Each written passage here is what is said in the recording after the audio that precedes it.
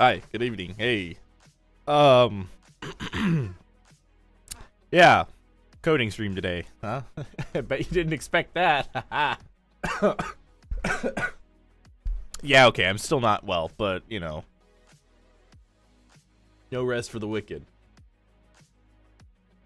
Good evening, good to see you. How's it going? So, let me get right to it.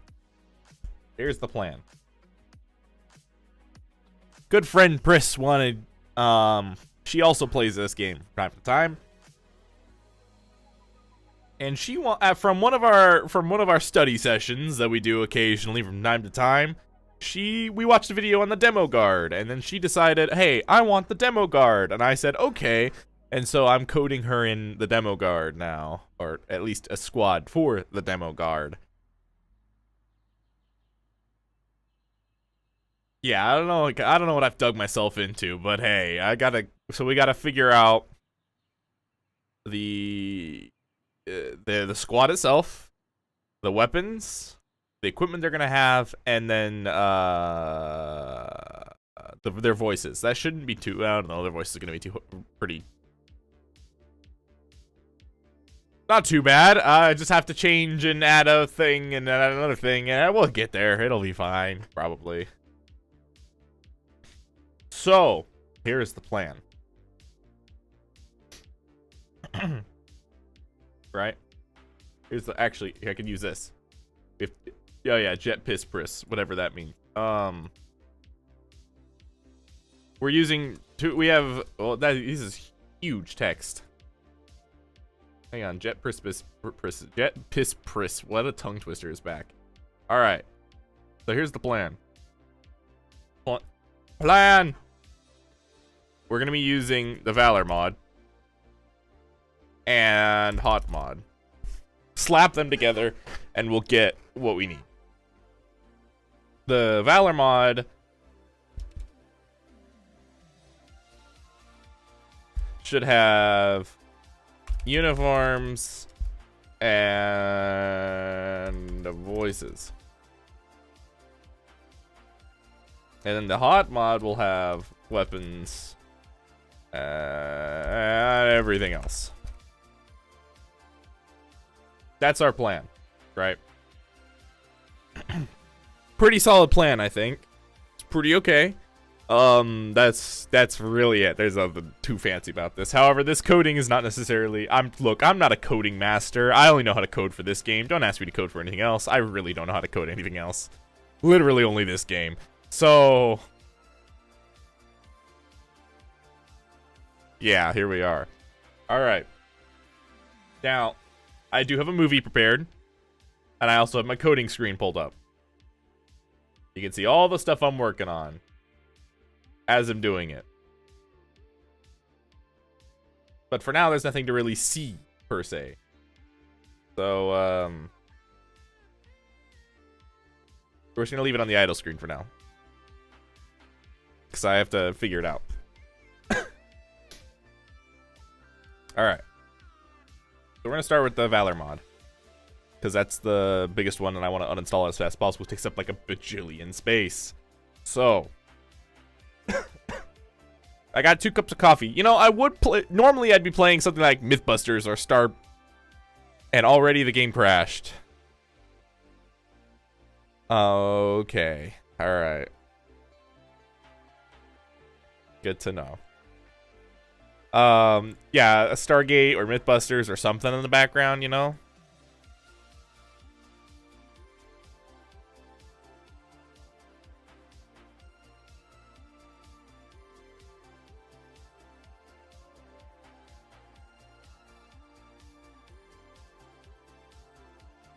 I think I just got unlucky. Sometimes when you have to deactivate mods, you have to like restart the game because the game will just go, "Oh my god, what the frick," and die. This only happens with my dumb mod though.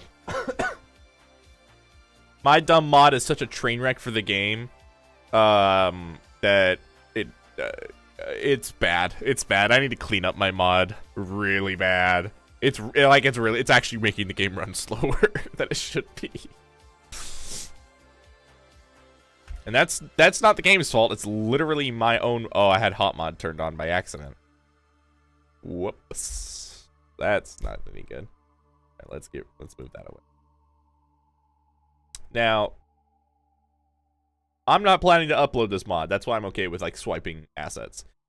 But if there are people that do want to upload mods, please get permission from the mod developers themselves. It's just the polite thing to do. But I'm not uploading this mod. I'm only sharing it between like 3 friends, i.e. Pris and myself and maybe like 1 or 2 other people that actually, if they ever decide to actually play Gates of Hell with us. Be that as it may never happen. That's okay. Pris might make a return though, sometime. We might stream it together. Might. Keyword might. But there's genuinely no real promise of that. Actually, here, let me see what I can do.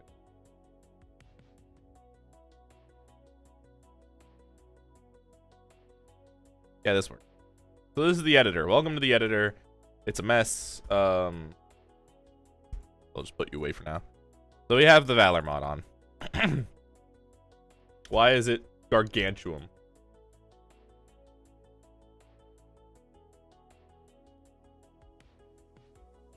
Probably because it keeps loading a bunch of stuff.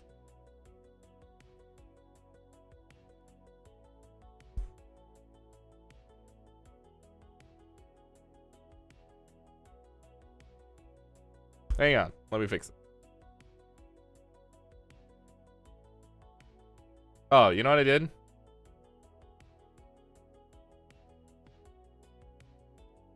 I changed my notepad to this.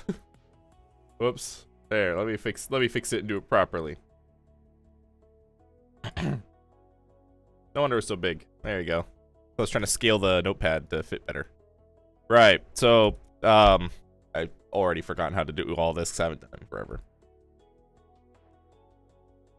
Here's the mod stuff. So here's all the good stuff.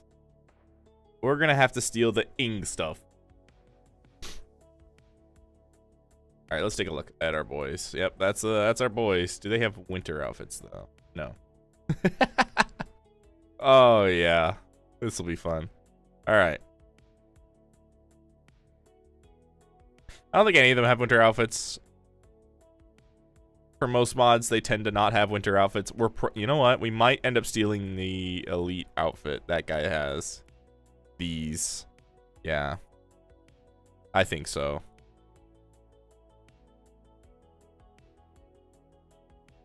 I think so. Hold on, let me pull out my notepad. Elite. Ing elite skin. Do they have the sterling in this? They probably do.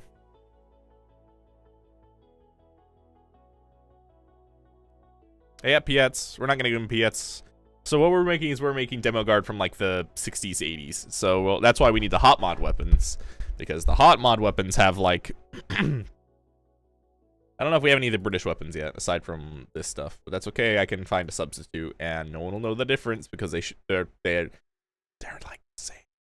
Okay, they're not the same. It's the G3 versus the L1A1 or the L7 thingamajig.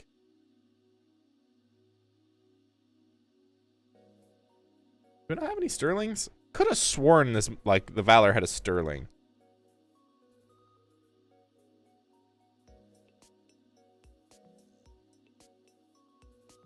I could port over a sterling pretty easy. Small arms. Besa. Breda. Bren.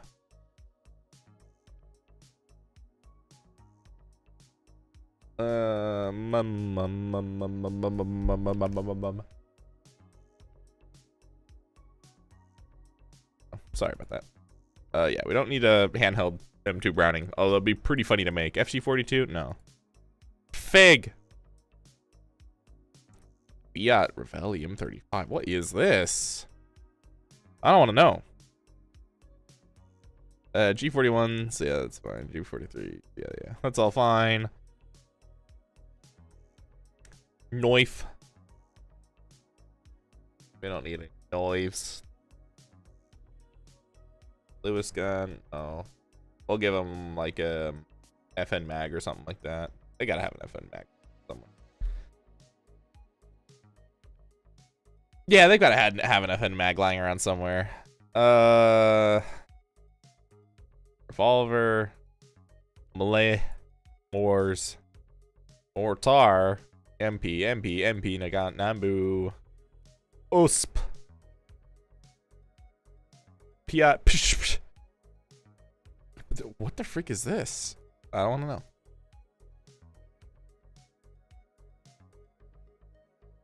Ruby. Such a simple pistol name. They got a lot of stens. I mean, I could shoehorn in a... Oh, I hate stock sten. Here's what we could do, right? We can give them a sten, because the Sterling is just a better sten, pretty much.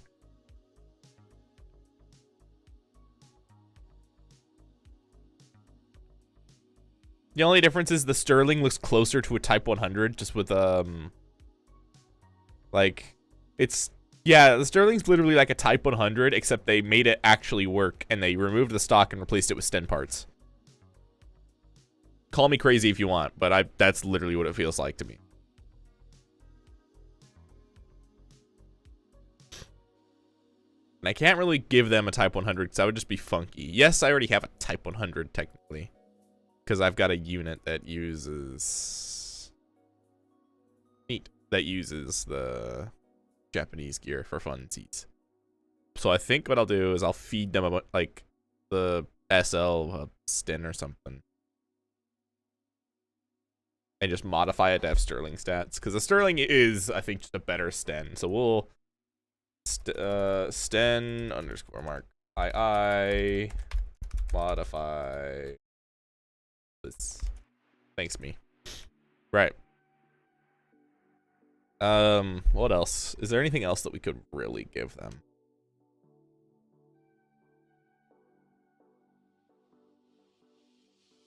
Not really. We're really just here to steal their voices. These uniforms. And that's kind of it, because nobody really started doing different stuff with their gear until like the later 80s. Everyone kind of ran this chest rig kind of thing. The layouts of the rigs were different, but overall it's kind of the same webbing stuff. Because it wasn't about ballistic vests or nothing. It was just, you know. Alright, just in case. I've doxed myself before on one of these Gates of Hell streams, but not in the way you think it was. I revealed the homework folder by accident, except it wasn't actually a homework folder. I put random shit in my homework folders. It's my garbage bin of stuff of like, I might need this later.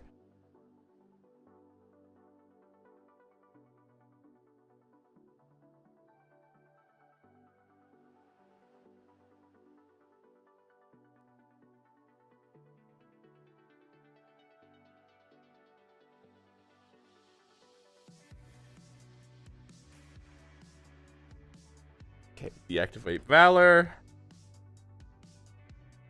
So what we'll do is we'll slip these guys like some G3s, and no one will know the difference between the FAL unless you stare at it. It's me being lazy. I could probably load up... I could probably download Call to Arms and steal it from Call to Arms, but I'd have to do a bunch of extra coding I'm just not really in the mood for.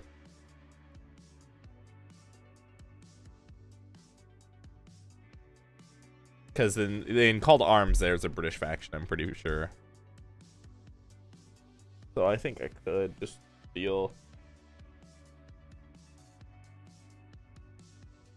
If I don't find anything good in the hot mod stuff, I'll steal it from Call to Arms.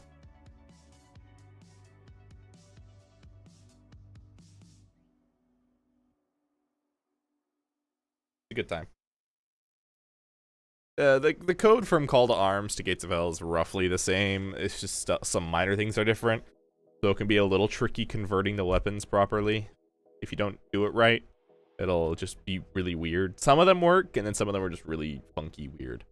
Alright. Anyway.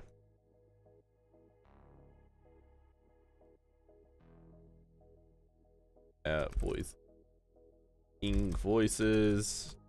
Wait, we already have ing voices. We can just... I'm a fucking genius. I already did it. I already made him British. I just gotta port them over from the Desert Cacti, Pris's old unit, to the new one. Hot mod stuff. Valor stuff. Sorry, I'm making like notes within the notes, being like, hey, this is this stuff. This is where we get this stuff, and this stuff. All right, mod didn't explode, so this is hot mod now. Hot mod's a little different because they got FRG and stuff in it, so we're like looking at like, you know, leopards and has anything changed since the last time I've checked this out? FRG is basically done. Well, basically done.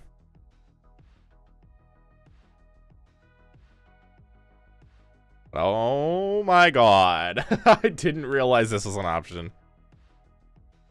Kind of like this truck. How many can it, like, if we could fit at least like 6 people in this truck, I'm gonna steal that truck. I love it. I love it. It's cute. It's gonna be like my tier 1 unit. Oh god, the RH like 20. Yeah, this thing. This is kind of a wild placement. Oh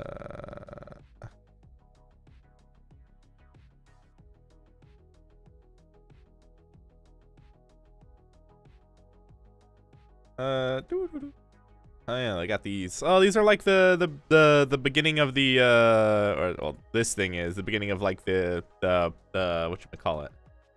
The weasels. Yeah, I knew what I was talking about. That was the beginning of the weasels, kinda. At least it looks like it.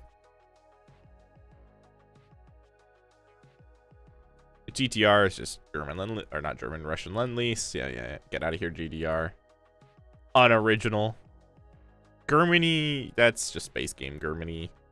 Finland, which is an untextured 57mm that looks kind of cool, but hey, you know. Pole. Doesn't the Polish have some of its own unique stuff now? I mean, you got their unique teeth. The Polish emblems kind of badass, but got Bilka. Oh, they got a Fanti PT-76. That's neat. Anyway. An untextured bimp as usual. Alright, that's neat. Do they have any... Yeah, they have some of their own unique stuff. More trucks. And then Urals. Man, the Urals are a cool looking truck. Anyway. Oh, but the Kraz is kind of cool. Kind of dig the look of the Kraz. That's pretty cool. Anyway. Little beep beep truck there.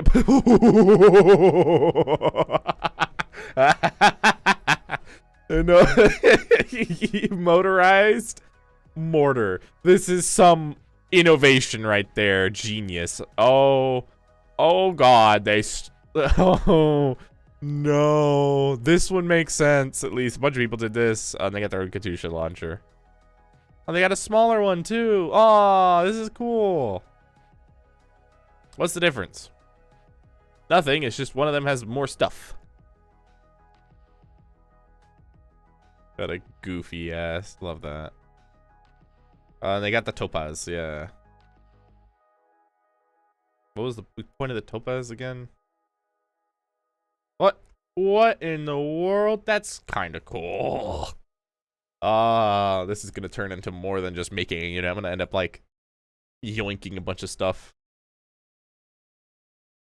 So I'm gonna basically destroy the US tech tree when it released, by the way.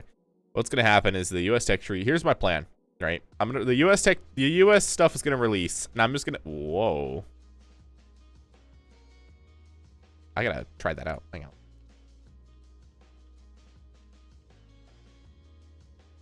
And this too, for posterity. The US is gonna release And I'm gonna spend like a week just coding and fixing my mod, and I'm just gonna say fuck it and put it all into its own nation. Probably. Well, it's already in its own nation. Basically, I'm gonna take it and it's gonna go wow, and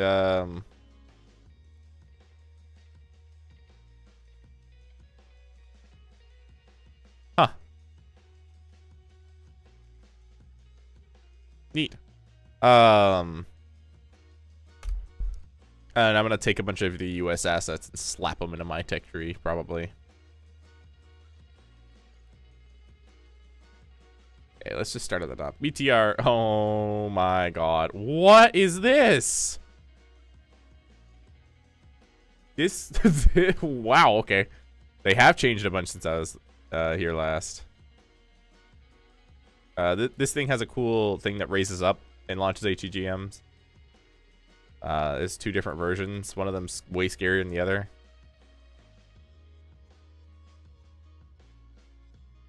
Looks like they cleaned up and darkened the textures. That's awesome. This is an AA gun. This is B. That's a command vehicle. BTR. BTR. What the f— oh yeah, that's right. Yeah, that's right. They didn't really— oh man, improvised.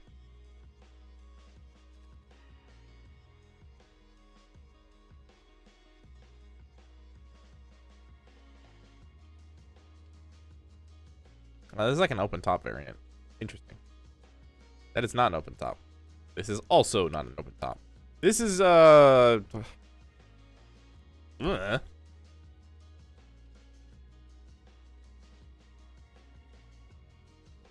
a lot of mortars here.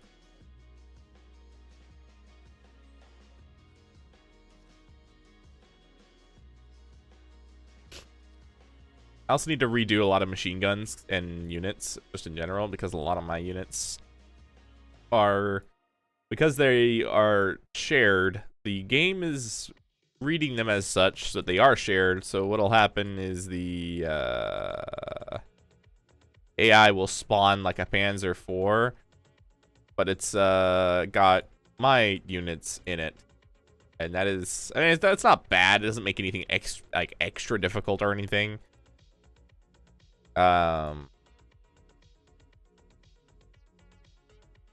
It's just kind of weird because I'm like, oh no, wait, oh no, we're fine. -2, 122, 203, 57. Oh, that's right. They Hotmod did a cool thing where you have a controller for like these, so you can set up like a bunch of these in a bunch of random spots and then have a controller. That was kind of what it was intended for to begin with. What in the world is this? I kind of love it. Let's see how it works. This is just a artillery piece. This is an even bigger artillery piece I really want to try, and then this is the D30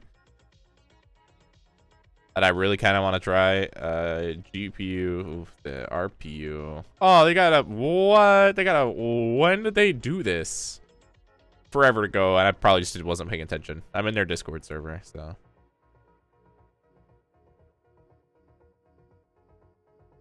Still, I remember them ever making an announcement for stuff. They touch up the grad model again? Looks great. Katusha.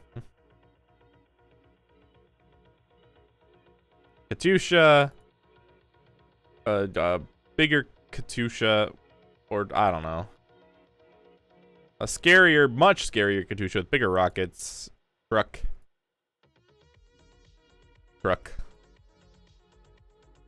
Oh, yeah. They added more trucks. That's nice. I know he loves his trucks. He loves his trucks. Okay. Artillery. Fine, we already have some. Fine. Oh, yeah, the BMDs. Hey, got around to the BMDs. Or more specifically, the BMD2. Damn, I'm surprised he actually got to the BMD2. With the weapon system on it? But does that mean there's a BMP2?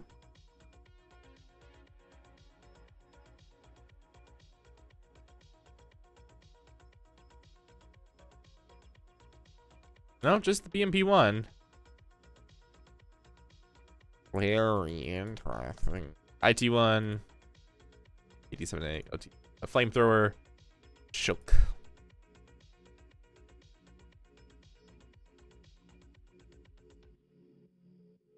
E72. Oh, they're actually adding this stuff now, aren't they?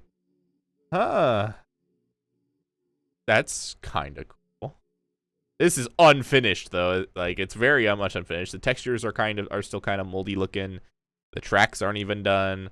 So like this is all, yeah. And then the T64 just is not a T64 still. So interesting to see that they're finally adding some of this stuff.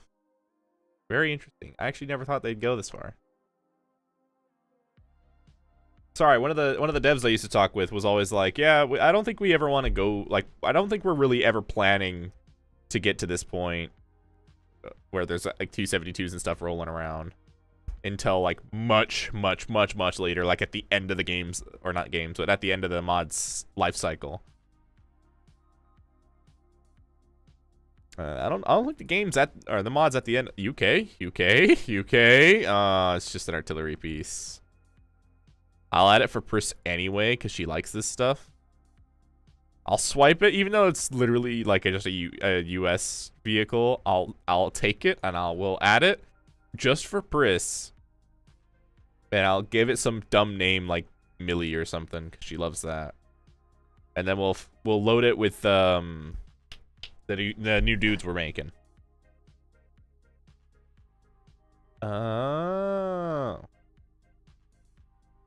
Oh, the CH-37. Yeah, the cursed abomination. Love it. AH-1. Oh, they're actually doing this too. Wow. They're actually getting the Cobras in. That's cool. Again, don't like... Whoops.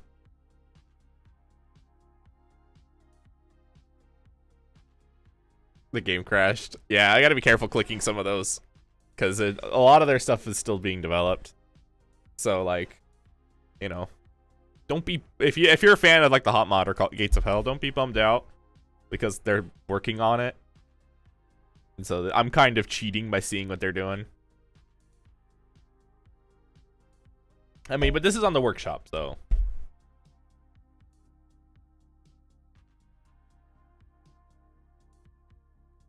So it's because this is the editor, stability is not promised.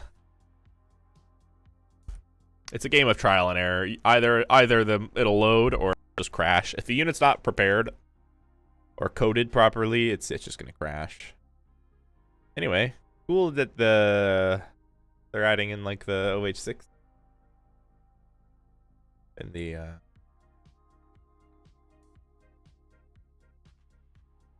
what is this? Oh, so these are like the call-in ones that you can do because you can call in units. So the OH6 is the little bird, if I recall. M39. Oh, this is like on the on the M10 chassis or whatever.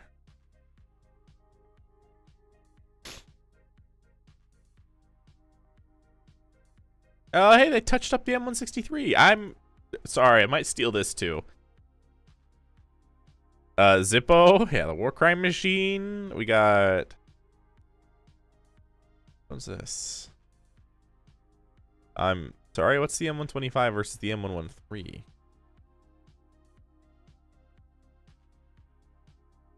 I wouldn't be surprised if it was internal modification, to be honest.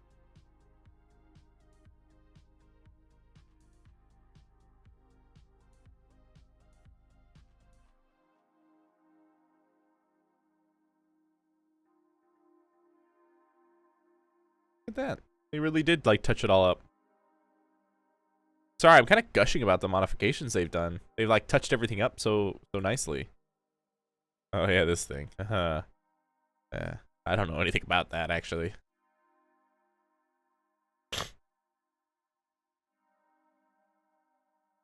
G stands, whatever. M2 stand, yeah. Long Tom. NTAX, yeah. 28. Davy Crockett, no. Yep. Yep. Same. What is this?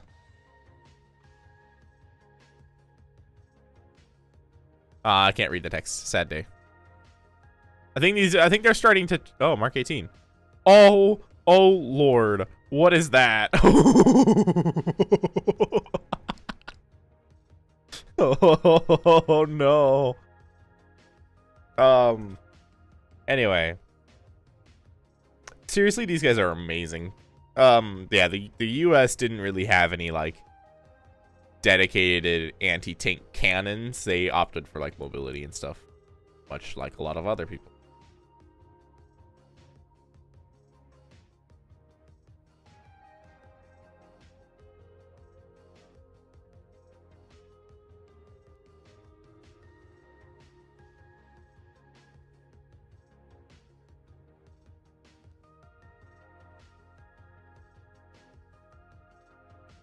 All right, do they add any new tanks? No, I mean, they added the M61, the Starship. God, I love how goofy the Starship is. Yeah, the M60A1 is still kind of the top dog.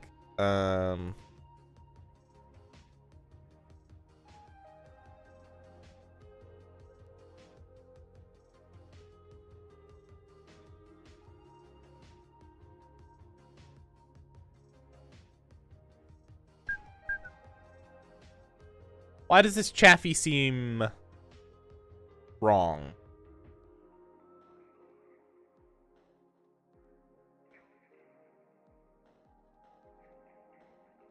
It's the way the 50 cal's mounted, isn't it? Yeah, it's the way the 50 cal's mounted and kind of how tall it sits. It sits very tall. Yeah, it sits very tall. Oh, big deal.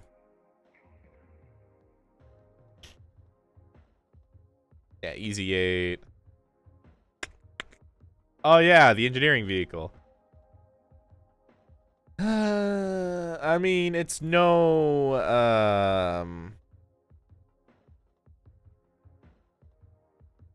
we'll take a look at it. It'd be too hard to transfer over some of this stuff.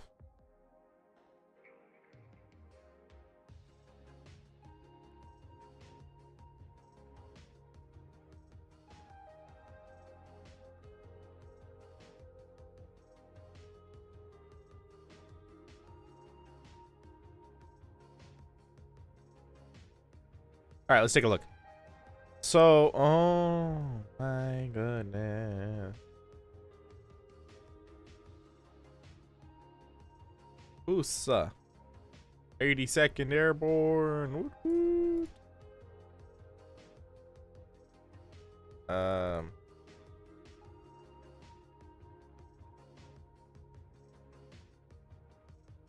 Doo-doo-doo-doo. Oh, they have no face. No face. That's horrifying. He has no hat. Yeah, Hot Mod is like mostly only USA versus mostly. Most. I mean, there's still the. So, here's what we're gonna do. We're not gonna be taking their uniforms. We're gonna be borrowing the. I swear it looks like they got a different model for their MG42. And I wouldn't be surprised if it was, to be quite honest. Looks great. We're gonna be stealing their G3s. All right.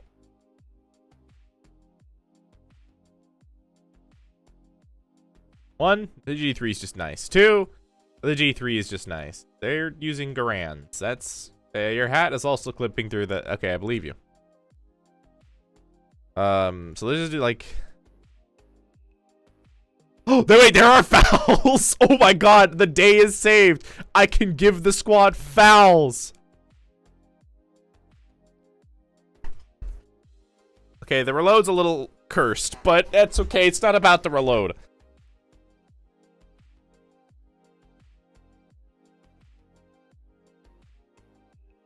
Yeah, I forgot. This is still kind of a very much game thing. Alright, so we can give Pris's dudes her historically accurate weapon. It's not the G1, it's the L1. Oh my god. Hot mod devs, you're fucking saviors. What is it called? It's called the G1 ammo foul. Okay, it might just be called the foul. Call it foul slash G1. And that'll do great. Hit me!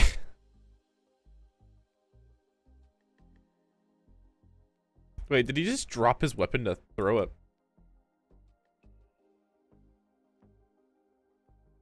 What? No ping? Depressing. That was the most depressing no ping I've ever heard.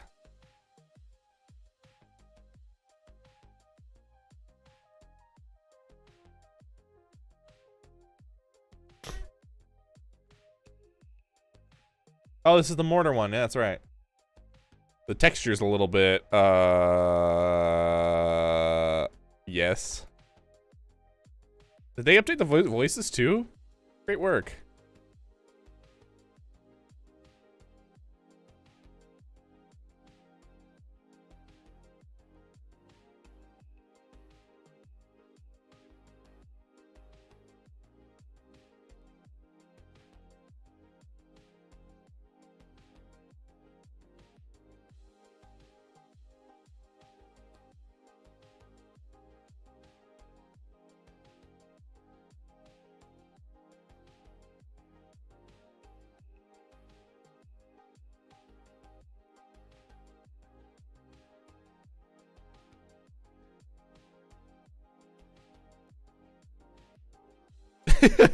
Oh, I'm sorry. You want to shoot our gunner? All right, we'll give you a reason.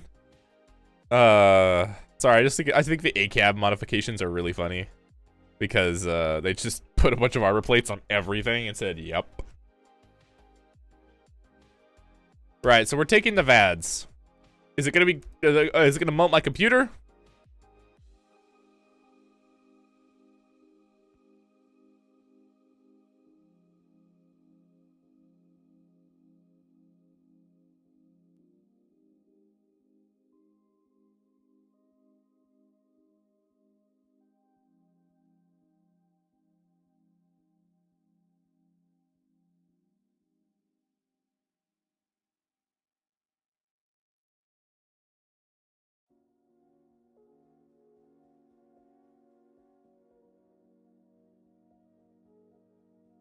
Yes. It'll do so quickly. This is so fucking dumb. What? I love the spirit of it. It's like, oh yeah, look at this trail of shell casings this thing leaves behind. But god damn, will it start to vaporize your computer?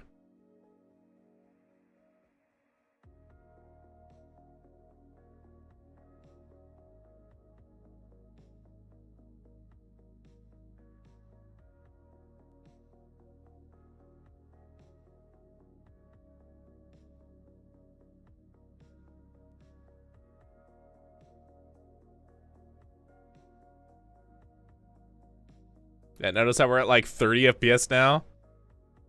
Yeah.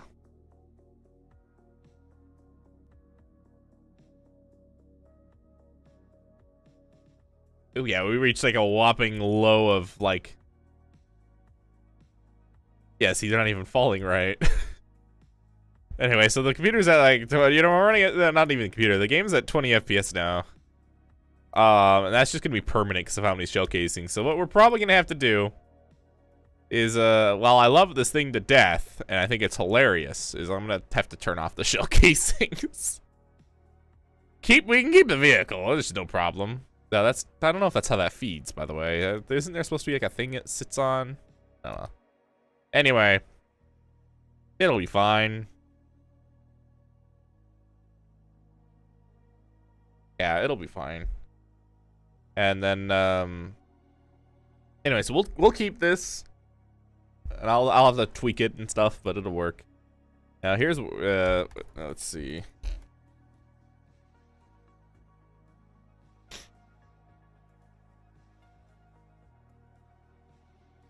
I haven't got to try this thing yet.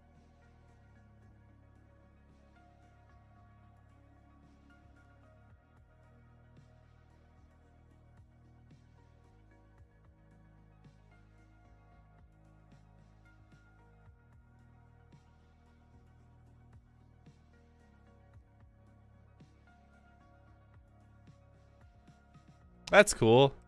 They made it so the gun actually looks around. I think I know how you can do that. You just set it so the AI like patrol. That's cool.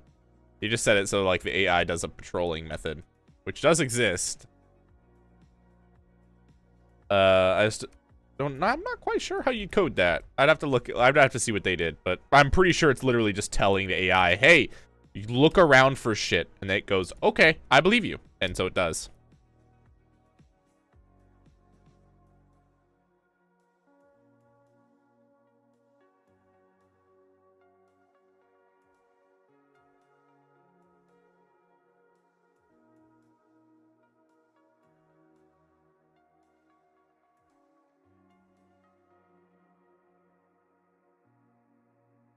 This usually crashes the game, but I'm curious.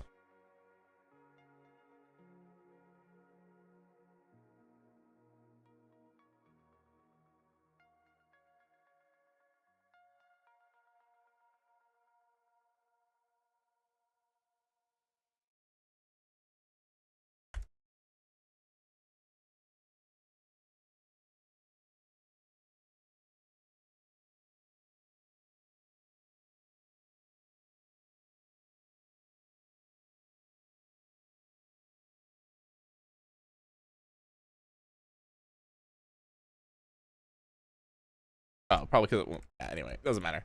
I'm not gonna be able to put that in, and I don't really need to put it in. Who are you?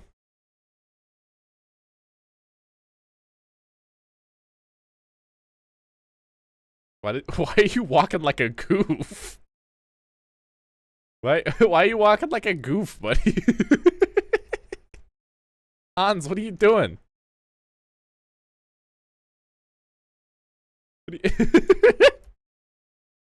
What are you doing, buddy? Look, he's on a grand day out, okay? He's on a grand day out. Eugen Grossman. Alright, Eugen. You can do your thing. Ah, man. Alright. So, this is where the fun begins.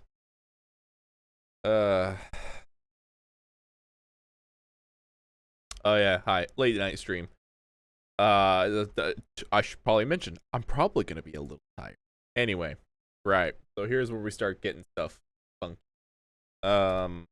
AB steel. Oh yeah, we gotta look at those trucks too. Hold on, bringing it back. Hold on, we're bringing it back. We're bringing it back. I'm gonna like fall asleep. Anyway, I'm gonna fall asleep on my own stream. Oh no. Oh no. Let's see. There. Chill wave.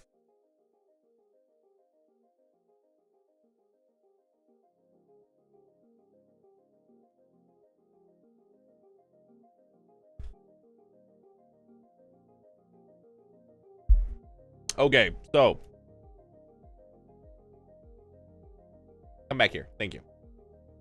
All right. I need to take note of the vehicles I wanted to steal. We wanted to steal the M163. This is a fact. Maybe steal M163. Check. Again, this is all for private use. Not doing anything with it. M1110. Goober. Ferg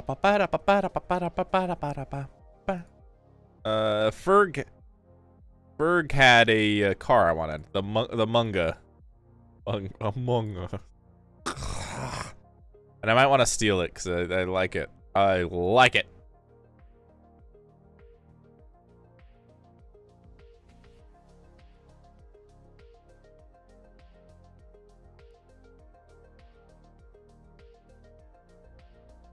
You hate it because I like it. There's also a manga 4, but I like the manga 8. All right, I like the manga 8. Why the 8 specifically? Oh. All right, so let's go back to Mump and go to Ferg early. Rifleman, is this you? No. Reg engineer? Nope. Oh, I like his backpack. I might be stealing his backpack. Backpack. Is it Reg Riff? Reg Rife. No, Reg Rife. Yeah. 1, 2, 3, 4, 5, 6. All right, so we have our dudes.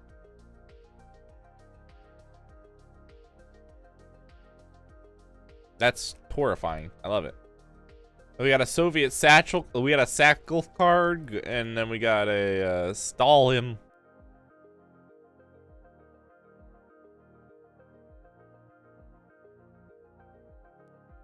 Yeah, okay.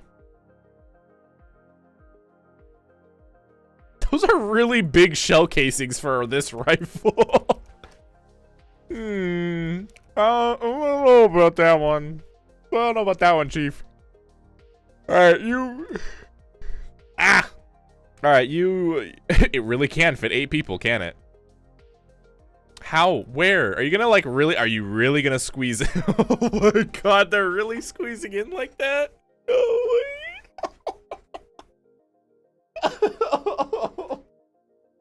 You can't do that to these poor guys. You just shove them all into the back. Oh no.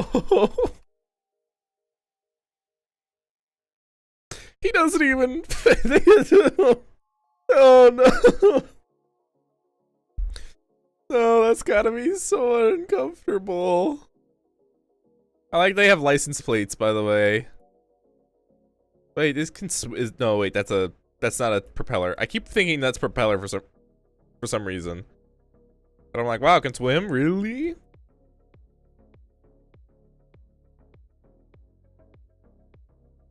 Yeah, I forgot how this game handles car crashes. It just throws the car.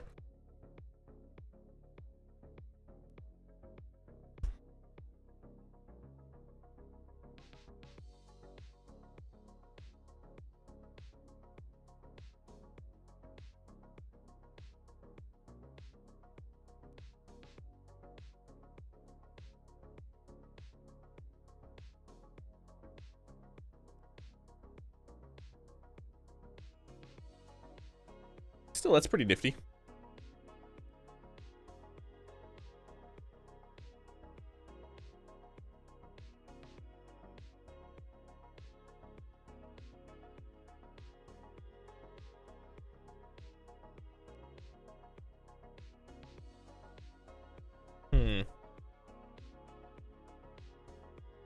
This has no noise. We'll give it a sound, it's fine. At least the gun has noise, right?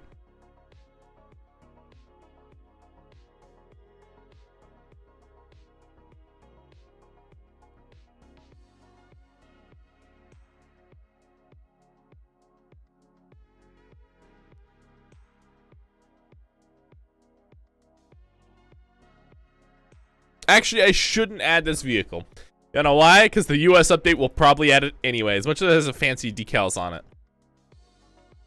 But the Barbed Wire Studios version is just going to be better. Humbly and respectfully, it will just be better. So I shall wait.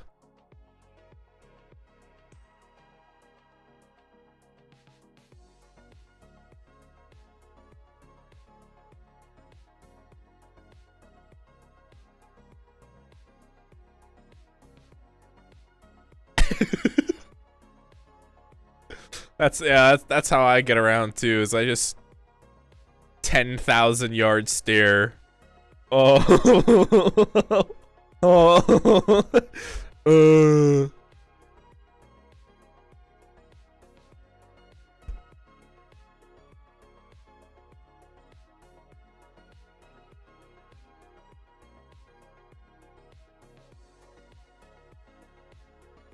Oh, that's right. I wanted to test some artillery guns as well. So because I might steal some. Like some look kind of cool. Specifically the Soviet ones.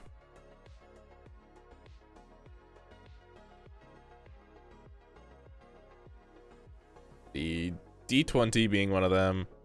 The D74. D44. The D1 is the fine. D30 I wanted to try. I think the rest of these are fine.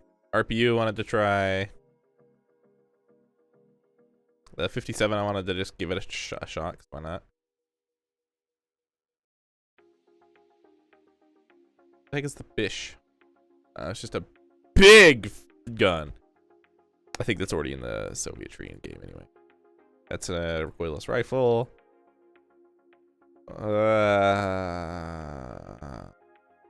And these are just big guns. Yeah. All right, let's go through them all.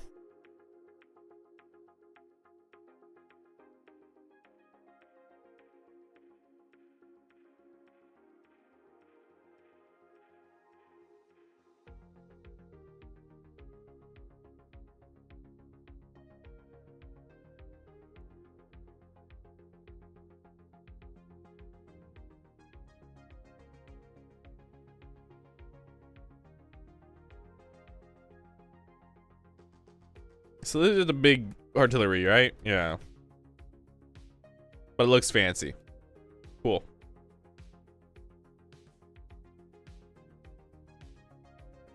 This is more of an anti-tank gun, right? Yeah. This is also a medium field gun, aka an artillery piece. Yeah. That's cool.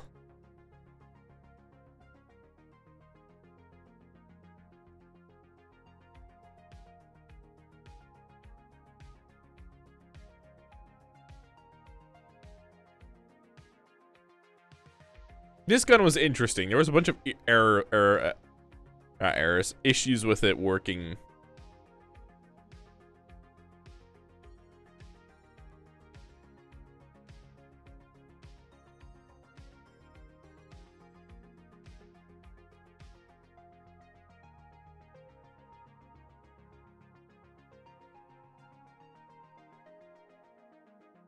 It's not that it didn't work, it's just it didn't, yeah, it does that.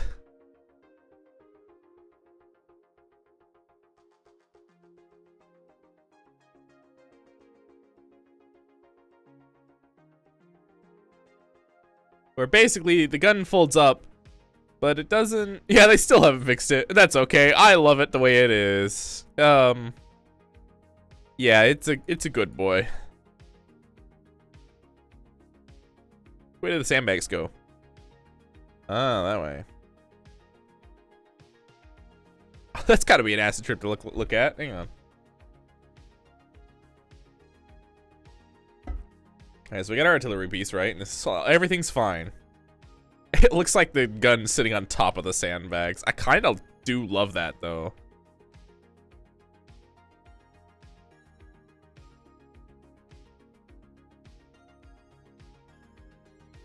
And simple rocket artillery.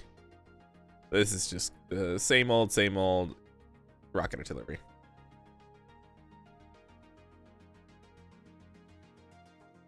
Rocket artillery.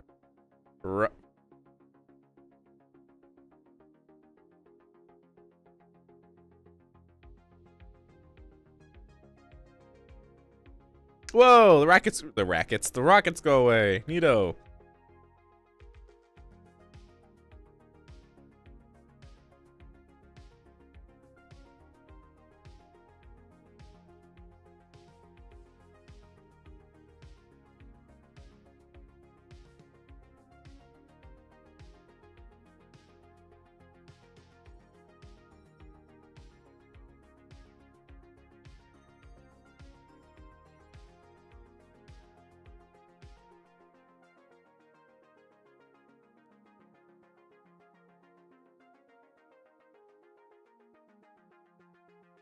Wait a minute. All the, oh yeah, I gotta that, no way, hang on, really? Yeah, the whole thing wiggles when it shoots.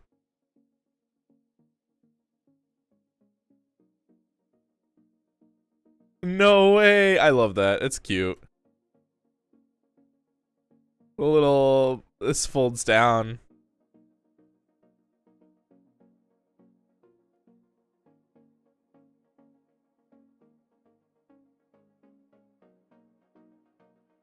I don't know how that feeds, but you know.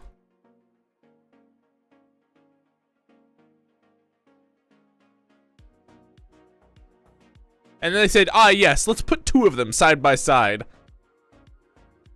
Alright. So, wait, we already have a light vehicle. We have the Humvee, so we'll just use the Humvee. It's fine. We'll just change up the Humvee and make it a little better. Right. So we have some stuff.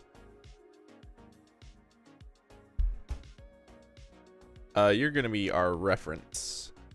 You can go away, you can go away, you can go away. You can all stay here, because I'm gonna... Actually, do I need the specifics? This is just for sound and stuff, isn't it? Yeah. Okay, these 2 are gonna be the most important.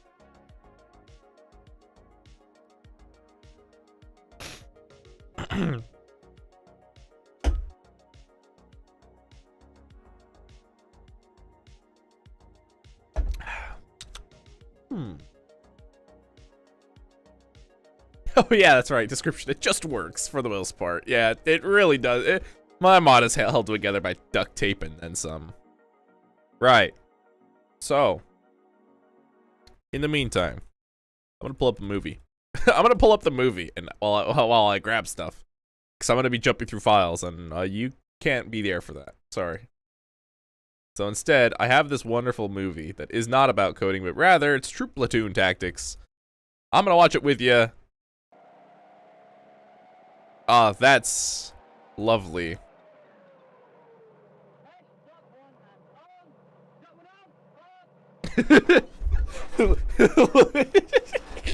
It's just I'm so dumb.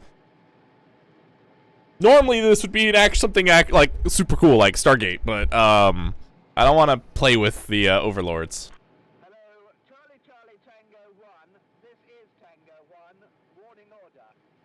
Task Warning order. confirmed. R group to RV at grid Lima Papa Delta.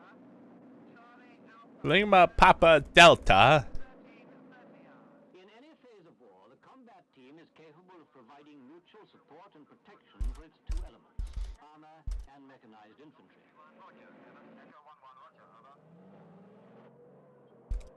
If a troop and platoon are tasked together as part of a combat team for a particular operation, Wait, what? What time is it? we'll consider their Really? It's only really? Okay. All right.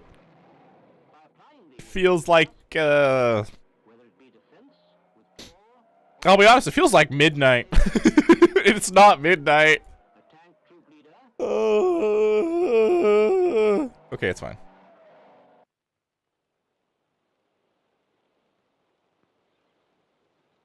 Oh yeah, that's right. That's just the overall defense layout of this position is such that the combat team commander has ordered an infantry platoon to be placed under a tank troop leader's command. right. This is hot mod. The troop leader studies the area allocated to him. The troop makes a leader. detailed plan. He works in close conjunction with the platoon commander, so that the tanks and infantry can be deployed to the greatest advantage. Okay. Where's my folder? There it is. The holding of the position will depend not only on a thorough and mutual understanding of the problems confronting both arms, but also on their ability to resolve them together by teamwork. Woohoo! Teamwork. In making his plan, the troop leader takes into account the main principles of defense: ground, depth, mutual support, all-round Stuff. defense, coordinated fire plan, and air defense. Meanwhile, behind the selected defensive position, Okay, stuff. hide area Rifle. natural cover Foul. observation. Copy pasta. Camouflage nets should not normally be attached to vehicles and should not impede the traversing of the turret. They should be arranged to give both overhead and flank cover. Routes in and out of the hide area to the selected fire positions must be recce'd carefully by both the commanders and the drivers to ensure quick movement at night. We turn off right. You see that white scar Right. there? I'm sorry. I'm sorry. Here we go again. We go over the false crest, and in that piece of dead ground there, up to the left is our fire position. Okay? These crew drills in defense are equally important to the mechanized infantry because poor track discipline and insufficient camouflage may result in enemy artillery or air attack. Forward of the hide area, detailed and careful recce of fire positions as outlined by the troop leader must be carried out by each commander. Since tanks are mobile weapons and should not be limited to static defense, primary and secondary fire positions with alternatives should be selected, and range cards should be made out for each position. At the same time, the infantry is also preparing its main position forward of the hide area. Notice how these seem mostly like defensive tactics. To provide intimate protection for the tanks and to block the main approach leading through the position. Individual commanders of both tanks and infantry should be Where's my clear on note? their No, arms of there's my fire notepad. and how What else I these need? tie in with M163, M10. alternative positions. Let's just do the Where tanks voice, the soldiers must be first. clear of infantry positions. It'll end up being chaos if I don't Has now been finalized. or do As maximum everything all at once. firepower must be brought to bear onto the killing area in front of the platoon position. The troop leader should coordinate his fire plan and issue clear orders about the control of fire. Clear orders. Sergeant Rose, are you quite clear on engagement? You take on any single target in this sector. Sorry. I'm sorry. A final check on your range cards. The three common reference points are Alpha, the road over the crest. Human skin. Ing. Bravo, the Ah, bend with a frick. lake. Alright. Hang on. Charlie, this permanent bend in the hedge line. Also, a final check in the artillery and mortar support. Check that you have the grid references correct in the DF task list. And with us, we have call signs Golf 3-1 and India 5-3 The Alpha. key to success is thorough recce with attention to details and careful coordination at all levels.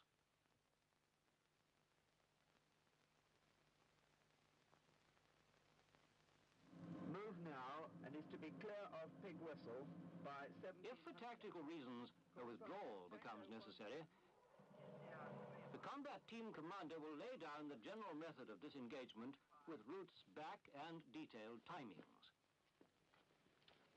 The infantry must be given time to get to its APCs, mount them and move to the rendezvous 2 bounds back before the tank troop starts its move. I'm gonna load up the editor again and check something really quick.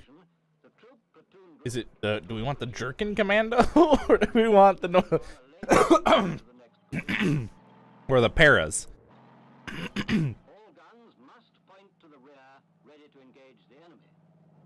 This is also an aid to identification during the withdrawal. The tanks withdraw using fire and movement.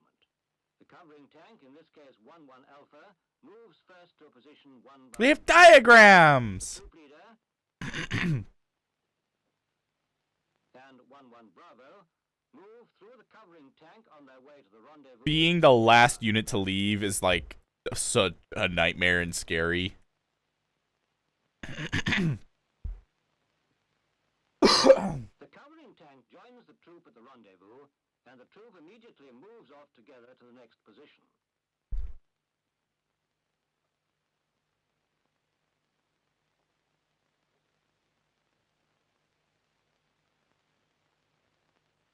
However, if a clean break is not possible, then the force will have to conduct a delaying action. When the APCs have left the rendezvous, the troop will move back using fire and movement to a blocking position which will have been recce'd in advance.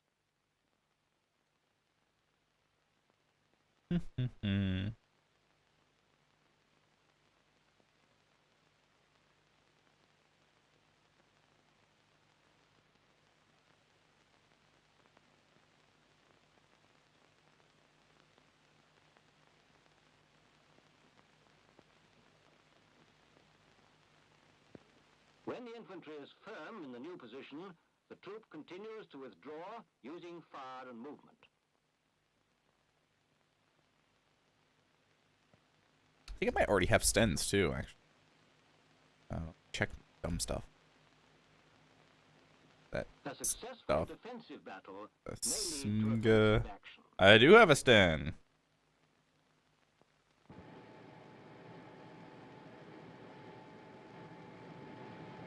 Combat Team 1 has been ordered to lead the advance, and the commander appreciates his task and decides that a troop platoon group will be the leading force. Before the advance begins, it's important that everyone in the operation should fully understand the overall plan. The troop leader then finalizes details, the order of march, the method of movement, timings, and specific tasks. Box formation, one bound behind. Troop movement is to be kept... Distances between elements of his force will depend on the type of country, and spacing between vehicles will be dictated by the need for fire support. Finally, watches are synchronized before the O group disperses to make final preparations for HR. 3 hours.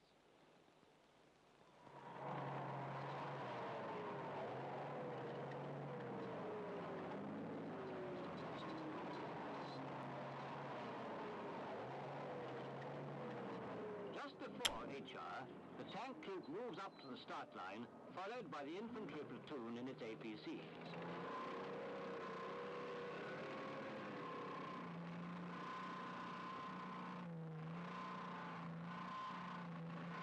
Brown. Sorry.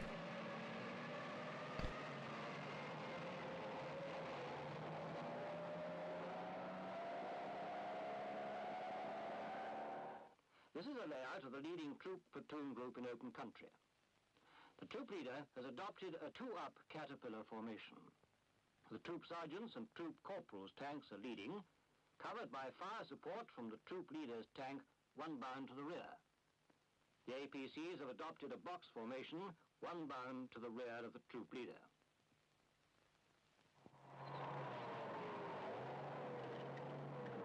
Systematic observation is important in an advance. From his own experience of defense, a tank commander will know the places where the enemy may have laid mines and the most likely enemy positions. He may engage such positions by speculative fire, so forcing an enemy, if he's there, to betray himself. Watch, 1-100 push on! 1-100 on! Fire! Firing!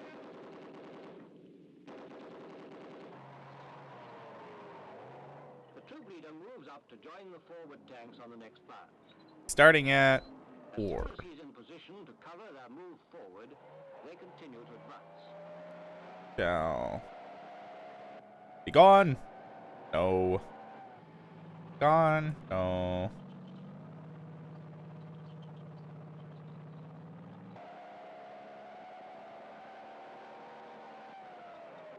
In case you forgot how loud tanks are, they left all the audio in there for you. That just sounds like noise. The left forward tank comes under attack. He returns fire, lays smoke, and moves to cover. Tango 1, contact with us. Head, dot 2, and on! Dot 2 on! Fire! Fire now! The covering tank engages the enemy, and 1-1 Alpha moves forward to take up a good fire position on the right flank. Okay, let me see. So it is starting at Hello, Tango 1, this is Tango 1-1. 4. At 11:20 hours. Grid 827-917.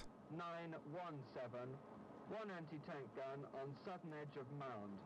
I've returned fire and making plan to deal with it. Over. Tango 1, roger out. 4 to 6. The troop leader now makes a combat appreciation. His aim is to destroy the enemy position. And the problems he must consider are the ground and the strength of the enemy force. Hello, Tango 1 and Golf 3-1. This is Tango 1-1. Sitrep. Reference contact at grid 827-917. I'll just grab these 4. Consists of 2 sections dug in with anti-tank weapons. I intend to carry out a quick attack going left flanking. Golf 3-1, be prepared to neutralize for 3 minutes in 6 minutes. Give you the textures. Roger out. Golf 3-1, wait out. Human skin. Human skin. Where he can see the target and direct the artillery fire onto it. Ink.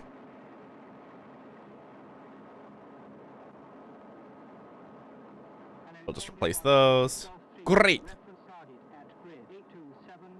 I thought he just said reference Stargate. I was about to lose it. I was like, no way, it's not possible. At the same time, the platoon commander moves forward to a suitable position so that he too can observe the enemy and familiarize himself with the ground ahead. 3-1 and all stations Tango 1-1 and Golf 3-1. This is Tango. Alright, let's just check out the vehicle super quick. No change. Mission. Alright, yeah. Anyway. Come here. Alright, let's check this out real quick. Since we're here, let's check out their vehicles super quick. Chris may appreciate something out of them. What in the world is this? A curse, that is.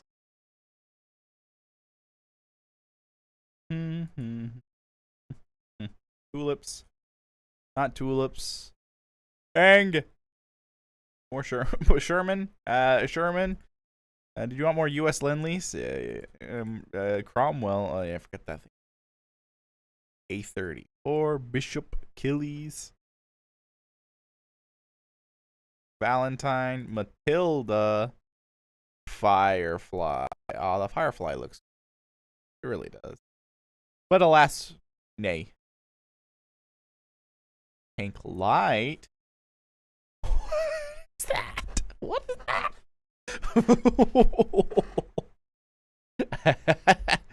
I love World War I designs. Crusaders. Yep. Yeah. And then the Tetrad. Crusader Mark 1 that has the second turret, which is pretty cool. I know. And they said, nah, we'll get rid of it. A13 is... That's a punk boy. Alright.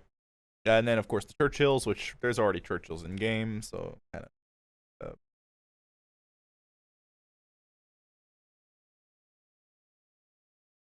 the AVRE. I might have to do the AVRE. The Avri. Wait, didn't they say they had to get out to load the gun? Yeah, they had to get out to load the damn thing. Might do it. Chris likes derp guns. She really does. The TOG. I can't believe they actually have the TOG.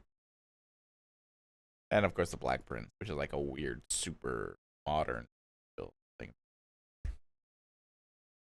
Cars, a Chevrolet with a Matador. What in the world is this? A Morris, and then a Woodley, of course. Matador. I'm making Pris like her own little DLC here. The land mattress. Yeah, I forgot this existed. I do. Oh, hi, Pris. Oh.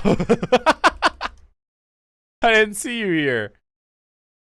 Totally asleep. What do you do? What do you do? Oh yeah, Duck Ray. Yeah, I'm here too. Or Duck Ray's here too. I thought you were asleep. I fully intended you to be asleep. What in the world is this? Noise.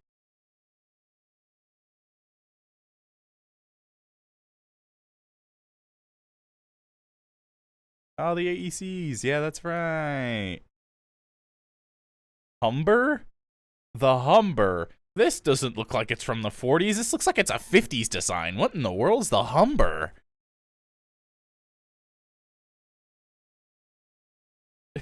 You meant to be? Oh, no. Did something wake you up? Did I wake you up?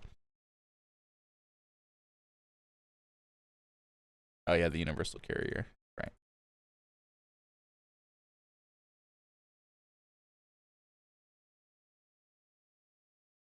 The dingo. Great. The kangaroo. Half track. Stack. Needed a pee. Oh, well. Interesting that brought you here, but hey, welcome. Welcome, Chris. I'm working on your thing. Kind of. I'm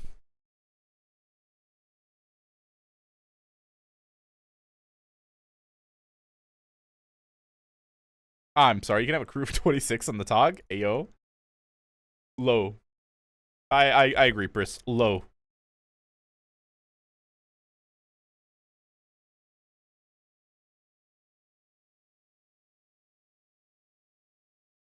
Alright, cool. 17 Pander. Pretty standard.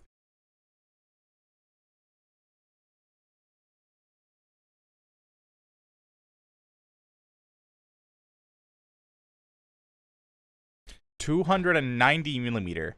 And what do you intend to do with this 290mm? That's what you intend to do. Now you're gonna reload for 30 minutes with them. You got dynamite in your inventory, really?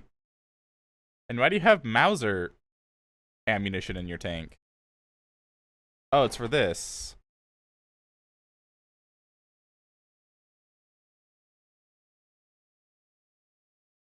These Churchill engines really sound like they're having a bad day. And again, isn't the Churchill on like bus engines or something? Anyway. You guys want to just like pile into that? Because apparently 26 of you can fit into this thing?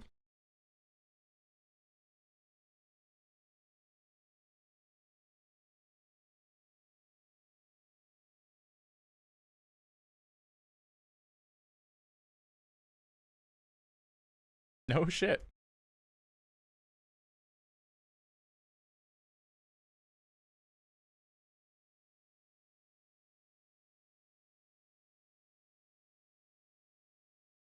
Ah, yeah, a whopping top speed of 14 kilometers an hour. Never mind, it's 8 kilometers an hour. The carrier tank, yeah.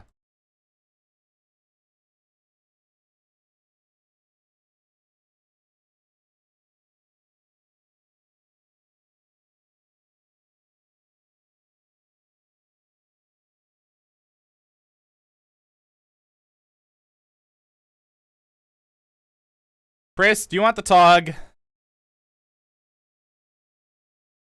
I feel like you want the TOG, so I figure I'll ask. So the carrier can only fit 4 people. What's the point of the carrier if it only fits 4 people?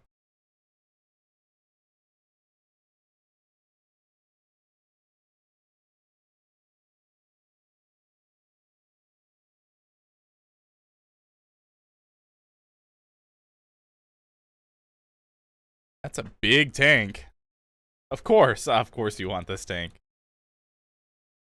Alright, we'll get it after we make your boys. Yeah, it really can just fit a whole squad in there. That's cool.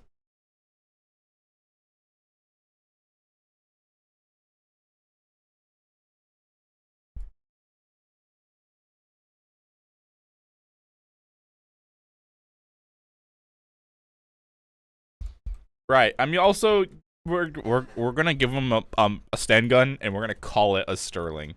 Hope you don't mind. It's not a Sterling. It's a Sten gun, but shh. They don't know. They won't know.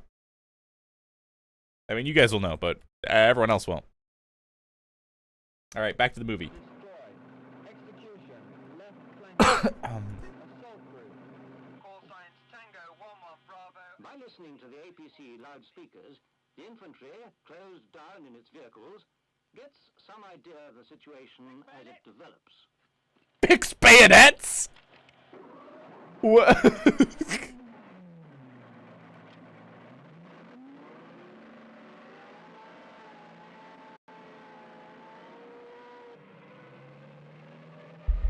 I mean, sure, fix bayonets, you go nuts.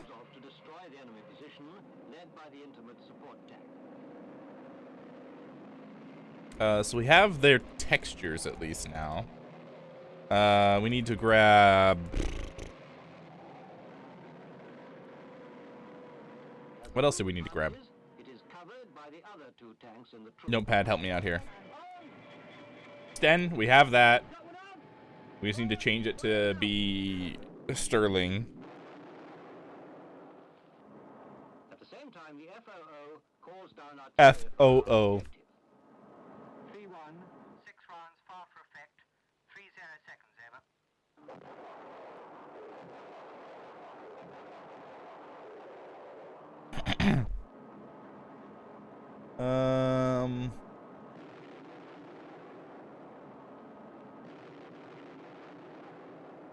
We already got the voices. That's done.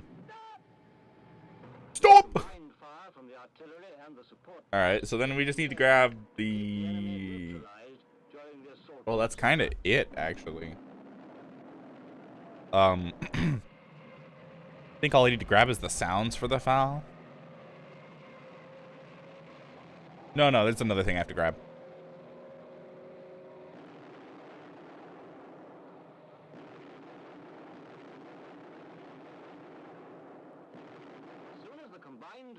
The supporting weapons ceases. The firepower of the intimate support tank covers the infantry during the last stages of the attack. We gotta do all the entities and stuff. I forgot about the entities. So not only do we need the texture, we need to actually make them an entity, which is a thing that exists within the game, basically.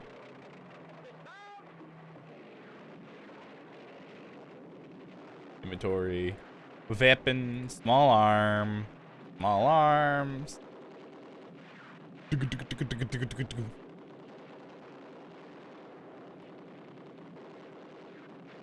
Yeah, you get him.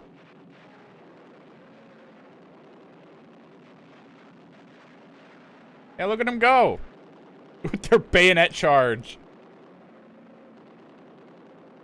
He did say fix bayonets.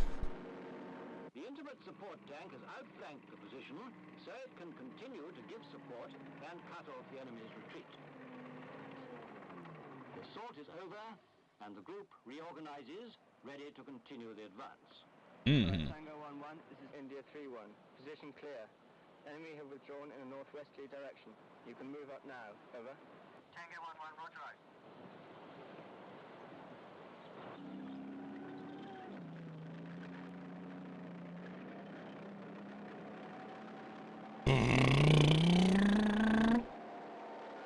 I love that it's just noise. They just captured the raw audio of the tank and it's just like ear rape. It's just ear rape.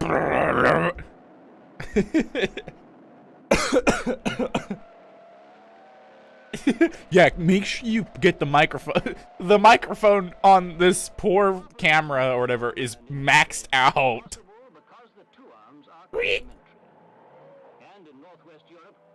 Oh man, that's great.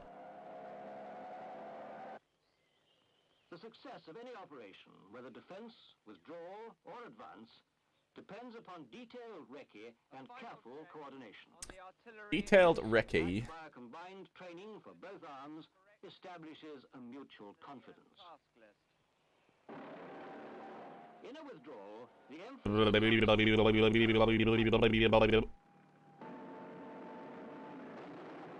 and during an advance, quick reaction and determination by everyone are all important. The bold use of firepower and speed in the assault will ensure a successful attack. Hey, look.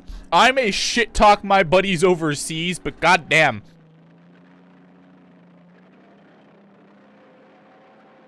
I'll take them by my side any day. Better than no friends. The end. Copyright reserved. SKC. Oh, I love how baked the audio is.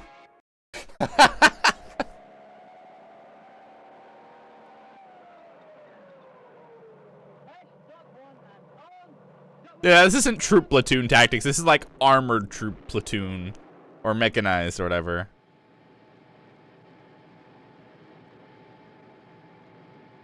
Wait a minute. Didn't we just watch this? Hang on. I'm gonna check it real quick. Hello, Charlie Tango 1. This is Tango 1. Warning order. Task at O Group this morning is... Oh yeah, it is the same thing. Alright.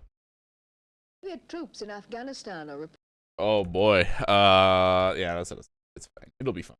reported to be spreading out across the country and engaging the Muslim rebels. The reports from Western diplomats suggest the Soviet formations are moving in considerable strength. 10,000 men, backed by heavy armor and aircraft, are said to be engaging the rebels. Eyewitnesses said they counted between 300 and 400 tanks, as well as columns of artillery and troops. Although most of the troops seem to be stationed at key areas around Kabul to establish a defensive perimeter in case of counterattack from Afghan troops, there was just a faint sign. What was I doing? Oh yeah. Recent events in Afghanistan have made us all aware of the ever-increasing possibility of a limited war in Europe. The Soviets believe they have the ability to take a chunk out of Western Germany. Is this just... Perhaps. Hold on. Is this just entirely like newsreel stuff? And the regimental artillery. 6 missiles loaded and 8 ready for reload.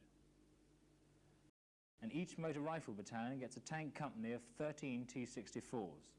This gives each motor rifle company a troop of 4 tanks. There is a crew of 3 men, and it's a little lighter than Chieftain, weighing only 40 tons. It's a low silhouette vehicle, the deck being about chest height.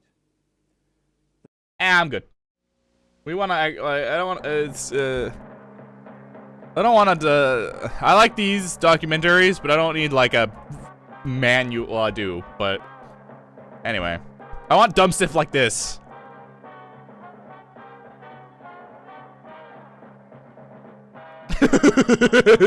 This is dumb stuff. Oh my god, I love it. No, don't worry. The last video was informational, but nah.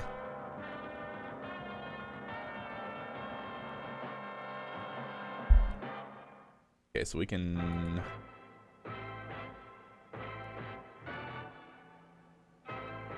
So grab the foul. I'll never forget that day. The company Yeah? had just gotten together for an officer's call. Until the CO arrived, I was trying to argue with them using some of my well-known stories from World War II. That combat was a lot different from what they learned in their military history courses. Oh God! Wait, World War II. My punchline before calling the meeting to order. Sir. All right, as you were, gentlemen. Now, all of you, Sergeant Major included, keep this in mind. Nobody has ever done what we're going to do in the next war. We will almost certainly be outnumbered. The enemy will outweigh us in weapons and material, but we will win. We must be convinced, utterly convinced, that we will win. We know that the first battles will be decisive. We've got to inflict devastating losses on our enemies while incurring minimal losses ourselves. Okay. Now, how do we do that? Daly. Tactics, sir? That's the word. Okay. Major Willis has some bulletins from TRADOC. They're important, so read them. They deal with modern weapons, tactics, and training. Weapons. Here you go. Pass them down. That guy who got it. This one deals with the lethality of our weapons and the Soviets. Soviets. Man, I love the way that people say stuff Not sometimes. a word you hear every day. It means deadliness, killing power. And there'll be a lot of killing power on the modern battlefield. It'll be more dangerous, more deadly than any in history. The 60 tank is 10 times more effective than the Sherman M4 tank we used in World War II. World War II tanks, your Sherman, Sergeant Major, had 1 chance in 20 of hitting a target 1,500 meters away.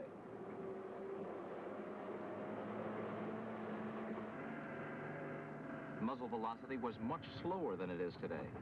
And if you were lucky enough to hit a target at that range, you could only go through half as much armor as today's ammunition can. This is true. Things were different in Korea. Our tanks could hit a target 1,500 meters away 1 shot out of 3.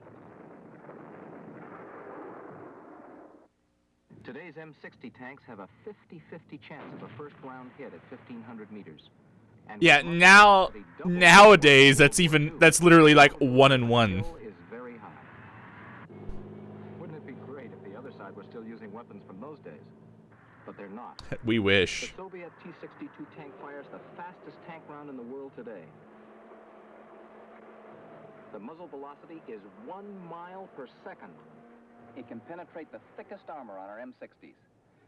Our tank round is about 10% slower, but we're working on that. Overall, the M60 and the T-62 are about equal in accuracy. The T-62 is a little better in close because of that muzzle velocity. Our fire control system gives us the edge farther out. Now, if you follow me over here.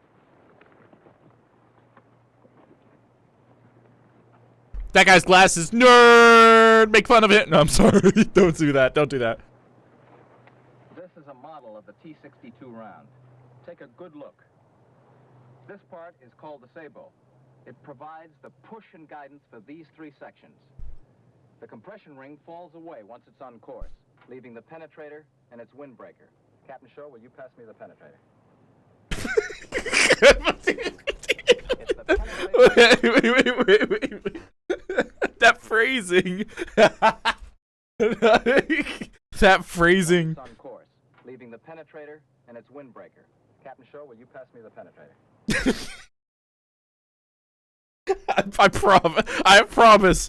I'm an old ghost. I swear I'm an older ghost. It's just... Compression ring falls away once it's on course, leaving the penetrator and its windbreaker. Captain Shaw, will you pass me the penetrator? I'm sorry. Okay, I'll leave it. It's the penetrator that does the damage. It's made of solid steel and weighs 8.4 pounds. See that? No. I don't even want to think what this thing can do traveling a mile a second. You better, Sergeant Major. That's what I mean, sir. I am. Oh man. This is a model Oh, Soviet no. RPG-7 rocket-propelled grenade. Very effective against tanks at close range. This is the launcher. It fires a fast round and can penetrate any tank that we have. Every Soviet-equipped rifle squad has one, so we'll expect a lot of them on the battlefield, and positioned well forward. Sir, I was wondering about this case here. Captain Baker, you're not the only person who's been puzzled by this little item. Back in the October 73 Arab-Israeli War, a lot of Egyptians showed up one day on the Bar-Lev line, all carrying cases just like this. Across the canal, the Israelis had quite a chuckle over it. All those Egyptians going to war with their little suitcases. Well, gentlemen, this is the suitcase Sacker. It's a deadly Soviet anti-tank guided missile. And it's wire-guided like our tow. The incident that began with the arrival of these Saggers at the Bar-Lev line ended very unhappily for the Israelis. The Sagger missile is most effective at a range between 1,000 and 3,000 meters. That's about 2 miles. About the same range as our tow, which means it can kill a tank beyond the range of our tank gun. The size of the shape charge gives it tremendous penetration. The operator guides it with a kind of joystick, and it's usually about 1,000 meters out before he can bring it under control. If highly skilled, he can cut that minimum range to 500 meters. The Sagger operator has a difficult task. He must keep his eyes on the target while guiding the missile at the same time. Even so, a good Sagger operator can hit an exposed tank 8 times out of 10, moving or not. Now, those aren't very friendly odds when you consider that almost every hit results in a kill. It's not hard to see what they mean by the lethality of the modern mechanized battlefield. All of the weapons are far more accurate. Who wants to tell him we started using drones? They fire faster, and they're very, very destructive. You know, there's a line in one of those bulletins. It says if you can be seen, you can be hit. And if you can be hit, you can be killed. That means don't let them see you. Just don't get seen. It's a skill issue. Now, what have we got to work with? Armor, mechanized infantry, artillery, air defense supported by tactical air. The combined arms team. And all of it has to work together. But the enemy has the same tools. So we have to use ours better than he uses his. No doubt, the tank is still the most important weapon on the mechanized battlefield. It's lethal out to 1,500 meters and beyond. Was that a sound in War Thunder? No, I'm kidding. It's vulnerable to other tanks, infantry rockets, missiles, mines, and air attack. But it's invulnerable to small arms, machine guns, mortars, and artillery. The mech infantry uses a number of weapons for its role in the combined arms team. The tube-launched, optically tracked, wire-guided missile TOW is deadly against tanks out to 3,000 meters. It's superior to the Sagger, in that the operator just has to keep his crosshairs on the target, and the guidance system does the rest.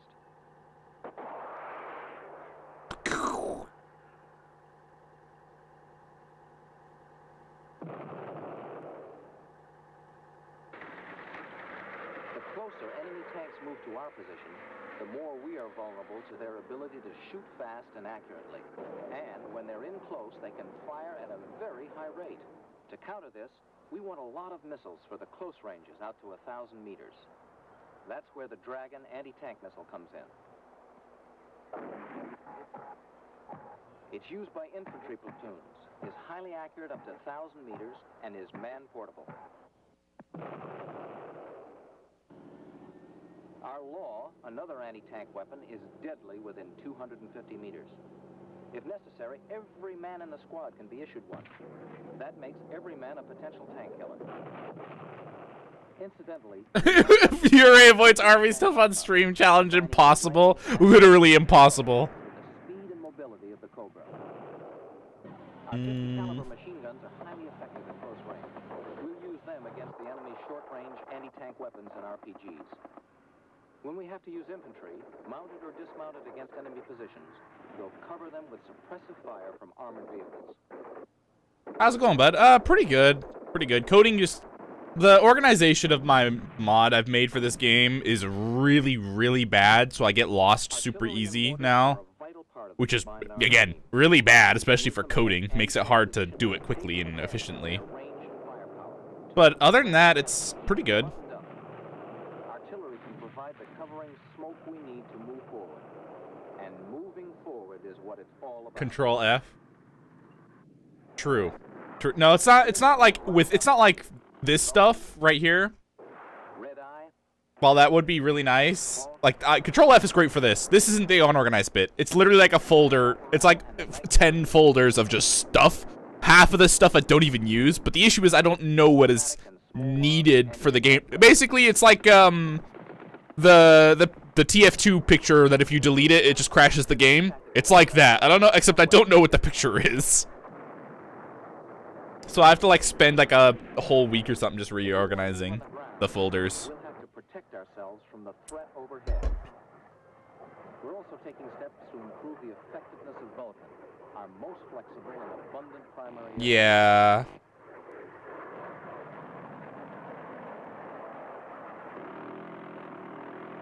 Well, it's not even. It's again. It's not this code right here I'm looking at. It's not this stuff. You know.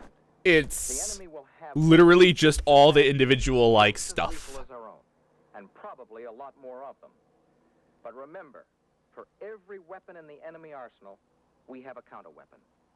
Modern warfare is a contest of measure and countermeasure, fire and counterfire, maneuver and countermaneuver.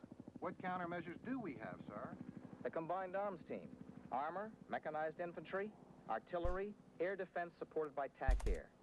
Can we afford to leave any one of them out of our battle plan? It just looks like I'm saying lol. No. Because each one has its strengths. But yes, you're absolutely right. They're all essential.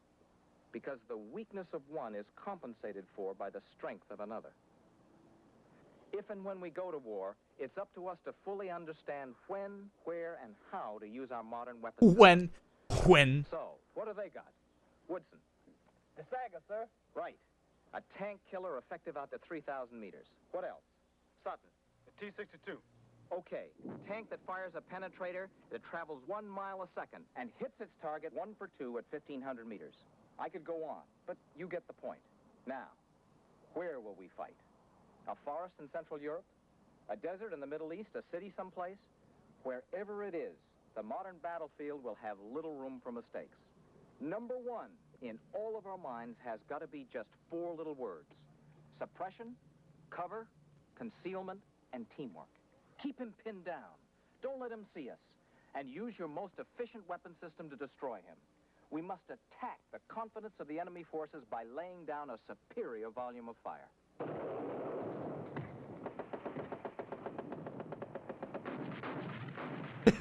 U.S. doctrine is so dumb.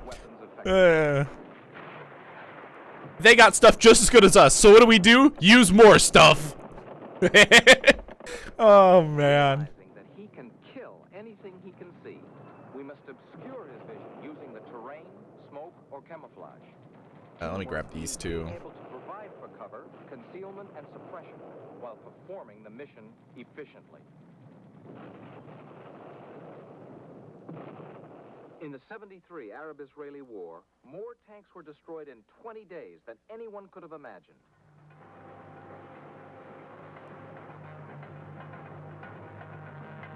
These were modern tanks. The Arabs had Soviet T-62s and T-55s. The Israelis had our M-60s and British Centurions. We can learn a lot from the mistakes made in that war. The lethality of the weapons involved was not recognized tactically by either side.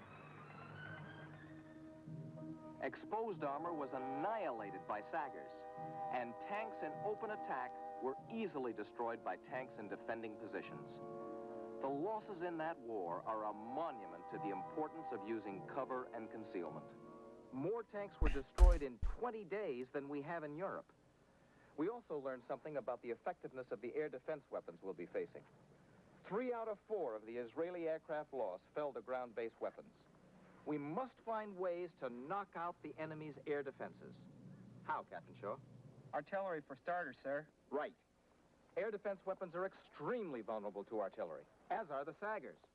Sergeant Major, was there anything like the Sagger back in World War II? No way, sir. Okay. We've got the equipment. No way, sir. Now, let's talk a little bit about technique. Back Technique! then, tanks often Technique! fought in formation, out in the open, exposed. Well, consider what would happen today if we were dumb and sent a formation of tanks and mechanized infantry across open terrain to root out and destroy a smaller enemy force of T-62s and Saggers without suppressing or obscuring their position.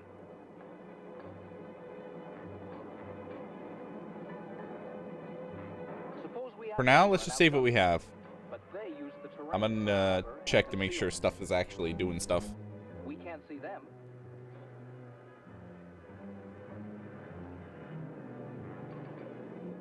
But they can see us.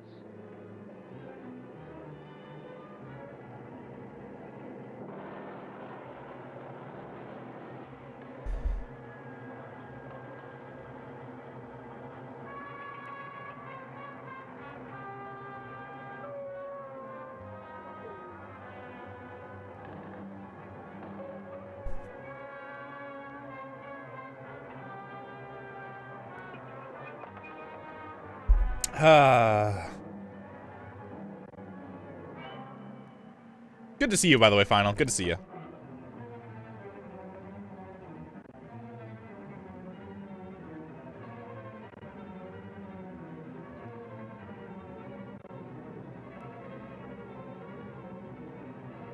How you doing okay today? For this fine evening? By the way, you ghosted me? I did? What did I ghost? How did I ghost? What happened?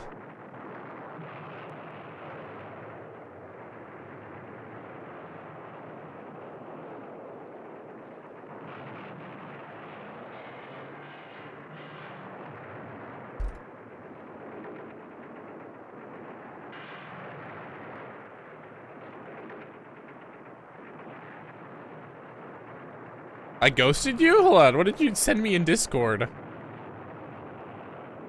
Oh, when we back? yeah. Anytime. Literally anytime that isn't the dates I sent you.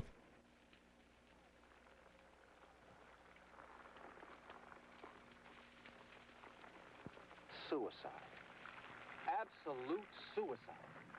It's up to us to make sure that nothing like that ever happens. First, we must never, ever deliberately Tomorrow, expose okay? our armor to the enemy under conditions like that. Second, we must use all of the weapons available to us. Artillery might have made a difference in that battle. Artillery to suppress the enemy and obscure his vision.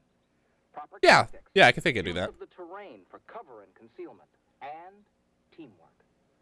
Am I leaving anything out? No, sir. Okay, then. Let's go through an exercise. Now, here's our situation.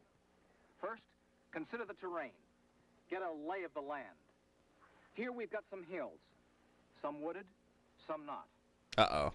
There's the stream. Yikes. Alright. A lot of open country, farmland. Trees growing in a rocky section. And a small town. It's a mixed bag, really. Danger in the open country, cover in the woods and hills. The question is, cover for who? Reconnaissance has done its job.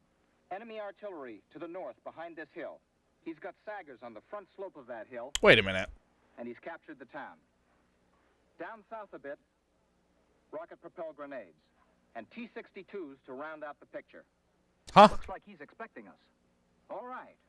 We're down Oh, here wait. in the southwest under cover of this hill. Good way. Need to restart it. We've got to figure out his kill zone. His Saggers are effective between 1,000 and 3,000 meters. The T-62s have a 1,500-meter range, and his RPGs are accurate under 300 meters. He's got us pretty well covered.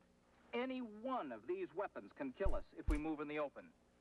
And we are moving his way. Okay, there it is. Now, what we have to do is develop a coordinated plan of attack using the combined arms team. There we go. Remember, the guy who sees his enemy and fires the first shot almost always wins. Nope. We've got to take that initiative and put the battle on our terms. So, before you make a move, look, see, and understand. What's he got? Where is it? What can it do? You know what I forgot to do? What have we got? Get the whole picture. More entities. Okay, let's do it right this time. How? Select the terrain that gives us the best cover. Right. It may take longer, but we're more likely to get where we're going.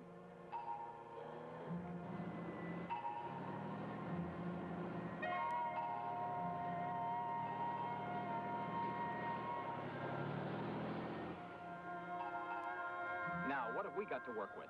M60s. Vulcan. Mortars and artillery. Toe. All right, the first shot is ours.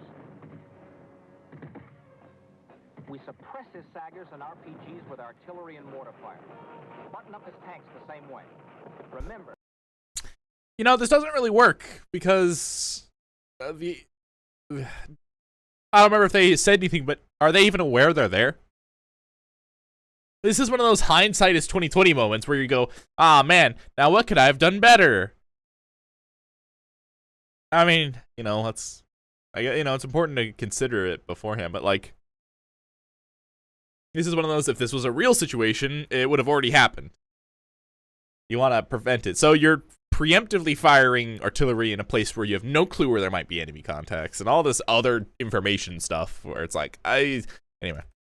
Tanks should not move alone on the modern battlefield. Our Ever. plan has got to provide for continuous overwatching suppressive fire from artillery and following units. And our tanks providing the overwatch should be in Hall Devilade. Without effective suppression, cover, and concealment, tanks are sitting ducks for anti-tank guided missiles. If we're not suppressing our enemy, we're stuck where we are, pinned down, ineffective. And that's the best we can hope for. So, suppression first. He's got air support. We've got air defense.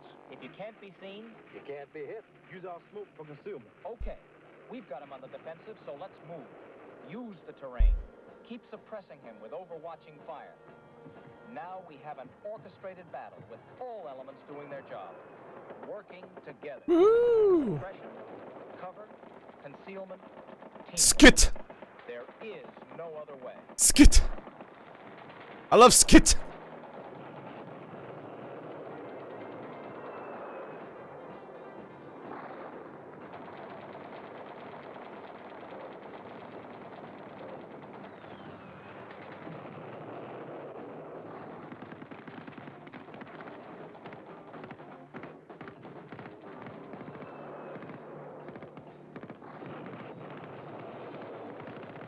There we go, that should do the trick.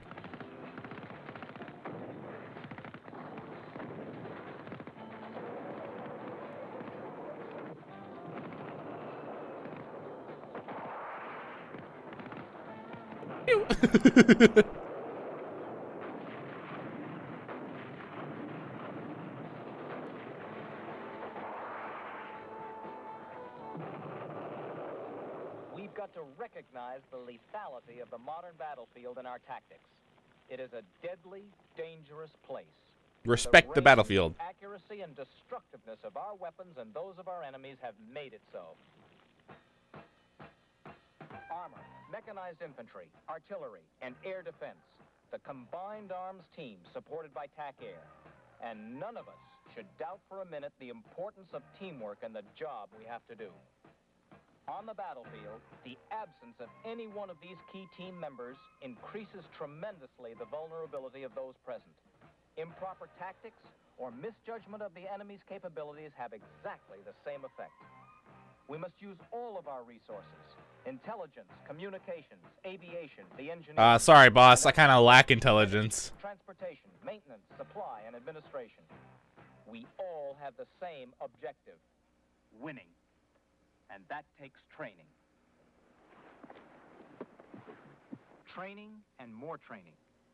Training to ensure every man knows his job and will do it to the best of his ability. Gentlemen, today we touched only the surface of the challenge we face on the modern battlefield. Okay, moment of truth. Read this. Hey! Because then we'll deal with specifics on how That's not how that works, but it'll work. All right, men, that'll be all. Thank you. As I said, it was a day I'll never forget. The old man made us all more aware that history is history, and tomorrow's battles will be a new kind of war.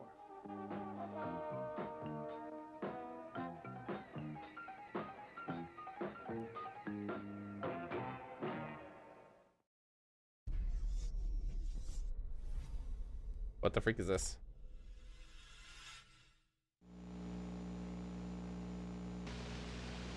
Oh god, you're one of these. Stop right there. I have to turn that down. Wait, what?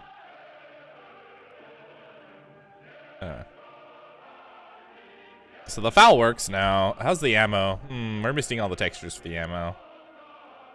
Oh, and these, of course.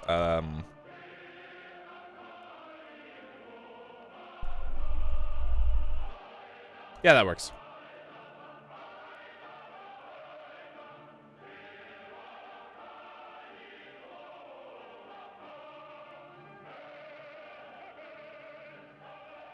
You are all aware that Sorry, just some of the lines they say are just goofy. soon you will be some distance to the west from where you are now. Comrades, our motorized rifle battalion has been directed to spearhead the offensive. We will be the advance guard for the regiment. which means we will be the first unit. Is that Colonel Hogan right there? On the left? Ideally, we would like to achieve complete surprise and reach our objective. The way this dude is without talking. encountering the enemy. But we cannot expect that to happen. Knowing the enemy, he will be deploying to his forward areas. This means it will be inevitable that our force will make contact with him. We have a term for that. When we make contact with the enemy, we will be conducting a meeting engagement. Now, you all know what a meeting engagement is. Whether the enemy does, I cannot say for certain. They do not use that term. They do not appear to have a similar movement. Their closest maneuver, according to our intelligence, is what they call movement to contact. From your training, you know the meeting engagement is combat between opposing units advancing rapidly toward each other. Such an engagement is conducted within the context of Soviet Army doctrine. This doctrine, as you know, stresses speed, maneuverability, and continuous operations. Keep this doctrine in mind at all stages of the meeting engagement. From the time we first make contact with the enemy through our initial penetration. At that time, we expect the enemy will have reacted to deploy his tactical reserve, either to counterattack or to rush in to fill the gap. By this time, we should be deep within the enemy's formation, and he should have deployed to block our attack. We will also be undertaking flanking movements. Ideally, these movements will force the enemy into a general withdrawal. But it could happen that the enemy will have been quick and successful in establishing defensive positions and launching counterattacks. If so, we will need to identify the enemy's route of advance so as to launch a counterattack of our own. That, comrades, is the essence of a meeting engagement. It is conducted throughout in accordance with our doctrine of speed, maneuverability, and continuous operations. This is the route assigned by regiment for our march during the first night. Right. We will proceed along the road from here until contact with the enemy is made. Contact. Our battalion has been reinforced and is at maximum strength. Altogether, we comprise the advance guard. We will march in standard formation in this order. First, a combat reconnaissance patrol consisting of a motorized rifle platoon, an engineer squad, and a chemical reconnaissance detachment. This patrol will precede the advance party by up to 10 kilometers. The advance guard main force will follow the advance party at a distance of from 5 to 10 kilometers. The main force will be followed by the rear party at 3 kilometers. Observe the positions and distances of the flanking parties. The advance party will be formed around a motorized rifle company. It will include the following elements: a tank platoon, an anti-tank detachment, a self-propelled artillery battery, an engineer detachment, a chemical detachment, and an anti-aircraft detachment. And then? The Guard main force will be formed around the motorized rifle battalion minus. Also the 120mm mortar battery and the battalion headquarters. And? The following elements will be added to the main body: a tank company minus, an anti-tank platoon, an artillery battalion minus, an engineer platoon minus, an anti-aircraft detachment, and our battalion rear, which will include the medical post. Finally, One platoon of motorized infantry will form the rear guard, and 2 platoons of motorized infantry will form the 2 flanking parties. Questions? Colonel, as commander of the 1st Motorized Rifle Company, is my command vehicle to be positioned just behind the tank platoon leading the advance party? That's correct, Captain. And Captain Ivanov, as artillery battery commander, you will be in your command vehicle right behind Captain Prozorovsky. And to all of you, this reminder: do not become engaged in fighting minor pockets of resistance. Sweep past them. Our flanking units will pick them up. Also remember that the meeting engagement is a very fluid situation. No plan survives contact with the enemy. Be ready to react to my order. Comrade Gabras. Tokarczuk. Your companies are in the advance guard main force. You will detach 1 rifle platoon each to provide right and left flank security. And Captain Kostrov, you will detach a platoon to provide the rear guard security. Rear security. These security platoons have complete freedom to maneuver. Their job is to protect our advance guard and prevent enemy units from interfering with or halting our forward movement. Lieutenant Solinov. Yes, Colonel Zavi. I want you to explain the Hey, let's try that in the editor. as regards patrol. Yes, Comrade Colonel.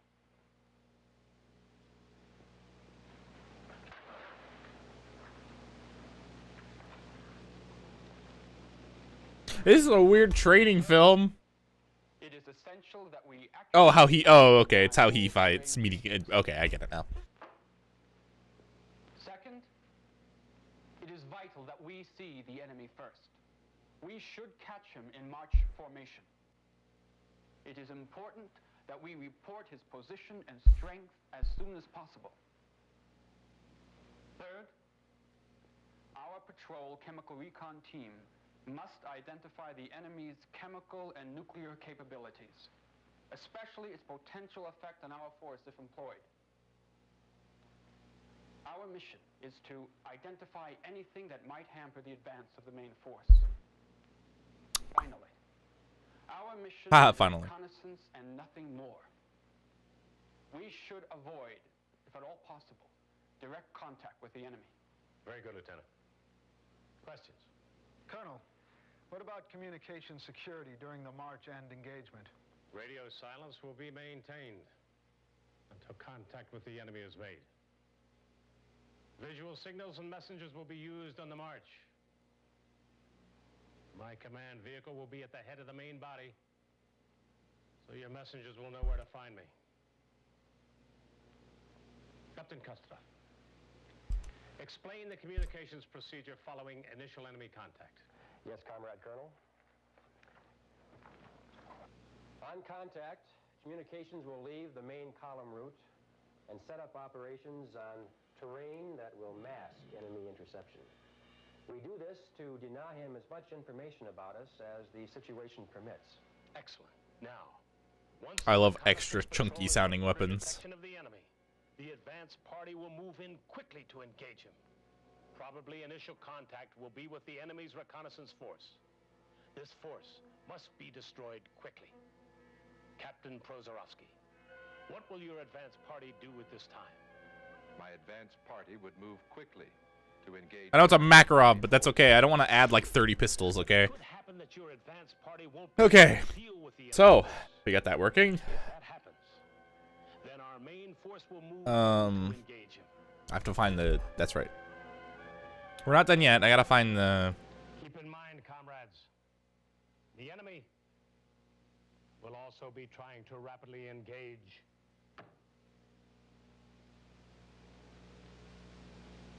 I love that it like tries to pick up everything. Primary importance.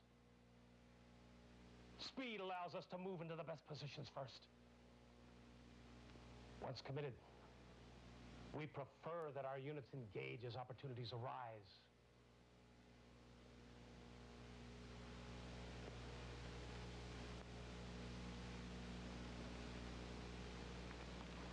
This is much better than our delaying. To form and launch a coordinated full-force assault. Such delays would only favor the enemy and give him time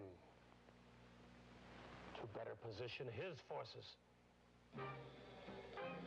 Our motorized rifle battalion contains combat, command, control, and support units. Its speed is of primary importance. At night, we average from 15 to 20 kilometers. By day, 20 to 30 kilometers. Once our column has been underway for several hours, designated control points will be established. Where the freak is it? I need to grab the... Basically, there's no texture for the magazine. Yeah, it'll work fine in game, but it's just gonna look funky without the magazine texture. And at all control points. There will also be designated stopping points along the route. There, you will service your vehicles, make any necessary equipment repairs, and briefly rest your soldiers. Our battalion must be capable of defeating enemy reconnaissance and security units. We must also be capable of dealing with an enemy 2 times our strength. Captain Kostrov, explain how the enemy handles his communications. Comrade Colonel, in situations like this, the enemy employs communications in quite a different manner than we do. And we believe this difference favors us. In a meeting engagement, we enjoy a distinct advantage over the enemy in radio-electronic combat. We have this advantage because our mission and battlefield procedures call for establishment of routes and objectives in advance of starting our march. We have little need for lengthy communications as we proceed to our objective. If the enemy tries to jam us, it does him no good. There's nothing to jam.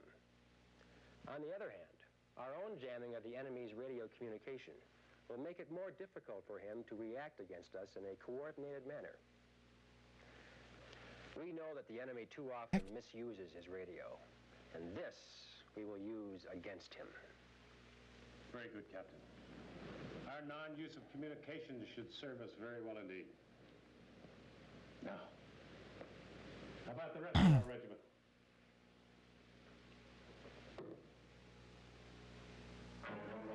The main force of the regiment will be 20 to 30 kilometers behind our This main force contains the bulk of command. These are just unit icons. We don't need unit icons. The main force will advance on one route.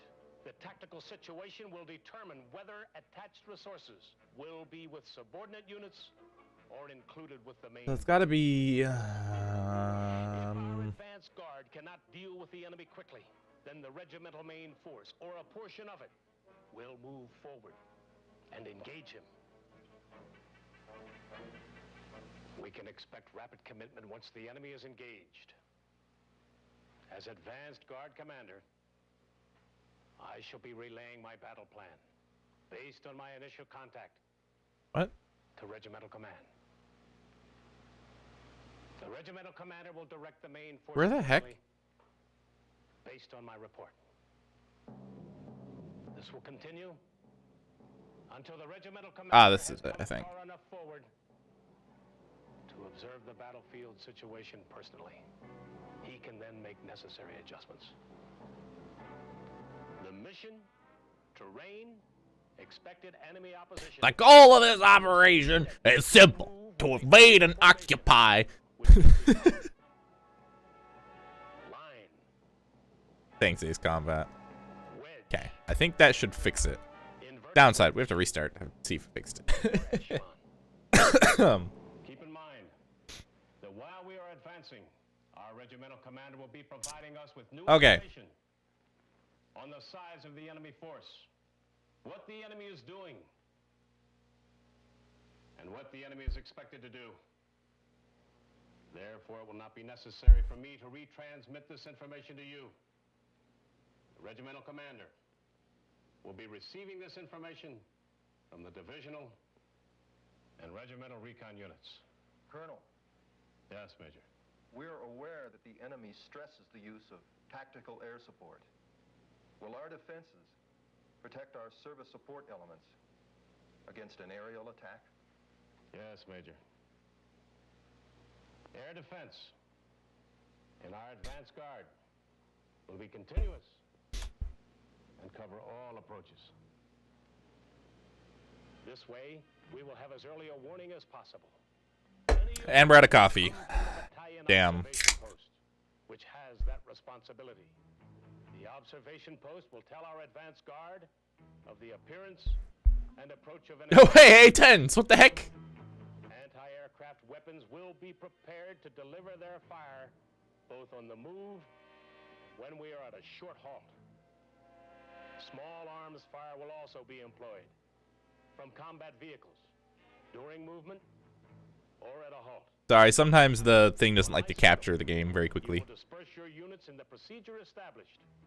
Use every protective feature of the terrain and use camouflage. Of course, our force will have its own tactical air support. Okay, well, it's not perfect, but there is an icon, quote unquote, for the ammo. It's just there's no texture for it. His actual movements and his I know you can't really see it because it doesn't want to capture. will be making strikes to stop or delay his movement.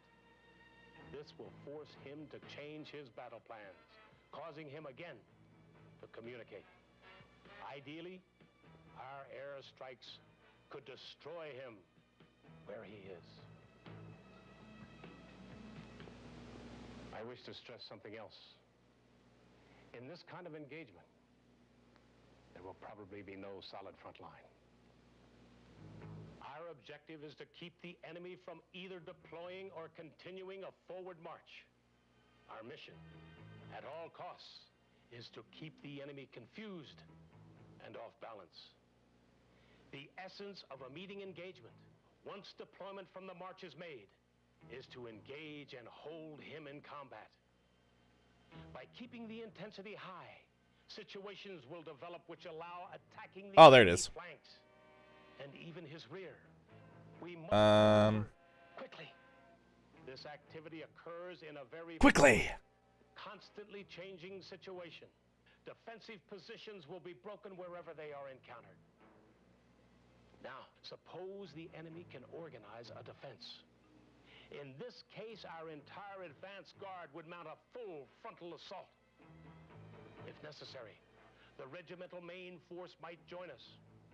Should that happen, our sister regiments might be directed to attack the enemy flanks and rear. Captain Prozorovsky, what do we do if that should occur? Regardless, this should do for now. I have to adjust the volume of the weapon too. We would engage the enemy while he is preparing a counterattack. It is very loud, even from really far away. Moving to a more advantageous defensive position. It is our mission to keep him from preparing a defense or organizing a Let's counterattack. adjust that sound now, just while we were here. Time becomes especially critical. Shot. We must seize Rifle. the initiative by using our mobility and Bow. firepower. Very good, Captain. Captain Governors. Volume 1.75. No, just 1 is fine. Colonel, attack frontage is determined by our battalion operations, combat force strength, the composition of the Anyway. enemy force, the effect Okay. of our use of nuclear or conventional weapons, prevailing terrain and other battlefield conditions. Motorized rifle platoons can attack along a line with a 200-meter front. Intervals between our combat vehicles will be up to 100 meters. A company following this procedure can attack along a front of up to 800 meters, with intervals of 400 to 500 meters between companies. There will be a reserve force of 1 or 2 platoons. A motorized rifle battalion, such as ours, deployed in frontal attack 2, 3, formation, 4, can operate 10. along a 10. We'll front make a squad of 10. from 1 Which is to two, 2,000.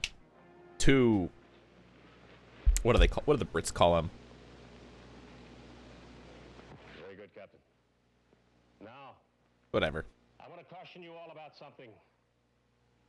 During our march, it is important that you either bypass or isolate populated areas, small towns and villages. Combat in these areas only ties down your men and equipment. That results in what we want least: delays. If you cannot bypass these areas, go straight through. Not stop or bunch up as you move. I also want to say a few words about our night movement. It gives us several advantages. It allows us to move under the cover of darkness with less chance of detection. This did not age well, did it? Our losses from both conventional and nuclear weapons. It increases our chances of surprising the enemy, whatever the time and place. I mean, even then, it's still the best choice for movement. But the opposite of this video is true. The U.S. owns the night at this point. We really do. And I will say this time and time again, because I don't know very many other places that could outfit like more than like half of their units with night vision devices. Victory goes to the side which best uses the effect of his nuclear weapons. Like, consider this. How many nations could really outfit every single soldier with night vision? Now, yes, technically, we can't do that. But we could outfit a huge number of our units with night vision and thermal devices. Presented to him and uses weather, time, and terrain. Maximum advantage. Resource properties. In the final analysis, what determines your victory is your soldiers. Their courage, discipline, decisiveness, persistence. Your soldiers, under your leadership. Oh, sorry.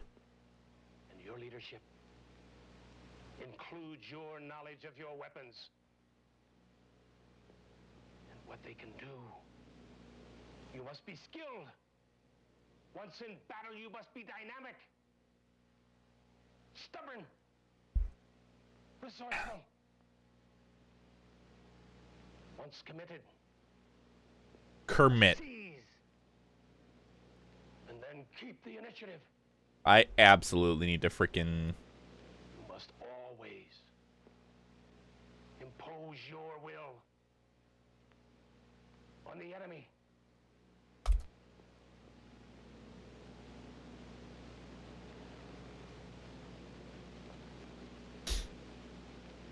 Do all that, and victory.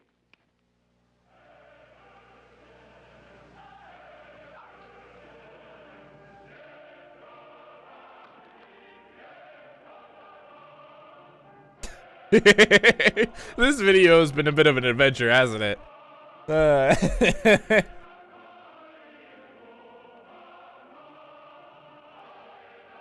Right, so we're gonna make a new unit entirely. So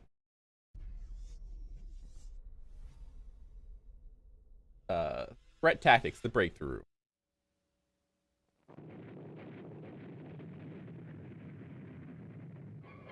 Today we are faced with the most challenging situation ever encountered in our military history. Our adversaries' doctrine and military theory translate into battlefield realities through the proper utilization of materiel and organization. This doctrine and theory is scientifically supported by lessons learned throughout history. His equipment and weapons technology is equivalent to our own. He is offensive-minded, adopting the principles of high tempo, mobility, and surprise. He is well-trained and proficient in massing tank-heavy forces, supported by well-balanced combined arms teams, complemented by helicopters for air mobility and firepower. He will mass forces on narrow frontages and use every asset available to him to achieve success. This includes NBC, on which he has received extensive training, and he is willing to accept high losses in the pursuit of his objectives.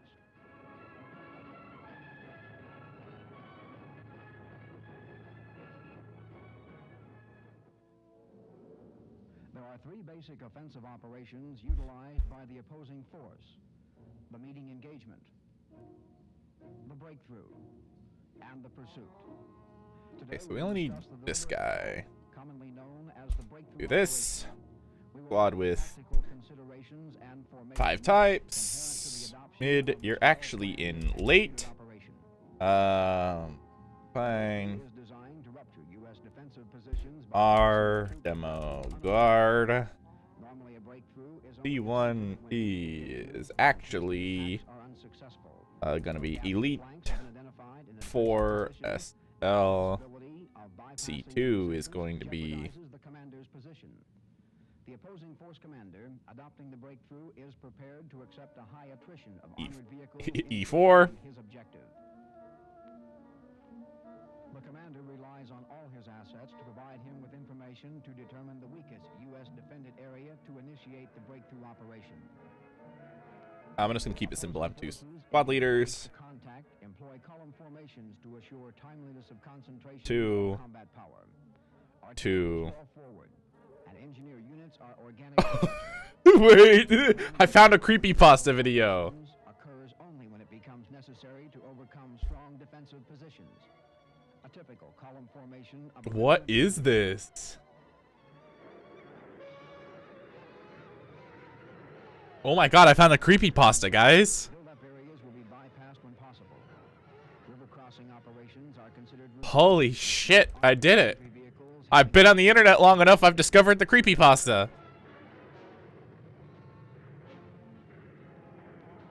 Okay. Then we want E5, which we can honestly just copy pasta that and do 5. The opposing force also has an extensive bridging capability.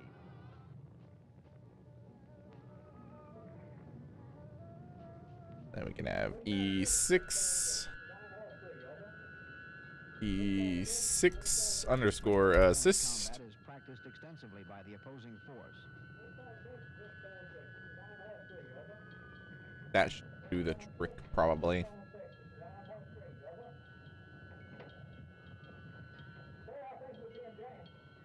Then we need to give them a position. The opposing force commander will systematically analyze our communications and radar systems with signals intelligence long before the battle.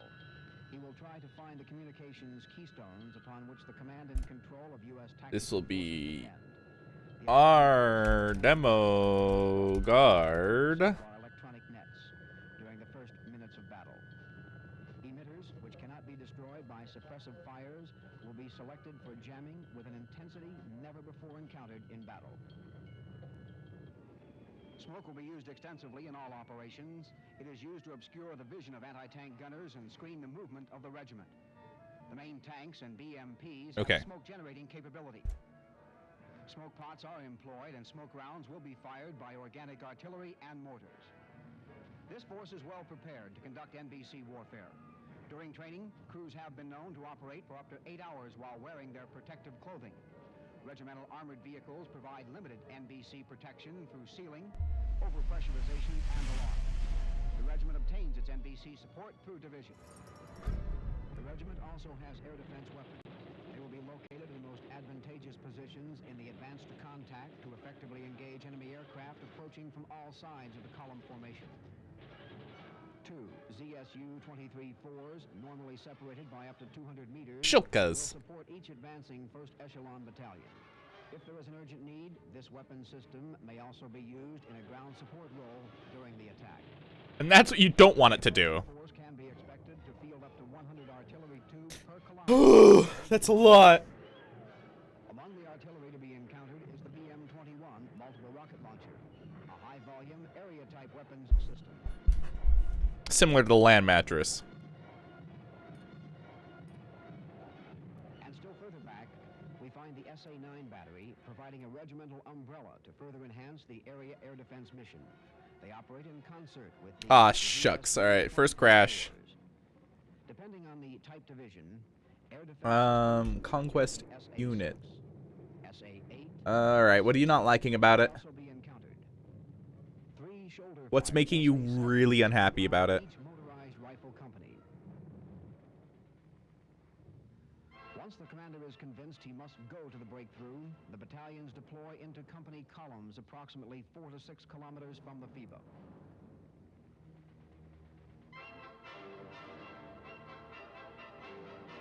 Oh, I know what's happening. We didn't finish the thought process. We forgot a parenthesis. There we go. Much better. That should fix it. I always do that. I always forget like one little parenthesis, and then it's like, oh, can't run. And I'm like, why can't you run? And then it's like, oh yeah. Company, mounted in BMPs, supports the tank battalion with a platoon in each tank company column. Wait, did I need to do a parenthesis, or was it a bracket? 6 self-propelled 122 millimeter guns with each forward battalion. It looks like it's a parenthesis, so we're good. Will normally accompany the maneuver battalion and is employed in a direct fire role against anti-tank guided missiles. The company deploys into platoon columns approximately 1 to 3 kilometers from the FIBA. Moment of truth. Again.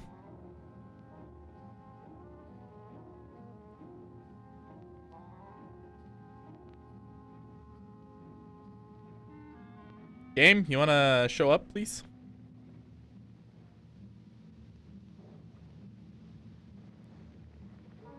Yeah, I'll just give it a minute.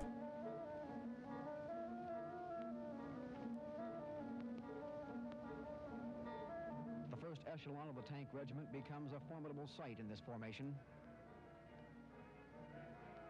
The final deployment is made when the battalions deploy into battle lines, with a frontage of approximately 1,000 meters per battalion. This occurs 1 kilometer There it is. west from the FIBA, or sooner if forced by friendly fire. Hey, it worked. There they are. Now, here's what I do have to see first. At the decisive point of breakthrough, each battalion frontage is narrowed to 700 to 800 meters, or approximately 2,000 meters for the regiment. This assures high density on a narrow frontage. Command and control within any massed formation of this nature is inherently difficult.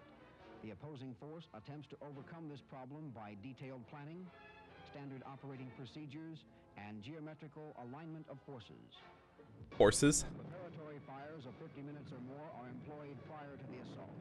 This artillery support is Okay, so planned and hey, there they are, Demo Guard. Hey, hey, and they're all equipped. Yep, they are. It's a team of 10. 2 to 4 artillery battalions positioned 2 to 6 kilometers behind the leading threat force elements. In addition, helicopters. You know what there isn't 2 of, though? There isn't 2 of these machine gunners. Wahoo! Back to the code thing. Considered an extension of the artillery arm, but plays an ever-increasing ground attack role. Targets for tactical air are normally pre-planned and I forgot to tell it how many there are. So it goes, oh, there's only 1, okay. elements and targets of opportunity, such as moving maneuver units beyond the reach of artillery. Okay, so now there's 2. So 2 first echelon battalions deploy into battle lines. 1 battalion is illustrated. 2 tank So the idea is you could split these guys in half and then have 2 teams of 5. first battle line. I think that'll work, because Pris before had this monstrosity of a team, which is 3 teams of 5. And I did it. I did it. There's 3 AT dudes, and it's just kind of a hodgepodge of stuff. And Lewis guns, and Enfields, and Sten guns. Yeah. In the first battle line, a supporting motorized rifle company, and at least 2 ZSU 23. Anyway, Demo Guard looks cooler anyway. I hate to break it to you, but the Desert Cacti are cool, but the Demo Guard just look better too. Look how tasty that looks with their fouls. Ah, yeah, Pris is gonna love this. And other anti-tank weapons delivering fire on the first battle line, similar to Overwatch. I think I can just do this. It will also provide reinforcements to the first line and replace losses. The third battle line comprises the tanks of the 3rd Company of the battalion and advances 600 to Yep, that 700 fixed it. meters behind the 2nd battle line.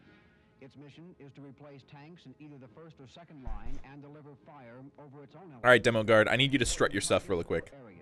They don't have any prices yet, because I just need to test them to make sure they work. Echelon battalions Which is really bad, because this is actually a really strong squad, technically, so they really should have a cost, but yeah, it's fine. ZSU Su-23-4s, and the artillery. Keep in mind, you could be the commander faced with a first echelon element of an attacking tank-heavy regiment consisting of 62 T-62 tanks. 62 T-62s. Air defense systems, supported by massive artillery assets. This force, Okay, and then I'm gonna have just an auto win button for funsies. 5 to 6 minutes, depending upon terrain and resistance. They have regimental artillery groups and battalion artillery support, which will deliver at least 12,000 rounds of artillery in this sector during the preparatory and attacking phase, amounting to about 100 tubes firing 2 rounds per minute for an hour. This is the equivalent of 540 tons of explosives. Before our main battle area forces are confronted with this force, it is expected that the U.S. covering force will have attrited them significantly. The original attacking force will attempt to bypass the covering force, adhering to their doctrine of meeting engagement. It will be the covering force mission to attrite the opposing force and force him to mass so that his main effort can be detected by the time he arrives at the main battle position. The high adverse force ratio must be reduced to not more than a 3-to-1 ratio in the main battle position. This the commander accomplishes through the maneuvering of additional friendly elements, thereby creating a situation in which he can win even against superior numbers.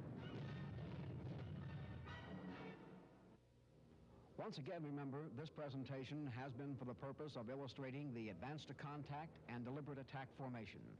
The threat force maneuvered relatively unopposed to assist in portraying this tactic in its theoretical simplicity. This is the type of offensive operation we may be faced with in the next war, and therefore is a problem that needs immediate attention and solution. There are basic or general solutions to assist commanders in servicing these massive targets in a short period of time, but the specific tactics, concepts, strategies, and threat equipment must be engaged by you in the next war. Increasing weapons density is one solution. This is done by allocating more anti-tank systems. The tank, ATG, Okay. ground, as well as helicopters. Time for a quick test. When fighting outnumbered, the entire combined arms team must be used to service targets. You, as tactical level commanders, can increase the maneuverability time by slowing the attacking. Actually, we gotta wait for the load anyway. Might as well. Field as you want him to see it. Think as you want him to think. Think. Maneuver where you want him to maneuver. Attempt to disrupt his plan of action. Remember his Man, the Shilka's a beast, dude. skinned and easily killed and should be marked for early destruction. Oh, what? I'm out of As is hydration. the use of barriers and obstacles and electronic warfare. All weapon systems must take Hi there. advantage of Sorry, I have to every adjust you. The use of offset Hi there. deny the opposition needed data and limit his rec capabilities and increase Rec. the time available for target servicing. We can practice survivability, use hull-down positions, construct better field fortifications, and fire the first shot from advantageous defensive positions while covering likely avenues of approach. Employ techniques of fire distribution to ensure that every weapon system is used to its maximum. The defensive system must be totally integrated to optimize the effectiveness of our weapon systems and tactics, while minimizing his effectiveness and capitalizing on his vulnerabilities. Finally, our last general solution to the servicing targets is increasing our ability to acquire targets and increase our weapons effectiveness. This, you may say, is research and development, which certainly is a big part, but it is also Hey, we watched that video. responsibility to provide training on recognition of foreign equipment. We watched that video. vulnerabilities, Hey. troops well-tuned and rehearsed in quickly identifying and engaging targets at all ranges. Crew and individual effectiveness is the function of 3 factors: the weapon, proficiency, and tactics. First, you have a weapon whose capability on the battlefield is multiplied by the proficiency of the crew, and the tactics employed, which gives proficiency on the battlefield. You, the commander, can win that battle through training by raising the crew proficiency and learning and employing the right tactics to defeat this force. The commander must also provide leadership, the necessary training, organize teamwork, Oh. and create the inherent morale and esprit. No, what? No, what? No, I got. Yeah. I did turn off the music, but I do have music in this. Yeah, I added a bunch of Fire Emblem music. All right, let's try these guys out.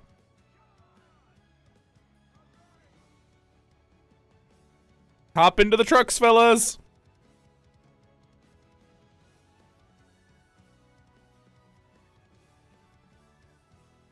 They'll get in the trucks eventually.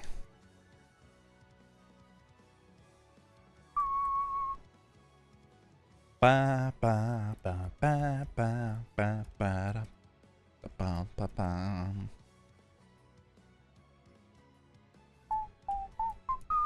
Ba ba ba. Oh, it's so nice to kind of have my voice back. Kind of. I still I still cough every now and again, but you know.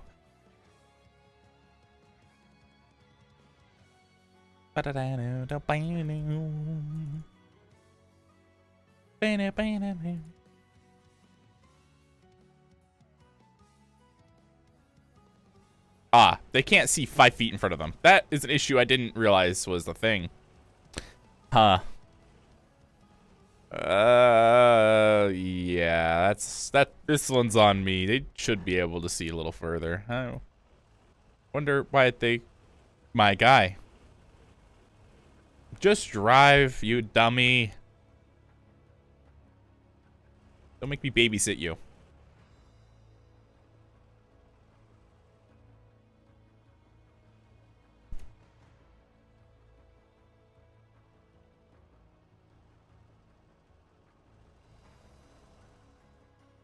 Yeah, we have a panic button too, and these guys are like the best units in the game because I made them that way.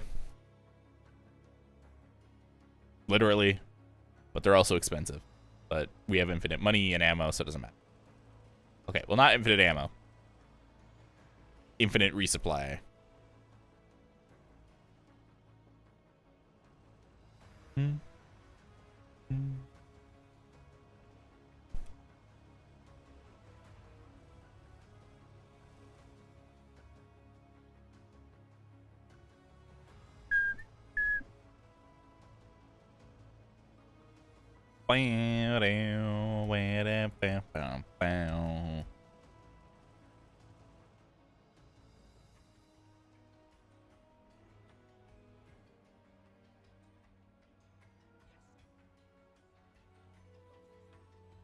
Ah.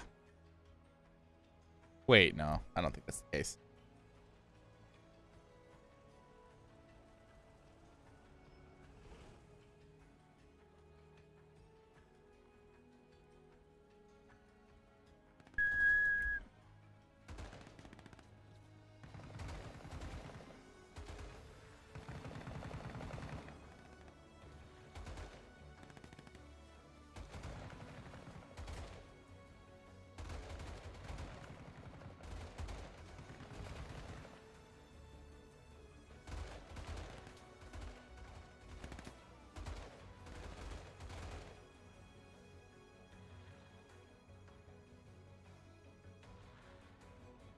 Hey, wait a minute. Oh, no. Okay, I was going to be like, hey, wait. You guys sort yourselves out already? Hey, they did, didn't they? Hold on. I think they sorted themselves out. At least these guys did. What is this? Assist? 6, 5, 4, 4 SL. Hey, all right. Dun, dun, dun, dun. Well, that was fast.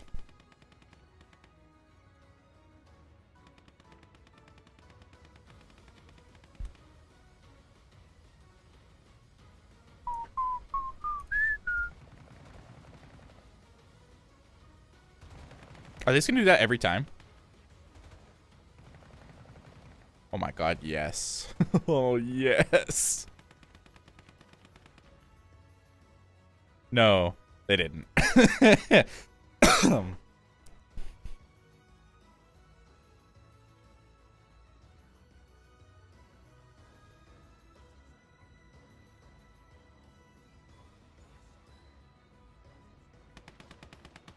Bam, bam, bam, bam, bam, bam, bam, bam, bam, bam, bam.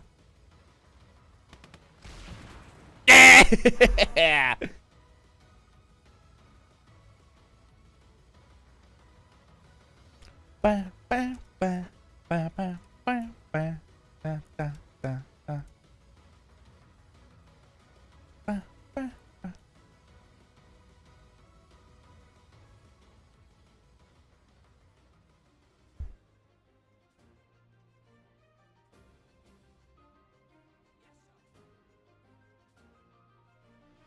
I should be able to build stuff. Yep, they can build stuff.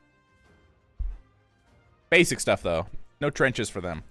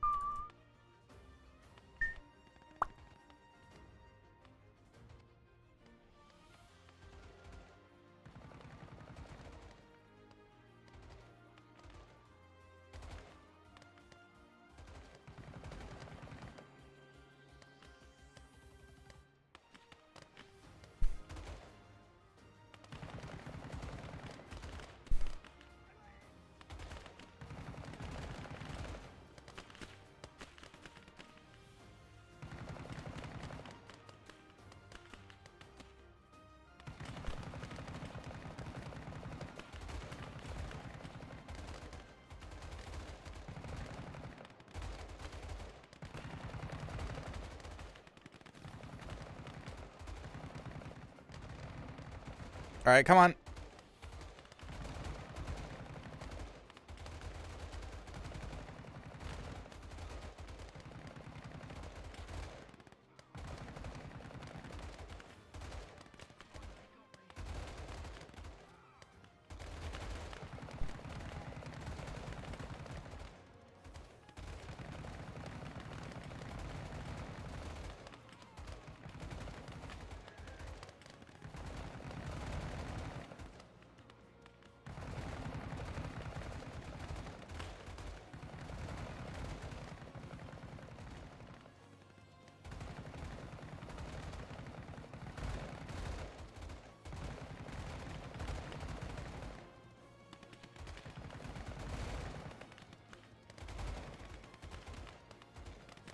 Well, they do have the overwhelming firepower advantage.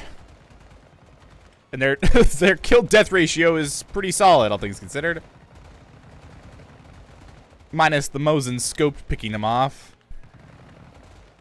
That's kind of what snipers do, though, isn't it?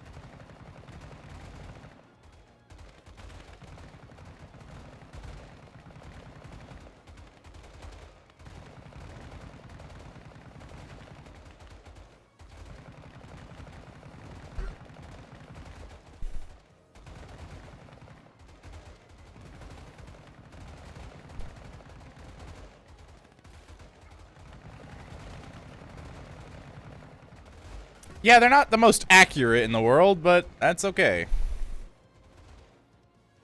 Oh, is that the mortar right there? Go get it.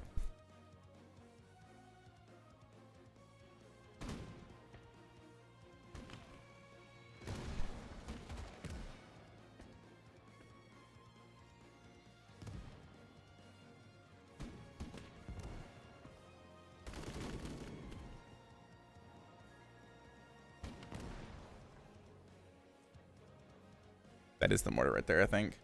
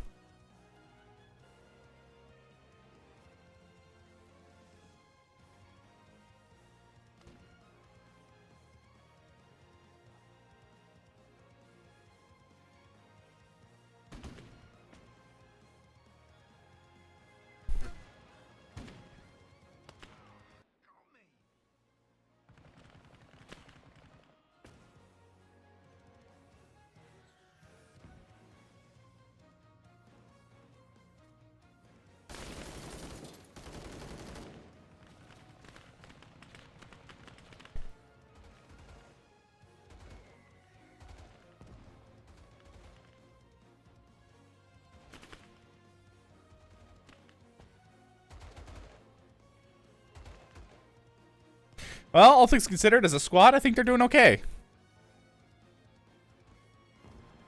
2 squads.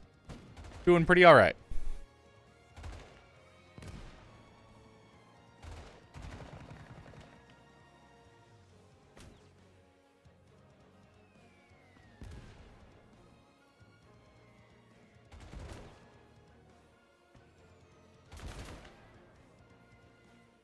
Come on, shut that man up.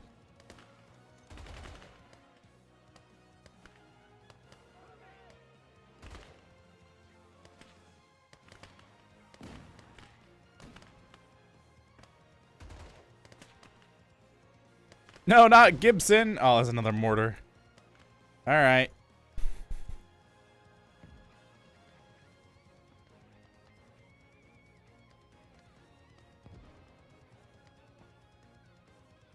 Yeah, all things considered, this kind of went above. Well, I mean, I should expect more, but this went above beyond expectation.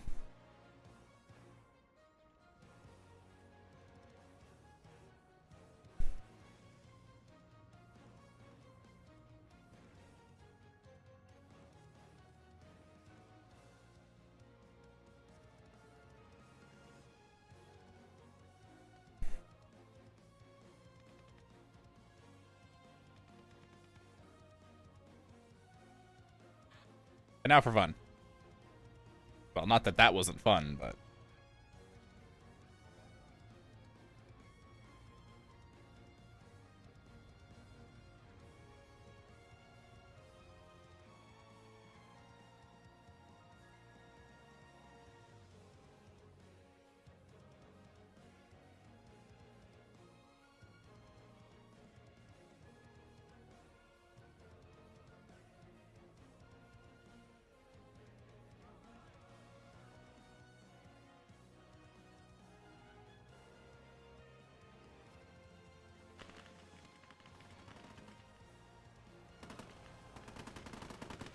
Yeah, look at him punch through. Textbook.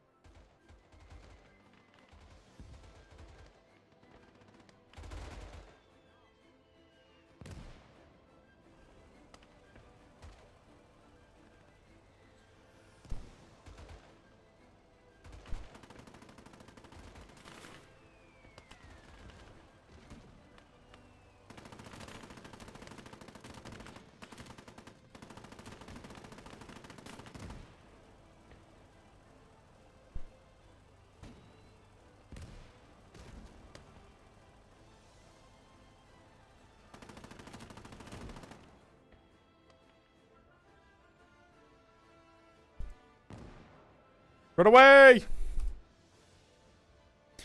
Or at the barricades.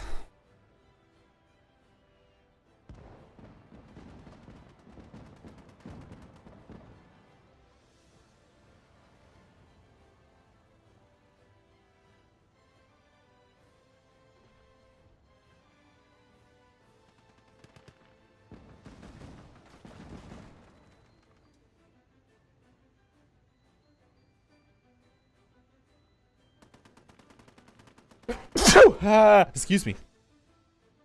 I'm so sorry.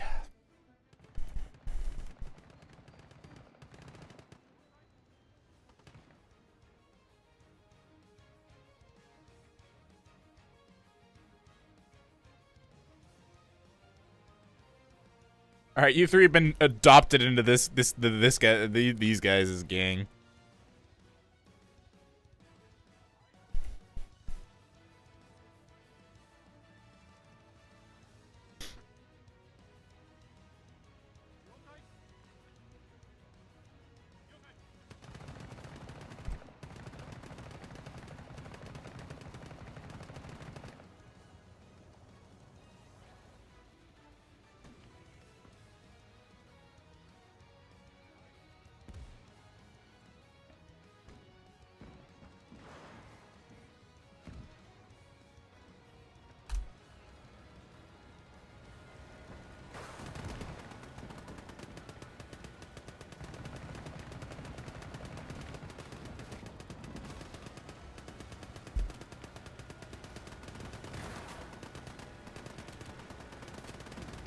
We're okay.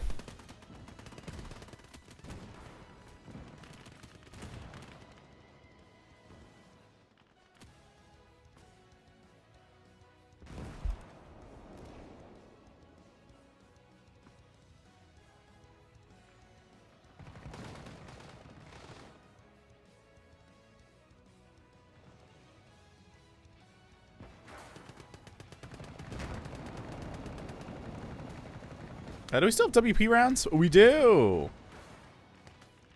Gonna send that artillery gun to the Shadow Realm. You can burn.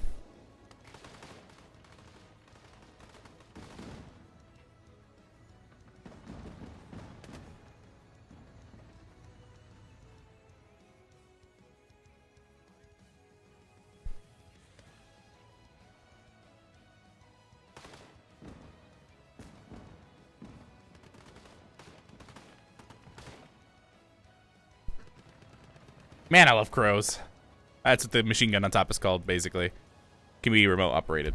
Pretty fun stuff.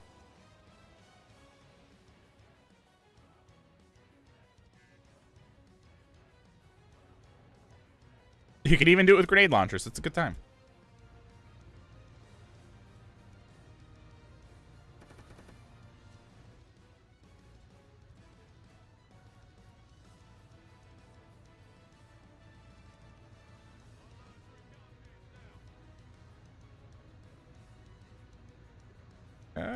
We look pretty okay. No major damage, really.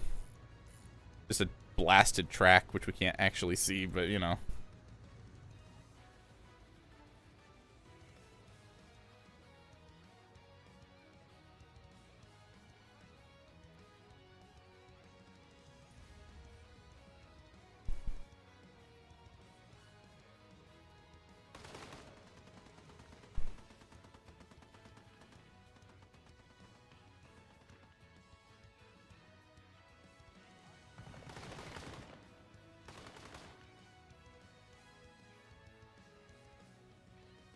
We have garrisoned the house. We own the house now. That's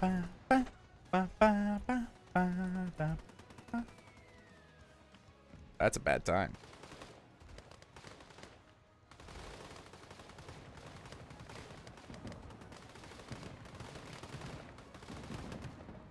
Oh no.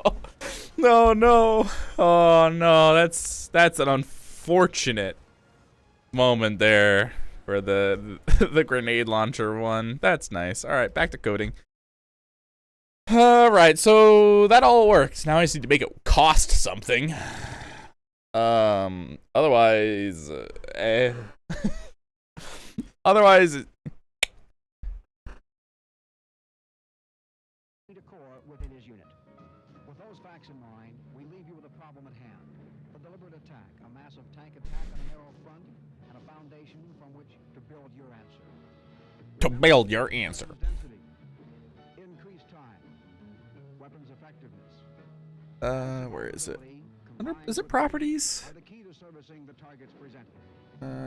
Integrate these with the four basic considerations of combat: cover, concealment, suppression, and teamwork.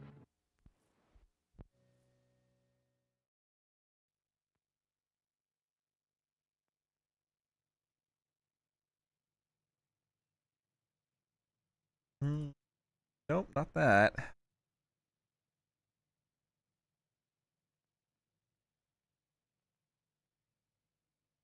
This is it. It's gonna be inf.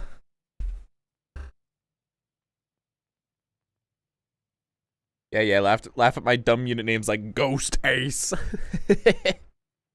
I did just copy pasta a lot of these just to make life easier. So, what is this? Oh, finding the enemy. You're never gonna find me. Anyway, so.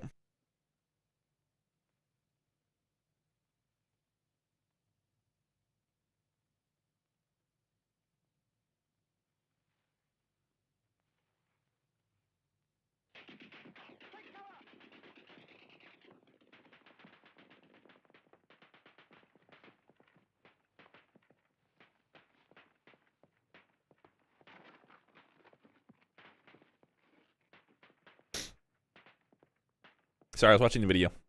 I like watching stuff. This is good. I saw them resupply. Should be fine.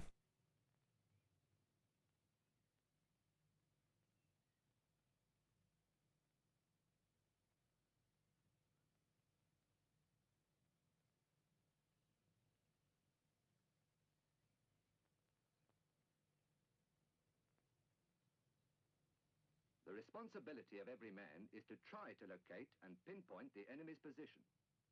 Therefore, you must look, listen, observe, and pass on any information to the section commander.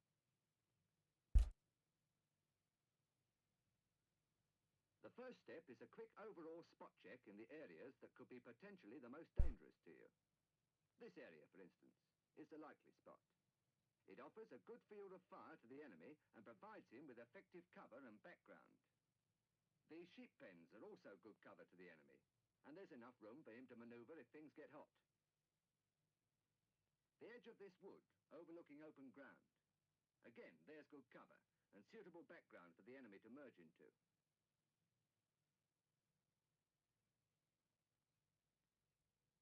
If the spot check is negative, the next step is to divide the area into foreground, middle distance, and distance, so that starting from the foreground and moving from right to left, each part in turn should be scanned thoroughly, making sure that no part of the ground has been missed.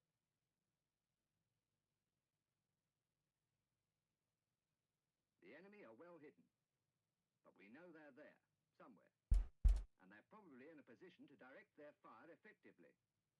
So be alert, observe, watch every detail. Your life will depend on it. The sound of enemy gunfire will help to give you an approximate indication of his position. So concentrate on that and listen. Every weapon makes two sounds. The first sound you hear is the crack of the bullet as it passes overhead. The second sound, slightly later, is the thump of the weapon being fired. It's the second sound that's important in locating an enemy position. So, if you ignore the first crack and concentrate on the thump, it will give you an idea of the direction of the enemy.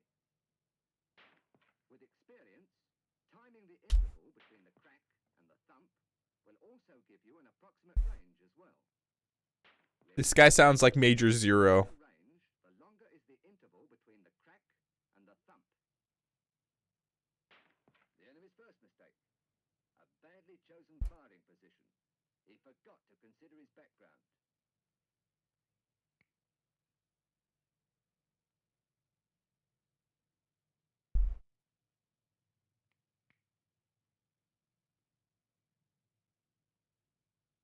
Mistake number 2. Nothing catches the eye quicker than a sudden movement.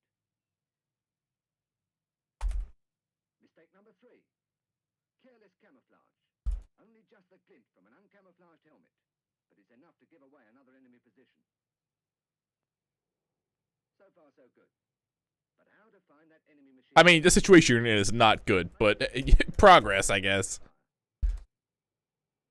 Should only be 5 units, right? 1, 2, 5, yeah. Straight ahead. Enemy in that area. Fire.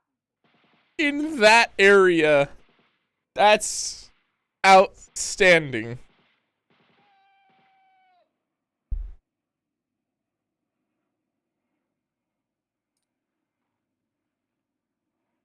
Oh, look at the ammo costs. So let's try something different.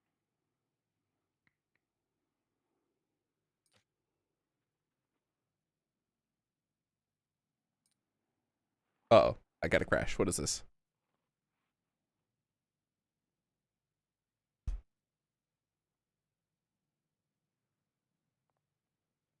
The thing up here, isn't it? Yeah. I think so. Now that we've found the enemy, the next step is to direct our fire effectively onto him. That's my bad. Ah, shit. 200. Oak tree. 7 o'clock. Enemy machine gun. Await my order. gun group. 200. Quarter left. Edge of small wood. Enemy position.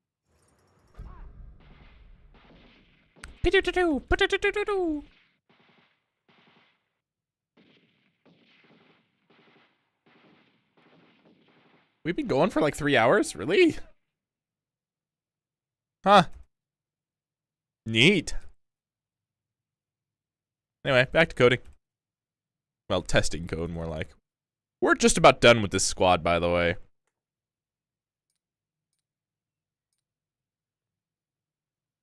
At least I think so.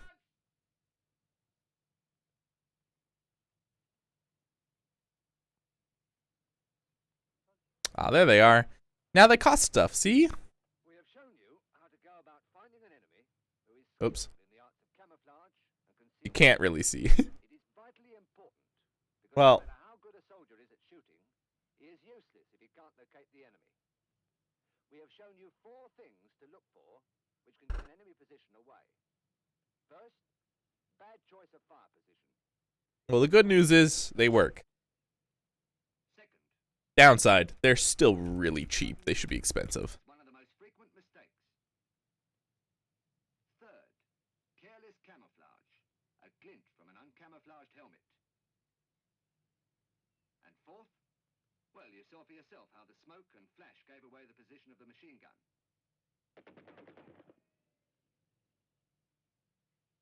When we found the enemy, our next step was to direct effective fire onto him, and that involved the ability to judge distances and to mark and indicate targets, an ability which only comes through a combination of good training and practice.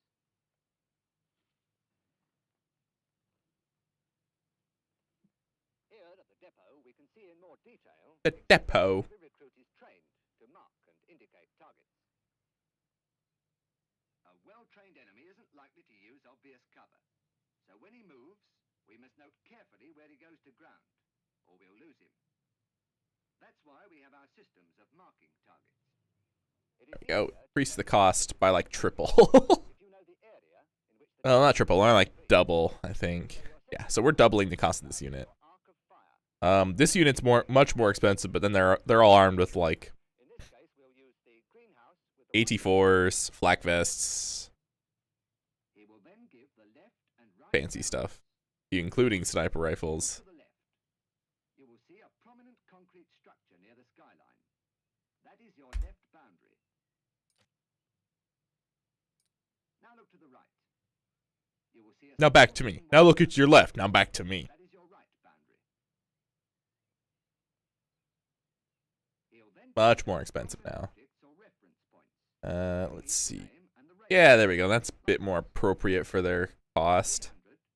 About the same as the, yeah, Small shed pretty good. About the same cost as the corner. Vietnam dudes. Be known as shed. And remember the range. 300 meters.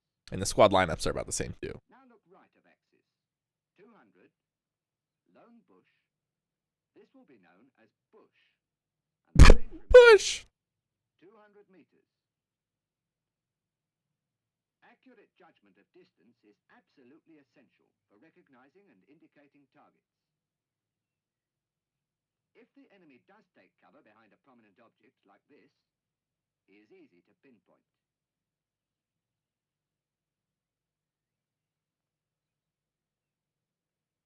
But if he chooses a large patch of cover, his position becomes much more difficult to mark. Do they have any... Vital if you're not to lose him, It just changes the faces. relation to a nearby I'm changing their faces. good anticipation is equally important too. If the enemy disappears into a fold in the ground, like this, you must be able to anticipate the point at which he is likely to break cover. No winter skin. Said. Because That's with no cover to the left, it seems logical okay. Now let's add a different unit. that he's near to the next piece of cover. One last unit. If we're right, that's where he's likely to make a dash One at it. last plan. Anyway, we're gonna add the M163 because I want an AA unit. All right, I want it. I need it. Anyway, The gap between this pillar Wait. and the next piece of cover on the right is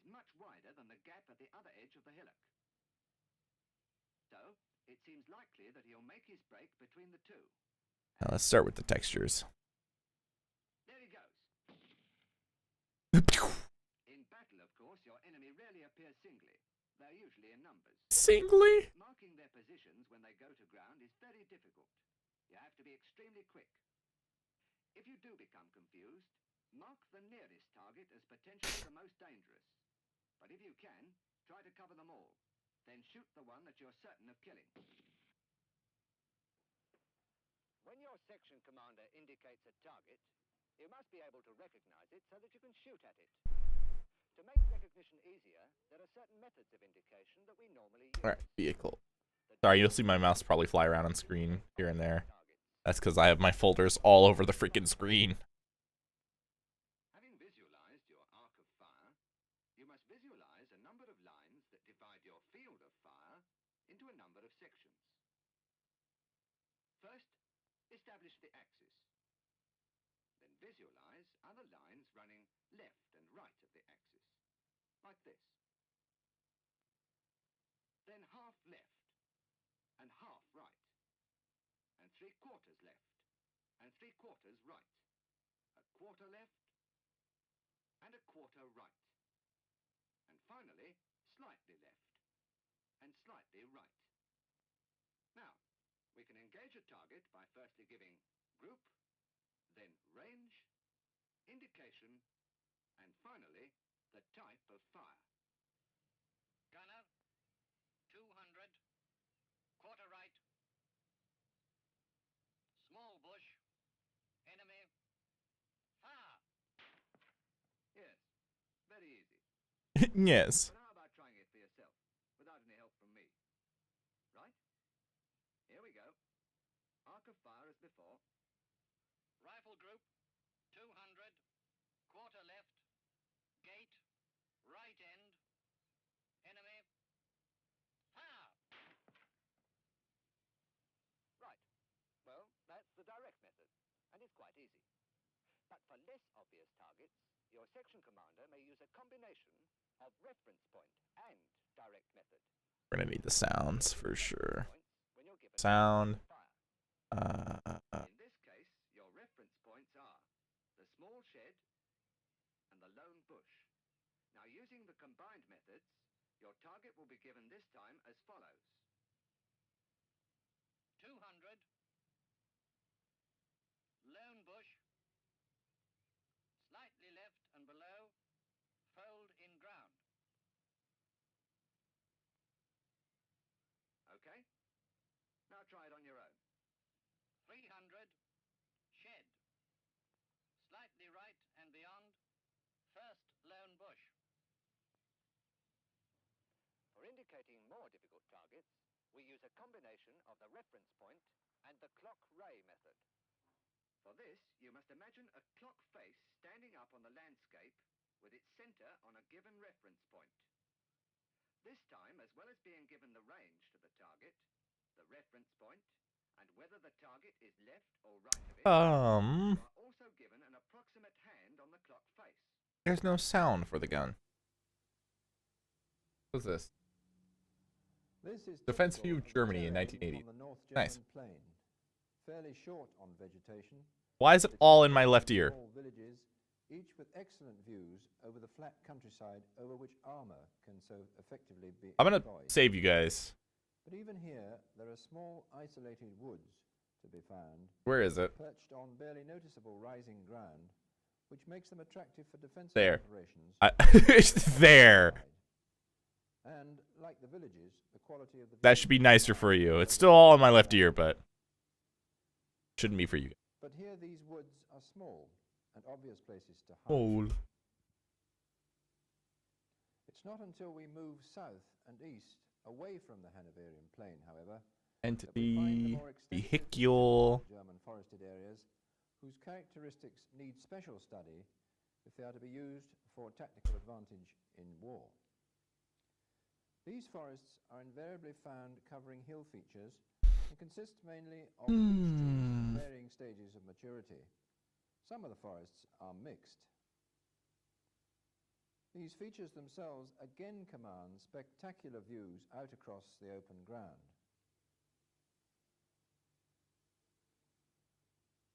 Access into and through these woods is generally accomplished on good motorable tracks, which are generally marked accurately on maps like this.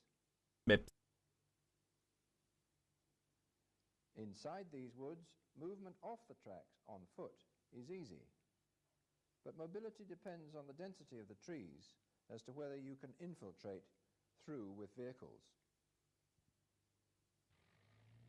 Mature trees close together do provide obstacles to track vehicles, but young saplings, on the other hand, do not.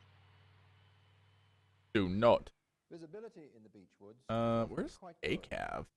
Therefore, ambushes can be laid on clearings and tracks without having to shoot at too close a range. In some places, ambushes can be laid from across valleys and re-entrants onto tracks that follow the contours of the ground. These beechwoods, of course, provide good cover from the air at the appropriate time of year. But in winter, it's a different story.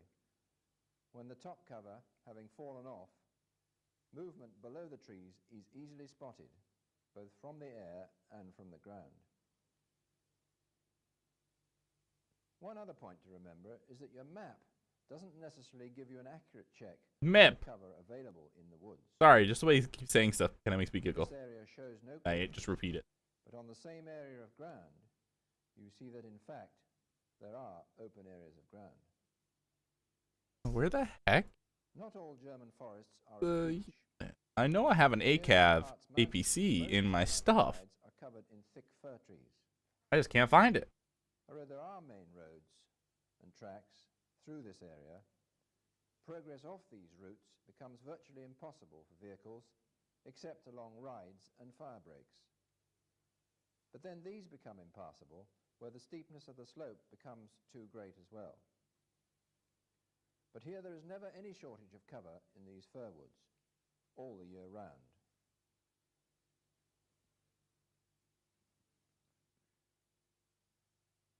Huh?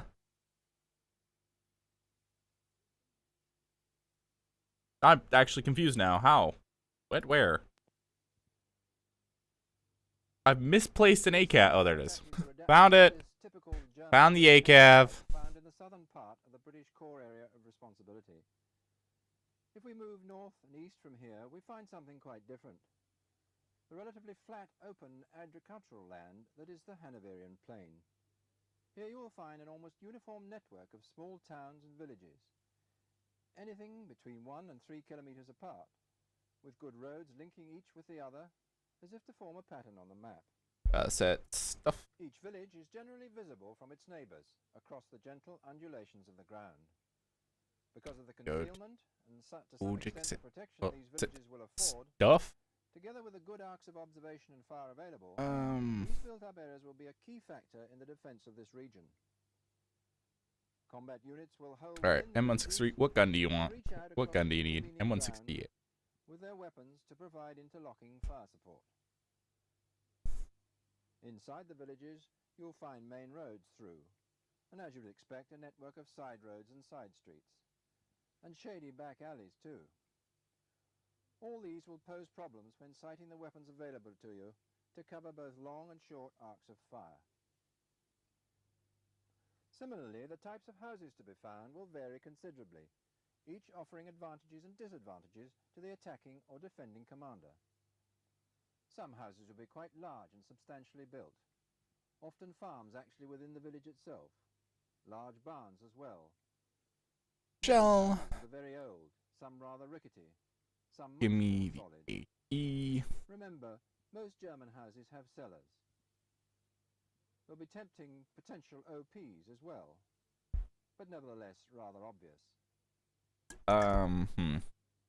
But whatever the attraction. Ah, yeah, and then we need the One of the main technical considerations will always be what can be seen and engaged from it.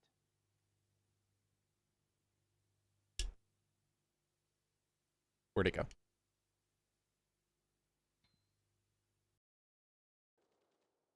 Oh, we're back. Surround sound. Oh man, that sucked. That was just all in my left ear, and it sucked. Here, have more video, I guess, while I look for files. What is it?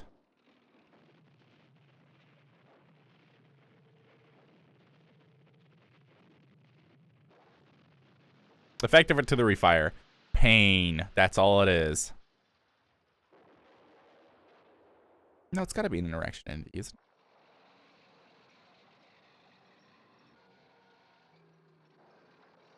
No, it's under properties. That's what it is. And with war imminent, 1st British Corps deploys for battle. There was no formal declaration of war, but none was expected.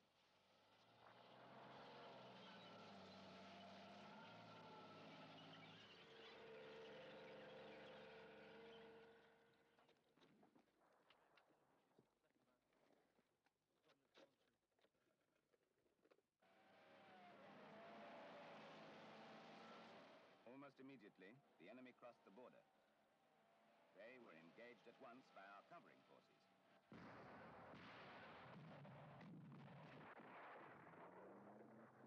Their task? To delay and cause maximum disruption to the enemy, while our main positions are prepared and occupied.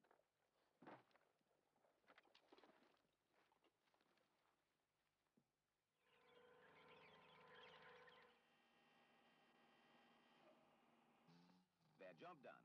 The covering... Yeah, there's the big blob of stuff I've added. Oh, man. What a nightmare.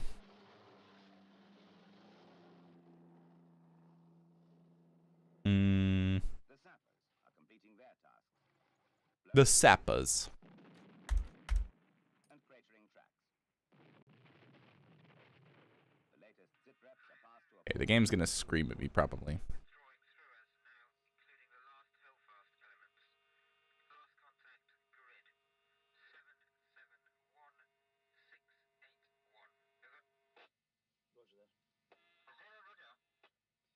Lost contact 600 meters north of Zulu Tango 5562. Yes, that's right. Yes, yes. Hello, Golf 22, this is 3, grid 733644, moving vehicles, over. Golf 22, roger. Fire mission battery. Oh, 2, this is 2-2, fire mission battery, over. At my command, 3 rounds, fire for effect. 3, moving PT-76, at my command, 3 rounds, fire for effect, over. Fire. Alright, game's unhappy that I've introduced a new weapon to the game.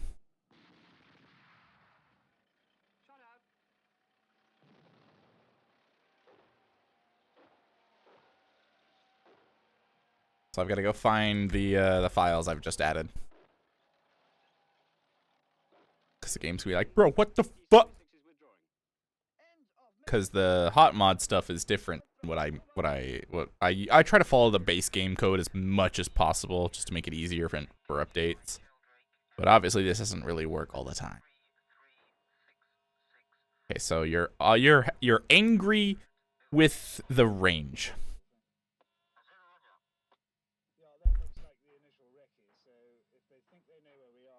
The initial recce. I need the base stuff as a reference.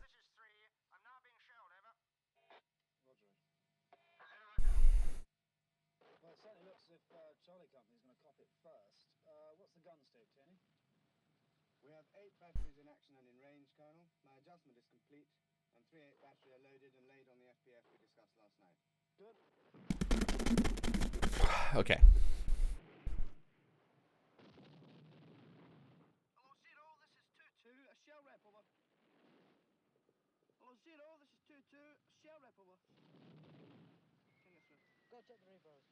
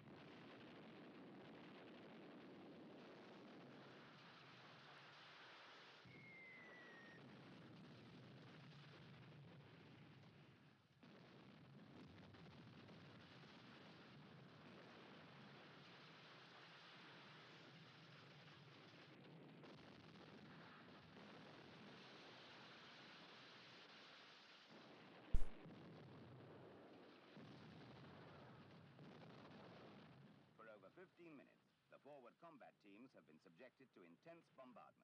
What does a Shilka use? I'll use that as a reference. Damaging equipment. Neutralizing our own direct fire weapons. And causing casualties.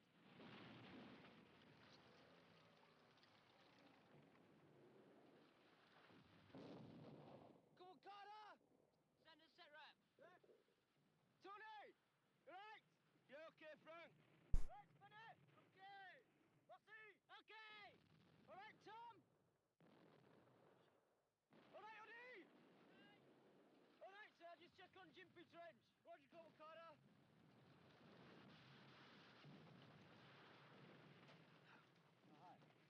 you seen those tanks over there? Yes. Just approaching one of our DFs, Zulu Tango 2066. I'll engage them when they get there. Fire mission 3 batteries. Oh, 3, this is 3-2. Contact now at grid 724661. Zulu Tango 2066. Hey, unrestricts range and for shooting aircraft. Okay.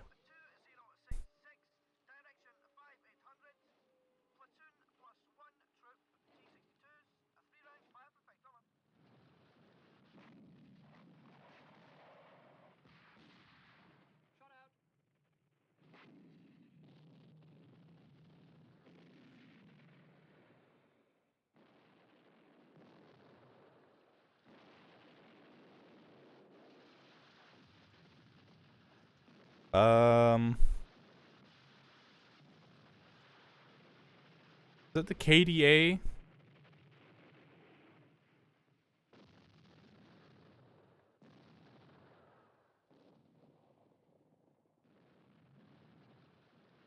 The probing attack defeated.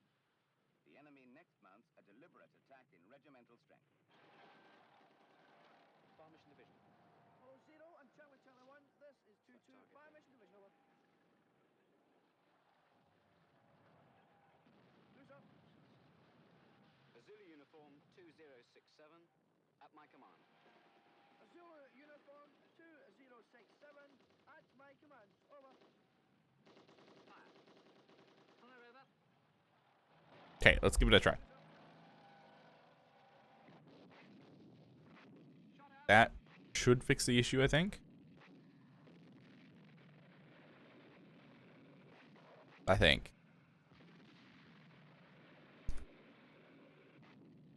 And then we could add it to the actual unit roster. If it doesn't crash. It crashed. Alright, what's wrong with it? Oh, the backup file, that's right. I appreciate the Notepad++ makes backups every time you save, but it's actually killing me. Because the game tries to read the backup files for some reason. Only certain backup files, though. Other files just ignores.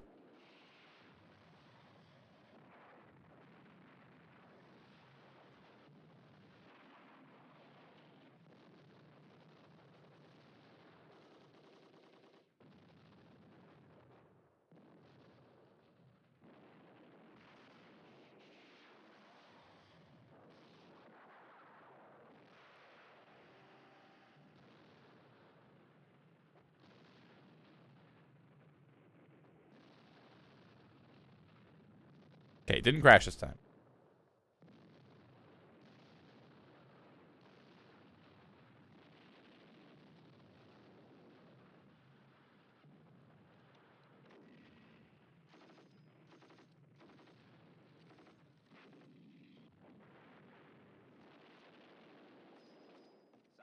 Oh boy. It crashed. Oh,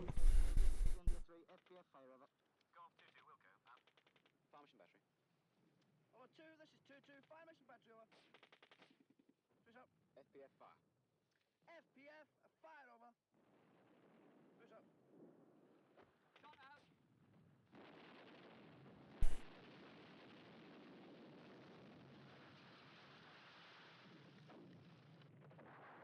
Okay, now it's you. You're mad about...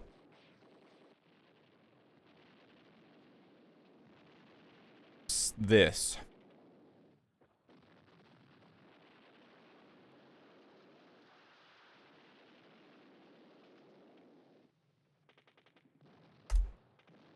You're also going to be mad about this.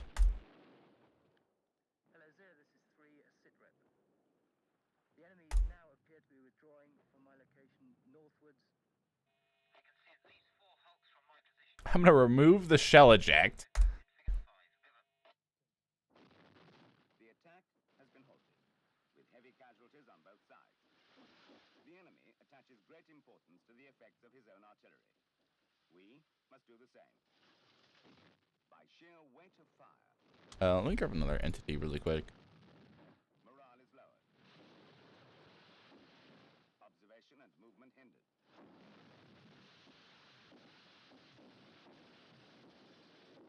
Control disrupted. And weapons become less effective. Although direct hits on armor will be few, the damage to external fittings and optics will degrade their capabilities still further. Please the Whirlwind as a reference. These are the neutralization effects of artillery. On APCs, near misses by artillery, particularly of medium and heavy caliber, can cause significant vehicle and crew casualties. Dismounted infantry, caught in the open, will have little chance. These are the destructive effects of artillery. However, So we can change this to be pretty... I'm okay changing this to be more accurate. It's supposed to be an endgame AA anyway. artillery fire can be provided by day or night, and in all weathers, for close support or depth fire tasks. Massed artillery. Fighting in the woods.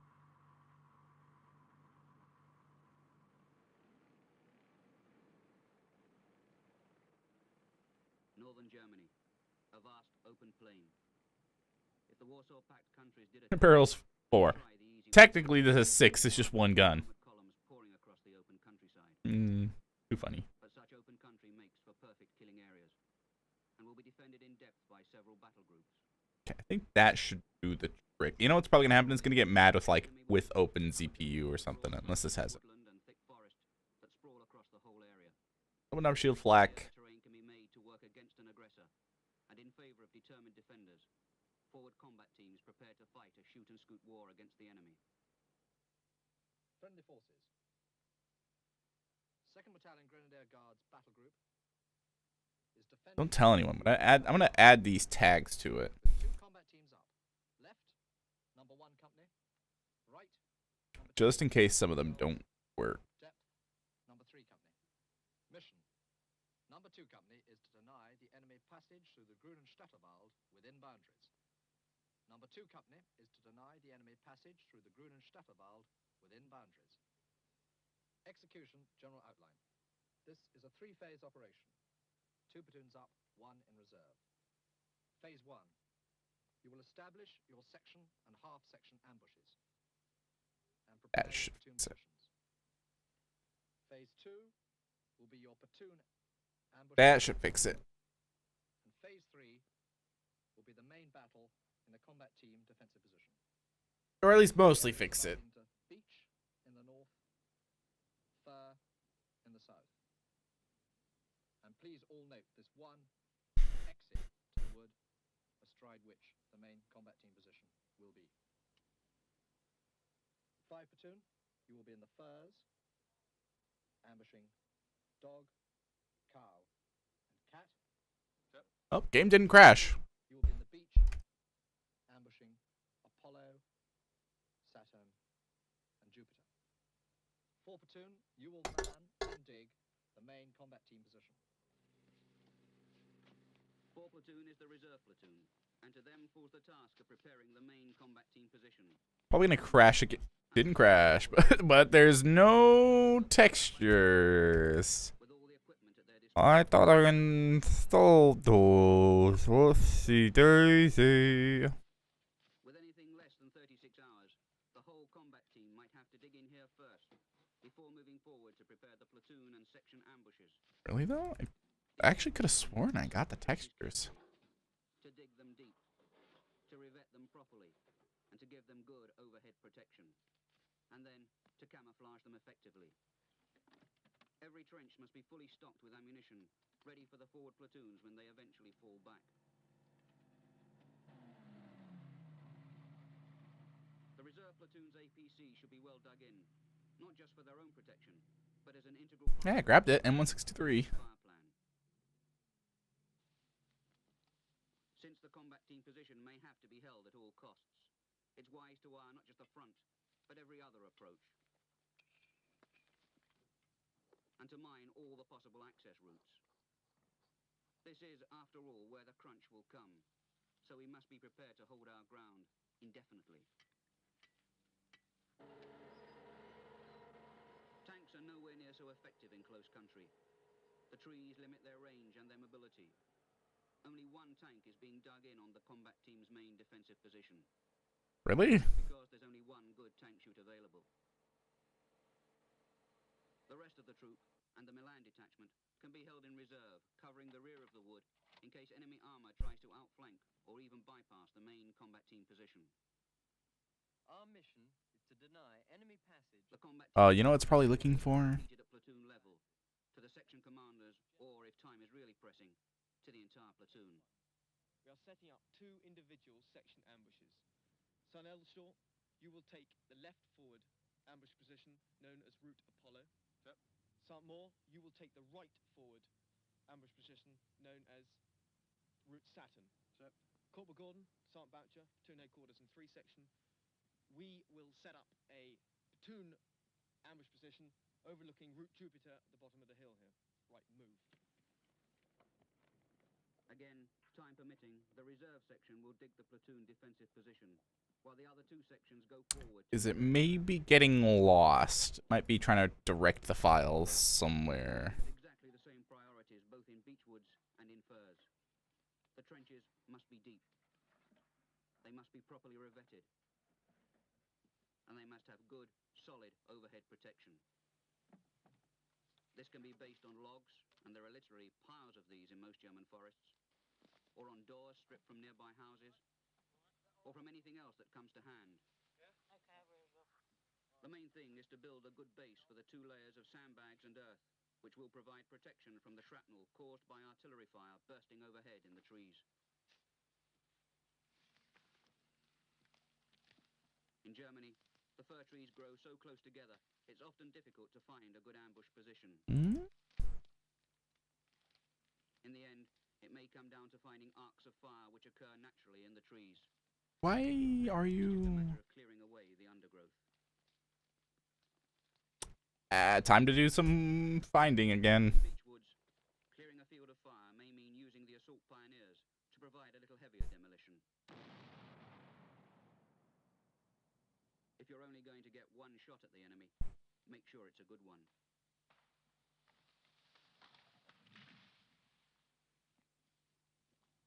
In heavily wooded areas, radio is rarely 100% reliable. And anyway, radio silence must be maintained at least until the forward ambushes are sprung. So all the early communication within the combat team must be by line. Yes, sir. As soon as he can, the combat team commander himself will make a point of getting round to each position. He must satisfy himself Yeah, that's working. clearly understood and effectively carried out. The left edge of those logs is where the mines are, sir. Good. Your mortar target is confirmed as X-ray 2. Well-coordinated supporting fire could be vital to a section bugging out through beechwoods, where the trees themselves... Maybe it was just a little finicky thing. Single-strand barbed wire can be useful here. Strung low between the trees, it can really foul up the enemy infantry. That's just mean. Though, is the command-detonated anti-personnel mine. This will annihilate anything within a 60-meter arc. Properly sighted, it can give a sub-unit a 30-second start at the beginning of a bug-out. A section bugging out through fir trees gets good cover from the trees themselves being so close together. But that makes it even more important that the way back should be properly recce and clearly marked. Bugging out through beechwoods is a different proposition. The trees offer much less protection, so it may have to be a set-piece withdrawal under covering fire. And that's something that must be properly... Why are the textures going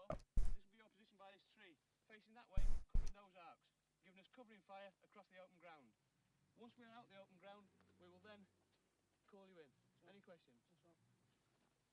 Right, rest of you, follow me. The main enemy threat is along that ride from right to left. Finally, every section and every man in that section must know how their ambush is to be sprung. Confusion costs lives, our lives, instead of the enemy's. Unless you are attacked, then, as per SOPs, when the ambush is sprung, it will be by a vehicle going over the mine. Mines will be laid by the sappers and the assault pioneers to the combat Uh. plan. Alright. Oh, sorry, I tried to look at the And escape routes worked out to avoid ACAV as well. These will be mostly anti-tank mines, positioned so as to stop the leading vehicle. So let's get that running as well. Which can then be dealt with by the anti-armor weapons. Basically, the ACAV wants to allow units to resupply their light weapons by it, which makes sense, but I couldn't be bothered. I like the... There's no real need for it. This is the EXT. Wrong file. This one.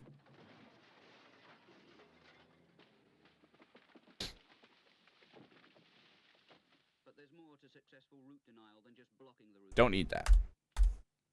Every obstacle must be comprehensively mined. Not just against armor, but against enemy personnel who might try to dismantle the block.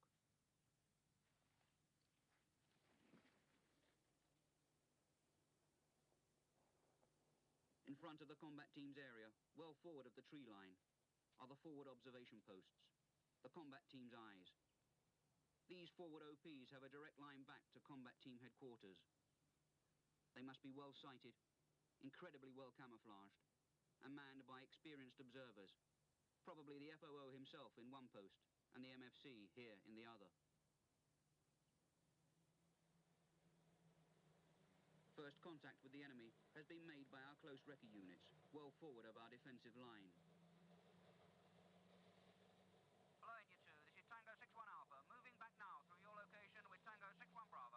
Okay, so we save that. Gotta go delete the backup. Since we moved into position, and it's been a bit of a sweat getting everything done in time. It always is. Okay. Now with that, let's take a look. I could just be missing more textures. Still, it's just kind of strange. So here's what I'm gonna do.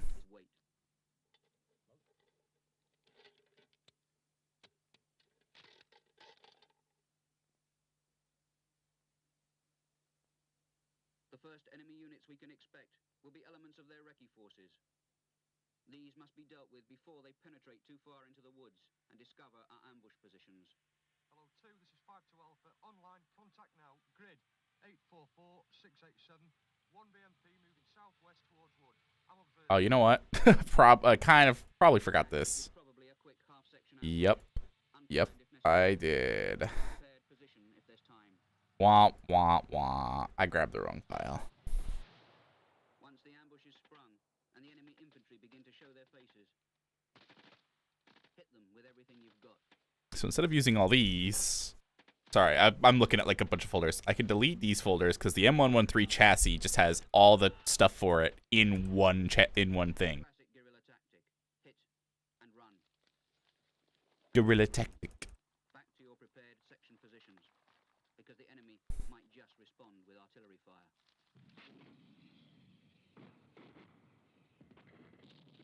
Apart from the sheer noise of the barrage, there'll be a lot of shrapnel and splinters flying around, especially from airburst. That's why we pay so much attention to good overhead protection. Otherwise, the main effect of artillery fire tends to be to create even more obstacles to the enemy's own progress. Oh, okay. Oh, we're gonna learn how to map read, I guess. I'm okay with that, actually. Map reading's important. Even in your day-to-day processing. Processing? Yeah.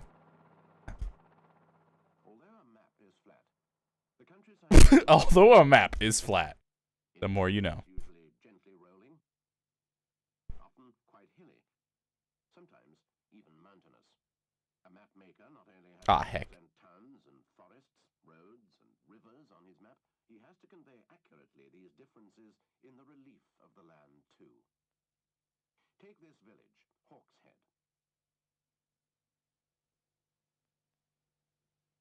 It has a church with a tower and a main street with houses on both sides.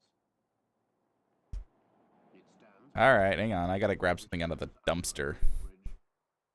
to a small lake. Behind the village is a wood. You'll find all these features on the map of Hawkshead on the Ordnance Survey 1 to 50,000 scale maps of Great Britain, represented as conventional signs. And you'll find another feature as well, one which only exists on the map. The thin brown lines called contours. They're an invention of the map maker. He uses them to indicate the height of the land.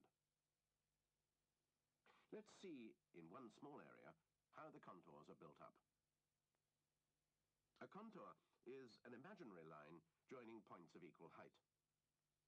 Here, most of this land is over 40 meters, so the 40-meter contour is the first to be put in. All points along this line are 40 meters above sea level. Contours are drawn at intervals of 10 meters, so the next contour is for 50 meters. Along this contour, all points are 50 meters above sea level. Below this contour, all points are less than 50 meters. Above this contour, all points are more than 50 meters in height. Finally, the contour for 60 meters. Notice how the contours tell us the shape of the land. They pick out hills and valleys. By study of the contours, we can deduce the shape of the land. But first, two additional aids the map makers give us to show the height of the land. The small blue triangle shows the top of this moor has a triangulation pillar at 361 meters. Spot heights are placed at intervals all over Ordnance Survey maps. Not all spot heights are at triangulation positions. Secondly, some contours are more heavily marked than others, the 150-meter contour, for example, and the 200-meter. In fact, contours are given thicker markings every 50 meters. These thick contours are known where did I put this? as a guide to the map reader. There it is. Let's start then with the 80-meter contour and build up Caton Moor. This is the 80-meter contour. Now add the 90, and then the 100. And then every contour at 10-meter intervals from 110 to 360 meters. Gradually, the landscape of Caton Moor takes shape before us. Now add the peak of the hill, 361 meters, as the triangulation pillar told us. This is the skeleton of the moor. Clothe it, and the model is complete. Caton Moor, as we can visualize it from the map. And this is Caton Moor as it actually is. The map has told us almost everything we need to know. Let's take another example, Whitbarrow. Over half of Whitbarrow is covered with woodland, but the contour system is still complete on the map. Let's build up Whitbarrow, as we did Caton Moor, starting this time with the 50-meter contour. Now add the 60-meter, and then the 70. And then every contour at 10-meter intervals. Don't mind me. 80 to 210 meters. This is the skeleton of Whitbarrow. Clothe it, and our landform model is complete. Finally, the spot height for the top of Whitbarrow, 215 meters. Now let's see Whitbarrow as it actually looks. Woodland blurs, but doesn't obscure the basic shape of the land. Again, the map has told us almost everything we need to know. By using the contours and our imagination, we can see the landscape from the map. Where there are no contours, the land will be flat.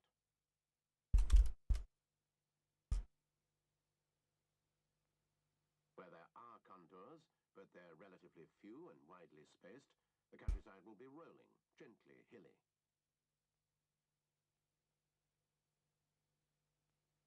Where there are more contours and they're closer together, the land will be hillier still.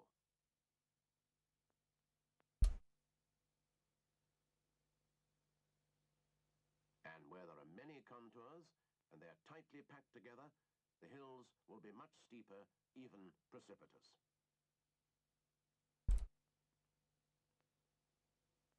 There it is. Finally, I found it. God, that took longer than I thought I would to find.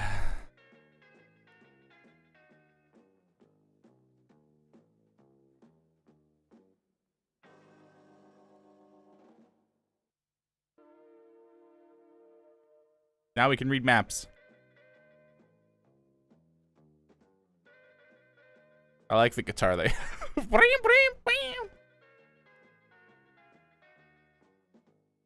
Contours on the map tell us that the ground is undulating, that there are ups. That word.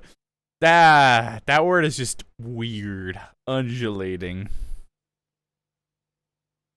The more contours there are, the more ups and downs we can expect, and the steeper the slope.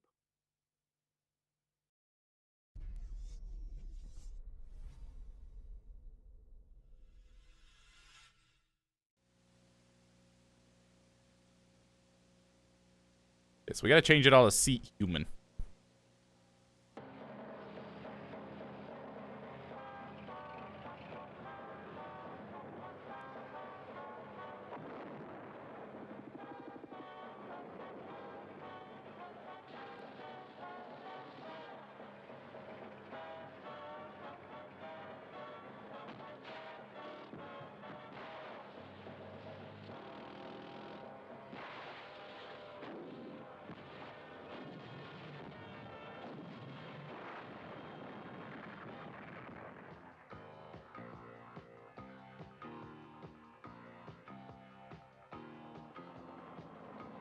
In the past few decades, we had gone to war against the Soviets and their allies.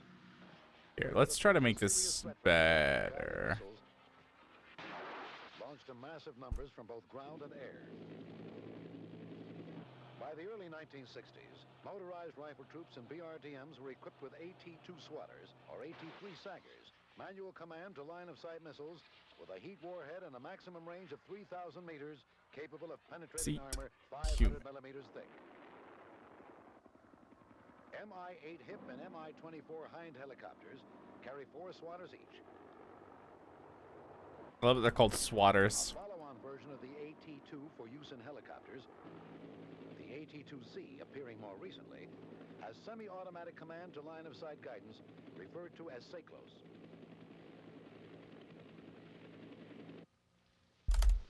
A first-generation ATGM distributed widely is the AT-3 Sagger. Okay, that might fix it. With a shaped charge warhead, Will also make it do better. it is fired from a Question rail or mark. lid with guidance by means of a periscope, Okay. firing button and control stick.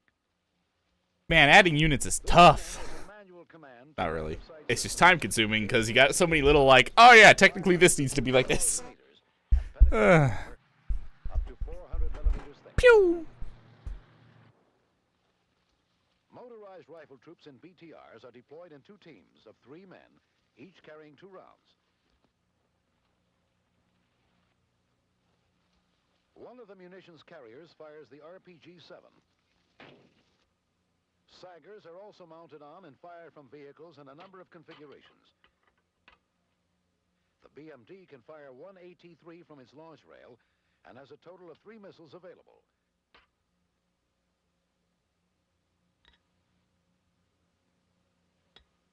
The BMP can also fire 1 AT-3 from its launch rail, but it has a total of 4 missiles available, allowing the troops to fire Saggers while remaining under armor protection.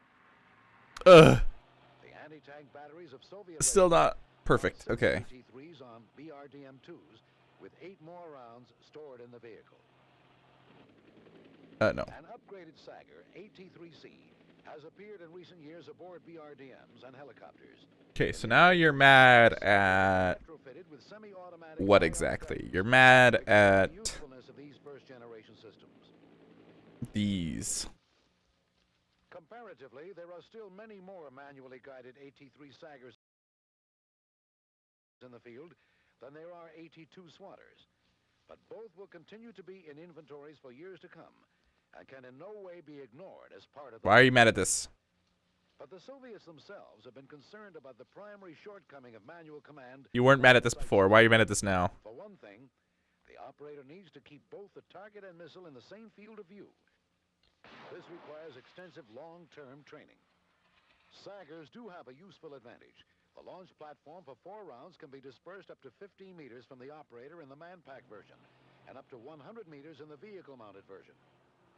However, a useful countermeasure is placing suppressive fire left or right of the launch point. This will disrupt operator control during missile flight time, a relatively long 23 seconds at maximum range. Having detected the launch, you can use high-speed maneuvering to avoid impact. Given the 500-meter missile capture or dead zone for the AT-3, units closer in can readily avoid being hit by maneuvering and by firing to disrupt operator control while the missile is still in the dead zone. This makes it Why for the operator to are you mad? control the missile in the first place. But such effective countermeasures may no longer be so easy to come by in the near future because since the early 1970s, the Soviets have been fielding second-generation ATGMs. The man-pack AT-3 Sager is giving way to the AT-4 Spigot. The vehicle-mounted Sager is giving way to the AT-5 Spandrel. And the AT-2C Swatter is giving way to the AT-6 Spiral. Taken together or individually, these second-generation anti-tank guided missiles represent a severe threat on today's modern battlefield. For the next few minutes, we're going to talk about the AT-4 Spigot, the AT-5 Spandrel, and then the AT-6 Spiral. Finally, we will describe what the total threat looks like and what we can do about it if we have to go to war against these weapons tomorrow. Let's start with a look at the AT-4 Spigot. Spigot. In general, the AT-4 Spigot will replace the man-pack Sager and may replace Sager on the BMP and BMD as well. The AT-4 Spigot is a tube-launched, wire-guided Cyclo system, and the missile has a heat warhead. Oh, I think no, I don't know. Is 120 millimeters, and the missile itself. No, you're not mad at this specifically. You're mad at the bone? A 3-man crew deploys the missile system. Yeah, you're mad at the bone because it doesn't actually exist. In the AT-4 Spigot, So if I do this, this should fix you. the periscope provides for both optical target tracking and IR missile tracking. Because the AT-4 Spigot is a Cyclo system, there is no provision for remoting the operator from the launch platform. The operator needs only to keep the target in his sights, and the Cyclo's capability does the rest of the job, since the missile is automatically slaved to the line of sight. Kerblam. AT-4 Spigot has a minimum effective range of 100 meters, a maximum effective range of 2,000 meters, and travels at a velocity of 150 to 200 meters per second, giving it a maximum flight time of just 10 to 13 seconds. Probability of a hit on the first round is 90% in ideal conditions, degraded somewhat in actual combat. This sharp reduction in flight time in the AT-4 compared with the AT-3 puts additional pressure on the defender because there is only about half as much. Hey, there we go, fixed it. For detection, reaction, and evasion. The heat warhead is assessed as being capable of penetrating armor 500 to 600 millimeters thick. So we have this now. Because the launch rail is with no weapons. It is expected that missiles will be carried in a single vehicle. Why are you not armed? For those vehicles mounting ATGMs atop main guns, dang it. with AT-3 Sager, And then we have the M163. Transition will be made to a canistered ATGM. AT-4 guidance and control capability with respect to initial launch azimuth forms a cone that shows how much leeway the operator has in steering the missile to the target.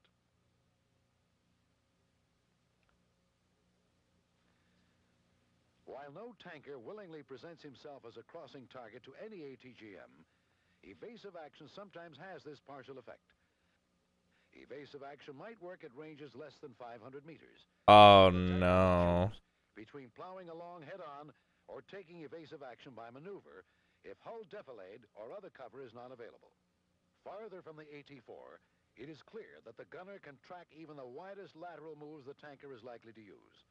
While closer in, the gunner will have more difficulty, and the tanker may even be able to escape entirely by means of evasion. But the dead zone is only 100 meters, and as soon as the gunner captures control of the missile beyond that, the tank is a live target. A target. Okay, well the M163 works. The tanker's problems are even more severe when the ATGM Even has sound. is the AT-5 Spandrel, due mainly to its longer reach, estimated at 4,000 meters. AT-4s and AT-5s Look at that. may be expected to be effective not Now only this guy doesn't work. in a more limited sense against Man, I was so confident. The AT-5 Spandrel is a Cyclo system. Since the late 1970s, the AT-5 has been mounted on the BRDM-2 Scout car, but that's no guarantee that's the way it's going to stay. Missiles for these ATGMs have not been seen, but in each case the round is stored, transported, and mounted in a fiberglass tube. On the BRDM-2, 5 missiles are mounted on a transversible mount just behind the 2 front hatches. Rotatable electro-optics that integrate optical and missile tracking IR sights in a periscope. So I'm just gonna copy all this and assume this might work. You know. So now that we saved that, we'll just do new. And when we change code, we don't have to reload everything. We can just do a new. In the AT-5, the launch tube is 1,300 millimeters long and 155 millimeters in diameter. The tube has a blowout cap at the front and is flared at the rear. The total assembly. Okay, so the vehicle can fit 12 people. There we go. Mounts a heat warhead. As the tube is mounted on the rail, it is thought that all electrical and mechanical connections for firing are completed, and the system is ready for action.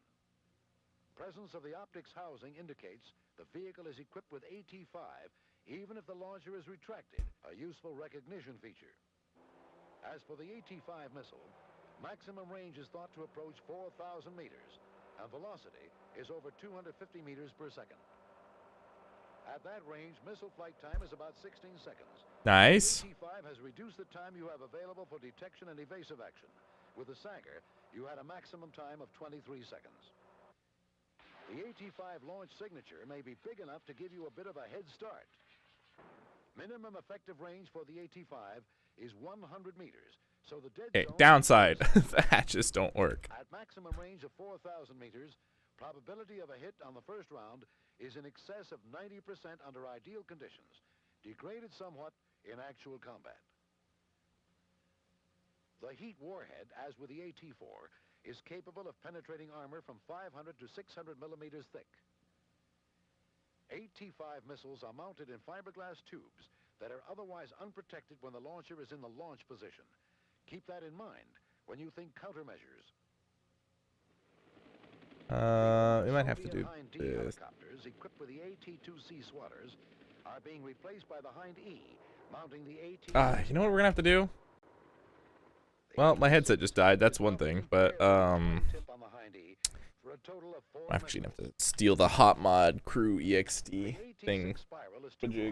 With Cyclo's guidance, and is believed to have a radio frequency command link like the swatter. The exact missile dimensions are unknown, but the warhead is believed to be somewhat heavier than those for AT-4 and AT-5. Where range is estimated to be 5,000 meters with a velocity they of have a whole like meters per second.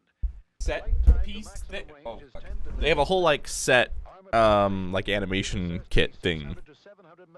Well, not I guess set animation. Basically, they got a whole thing for their animations and stuff and their unit placement. Which this isn't necessarily bad. It's just sometimes it can make things more difficult when it comes to like updates. game updates. So when the devs update the game, it'll like get obliterated during the update, basically. Also a constraint, so you can expect to find AT-6s being fired somewhat closer in. Nevertheless, probability of a hit on the first round under ideal conditions is 90%, degraded somewhat in actual combat. Degraded somewhat in actual combat. The Soviet ATGM threat extends beyond the fact that these are second-generation missiles, faster, longer range, more accurate. The other main factor is that there will be many of them, especially AT-4 and AT-5. All right, so with that, opposing force units. It is properties. to recognize that virtually every ground force unit will be equipped with one or the other or both. In the motorized rifle divisions, the BMP-equipped regiment carries a launch rail on each vehicle, mounting the AT-3. In the BTR regiments, the anti-tank platoon has two BTR-60s or 70s that carry 4 AT-4 launch systems. In each ATGM battery of both BMP and BTR regiments, and the anti-tank battalion at division level, there are 9 BRDM-2s with AT-5 launchers. Okay. We'll grab the property set. The BMP carries launch rails for AT-3s on its guns, and the ATGM battery is equipped with 9 BRDM-2s with AT-5 launchers. Replace that.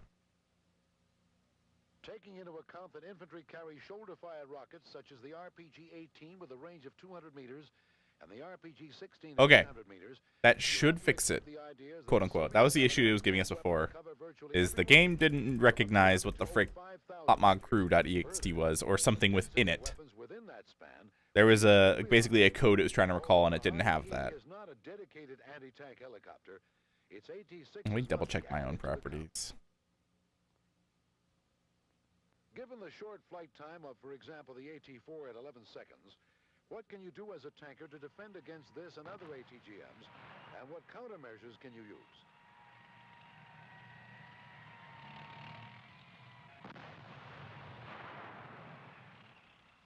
Because of its small frontal profile, a well-camouflaged AT-4 will be difficult to detect. Even when launched, the signature is small. Where is it? Altogether, under combat conditions, detection of launch and of the missile in flight is likely to come later than sooner, eating up your reaction time. Time may be so short, in fact, that just evasion by maneuvering may not be good enough.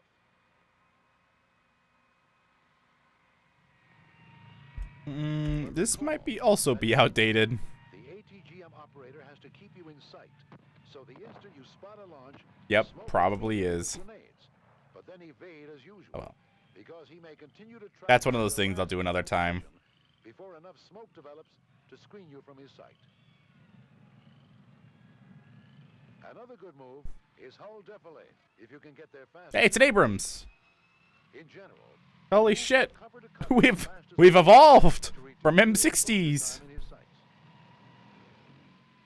Keep in mind also that in both the missile is in a fiberglass tube. That was horrifying. Anyway. Any kind of fire.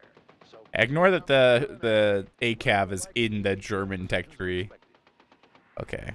if the unit opposing you is BMP equipped, that single AT-3 on the gun launch rail is not going to be fired on the move. 3, 4, 5, 6. So far as helicopter AT-6s are concerned, local cover may not be as effective. Because they are not AT dedicated, but are general ground support, they may not spot you. And again, smoke may help if you can get it into the operator's line of sight. Okay, well, we only got 4 dudes in again. Air defense may get you the benefit of either killing the helicopter or forcing it into evasive maneuvers that will carry you out of the operator's field of view. Oh, you know why? We didn't actually save it. The Soviets have introduced a severe new Whoopsies. anti-tank guided missiles with unprecedented speed, range, and accuracy. Alright, time to make sure the tank doesn't explode. Whoop. Hey, it didn't explode. Watch this. I say watch this with hope that the game doesn't just go, nope, and die. 5, 6, so it should be able to fit like 12 people in it.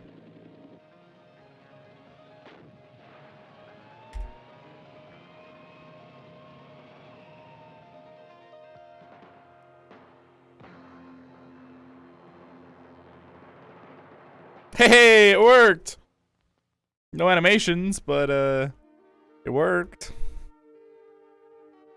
I'm okay with that, to be honest. I'm okay with it.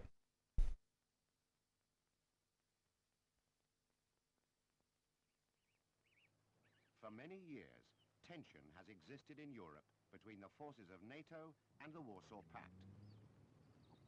And it is in West Germany that any future attack might well be launched. I think I know how to add the animations. The threat comes, of course, from the Soviet-controlled East, and nobody in the free world can predict when, or indeed if, an attack will come. Beyond the East German border is the largest Soviet force outside the Soviet Union. And if the invasion ever comes, many of you are the soldiers who will have to face it. You need to have the answers ready before the problems arise, and learn the lessons today, because tomorrow could be too late.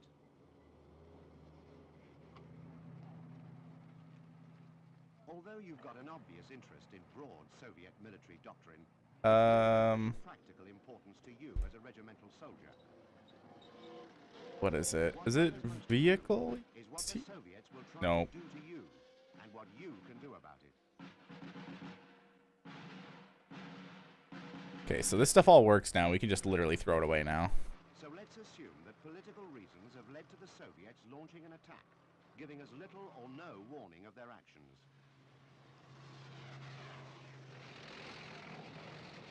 Because that just works now. To meet the Soviet threat, This is all fine and dandy.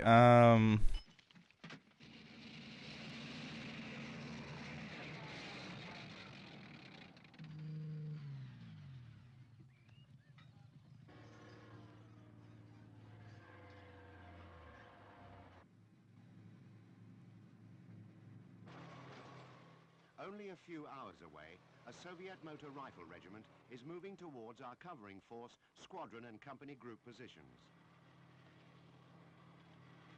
For the sake of speed, Soviet forces... I don't think I need the animation folder anymore. I can just delete it. As in our own army, the grouping will vary according to the task.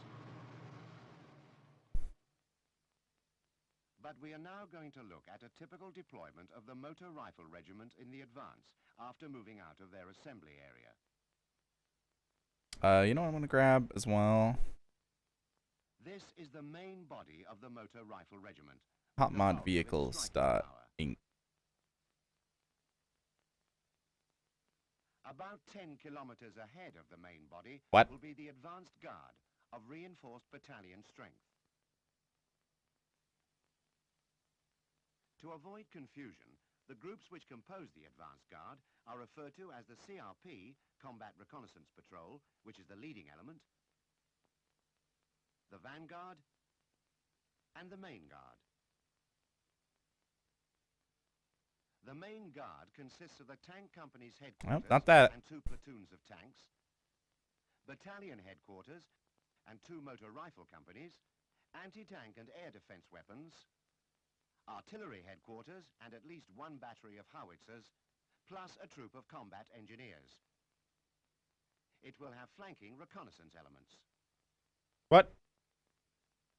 The vanguard, a reinforced company group, has 3 tanks, 10 APCs, and 2 self-propelled air defense vehicles, with anti-tank and combat engineer support, NBC reconnaissance, and artillery reconnaissance.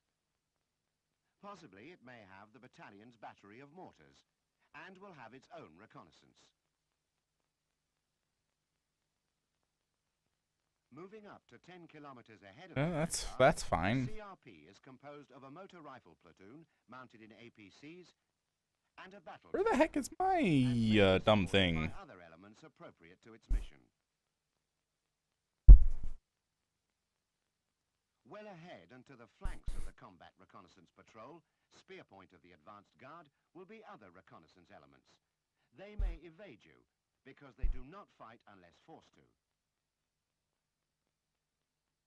But the Combat Reconnaissance Patrol... I've lost a thing. ...brush aside opposition, as well as proving routes and reporting on obstacles and on any of your positions or other troops in the path of the regiment's advance.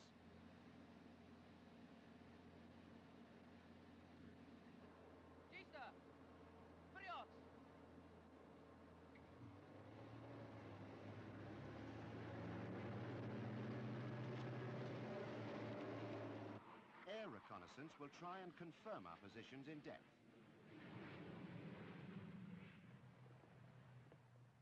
From positions astride his axis, your covering forces engage and delay the advancing enemy, hitting his armor where practicable on his more vulnerable flanks.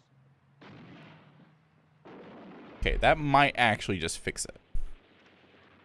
Might. I help. I hope. Here and on other thrust lines, Soviet soldiers and recce vehicles. If not, I'll just live with it. Heck, I might actually just get rid of the ACAV once the US faction comes in and brings like the half tracks and stuff. To be quite honest with you. That they've been fired on by a mixed force of tanks and infantry.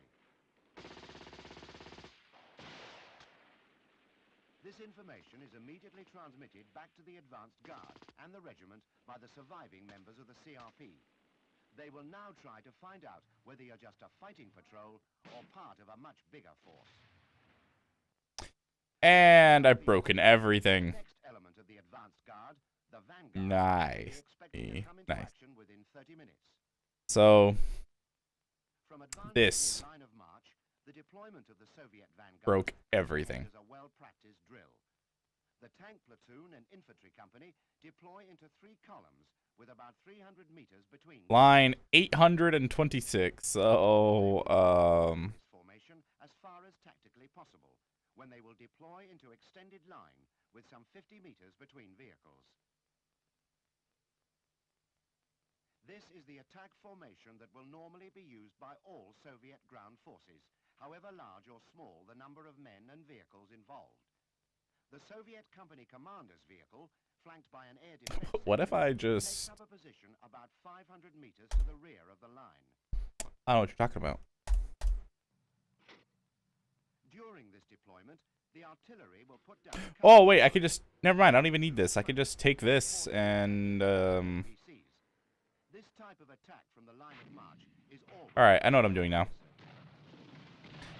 Where the frick is it? Where's my dumb specifics? There it is. So my mod's called BMD because it started with the BMD. Now it's devolved into Nightmare. The enemy has been forced to deploy, has been delayed, and has suffered more casualties.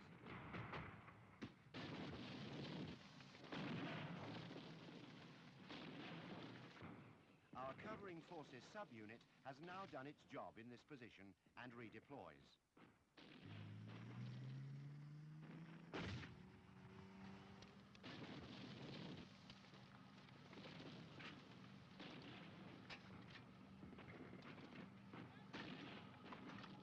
The infantry M-bus behind cover. So if we just find the M113...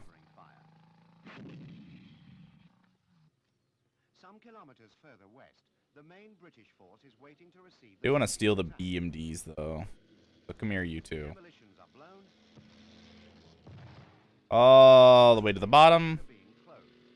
The main battle is now about to begin. But as an example, we are only going to view the battle through the eyes of just one company group, which has been ordered to deny the enemy the use of the main access route between 2 wooded hills. M103, ACAV. The hills astride the valley give Where's the M113? allow defiladed anti-armor and GPMG fire on the approaching vanguard. Routes have been cratered and minefield gaps closed. Alternative battle positions have also been prepared. The approach of the Soviet vanguard will be preceded by reconnaissance, seeking reliable information of your position to help plan their subsequent attack. M113.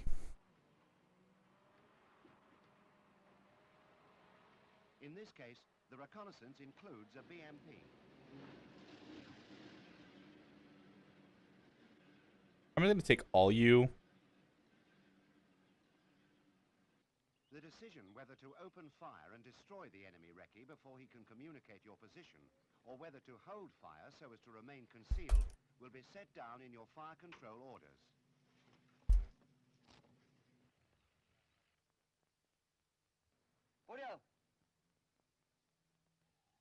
In this case, your orders were to engage the enemy when they reached the minefield, since it was unlikely that a well-trained recce patrol could fail to spot something. I'm gonna delete this hot mod vehicles, and it's gonna scream at me for doing so. But fuck you, I'm doing it anyway.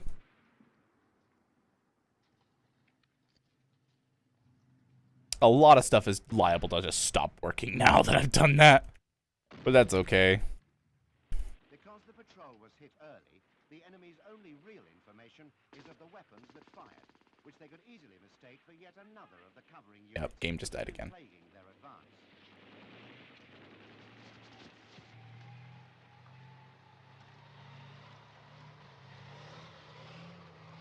Nevertheless, the surviving vehicle... Okay, so you're mad at the BMDs. What are you doing? Supported by artillery fire on the area they think is our main position.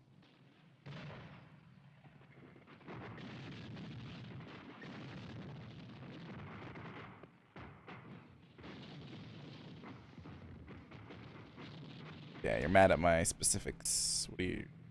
You're check... What? What are we checking? Check fire, BMD, gun 2.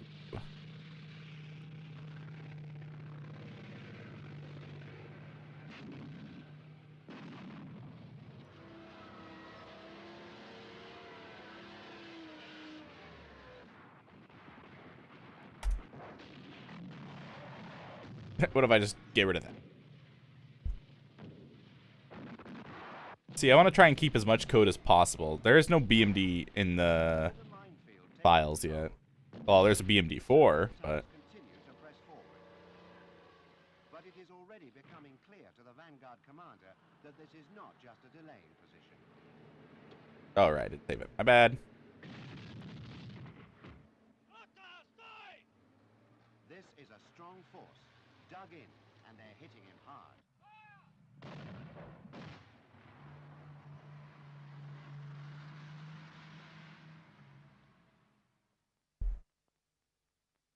The Vanguard is now unable to move forward. It will not withdraw, but may adjust position, so as to observe and bring effective fire onto the defense. Within 60 minutes of first contact, the main guard will have moved up to join the Vanguard. And with its arrival, more artillery becomes available to lay down a heavier barrage. However many attacks by forward elements of the advanced guard you have to face, you can be sure of one thing. They will not withdraw, because to the Soviets, minor setbacks are not defeats. They'll try to press forward, and will only accept loss of momentum when you force it upon them.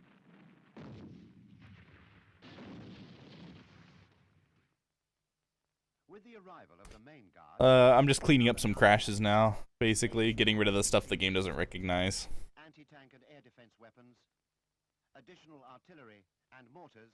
What? You are now facing... You're not supposed to... Okay, I was about to say... It started loading for a minute. I was about to be like, what the f... Even though the advanced guard is only a third of the motor rifle regiment, the enemy force against you at this early stage of the battle is formidable. You may also have been attacked from the air, which could include fire support helicopters.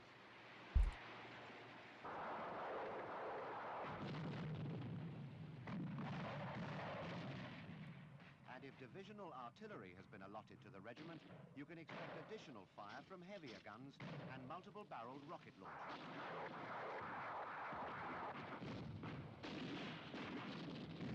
Yeah, it's mad at this.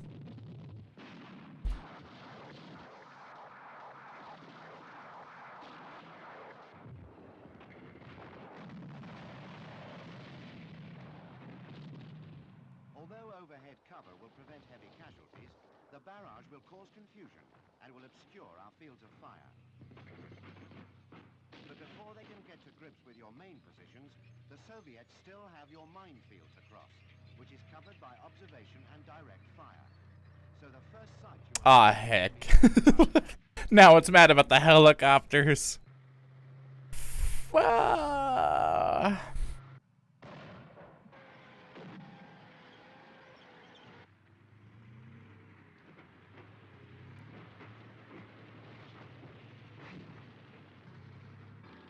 mine-clearing tanks are closely followed into the which now keep rigidly to the safe path.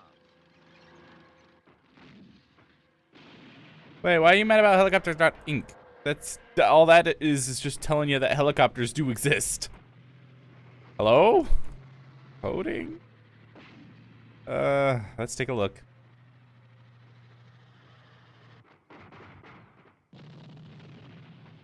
Oh, don't tell me I have to tell you what a helicopter is. Maybe the helicopter. It's made out of chocolate.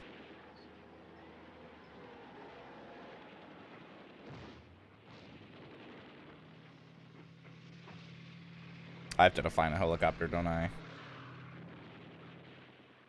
Behind the tanks come the infantry in their APCs. Soviet infantry debus only when they have no alternative. In this case, to widen the frontage of the assault, the infantry must dismount, as their wheeled APCs are unable to follow in the tracks of the tanks. Because they dismount over the top of the vehicle, infantry dismounting from BTR-60 PPs are very vulnerable to both direct and indirect fire.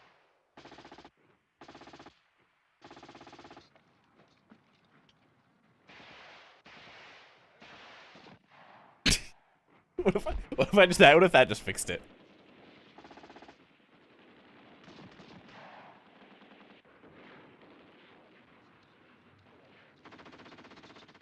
So this attack is now by dismounted infantry. No, now you just don't know that helicopters exist. Why? On the far side of the minefield. In addition to their automatic weapons, they may be supported by AGM. Hello? Why did you forget helicopters exist? You have a helicopter Inc. right here. Smoke may well be used to screen the dismounted troops as they advance.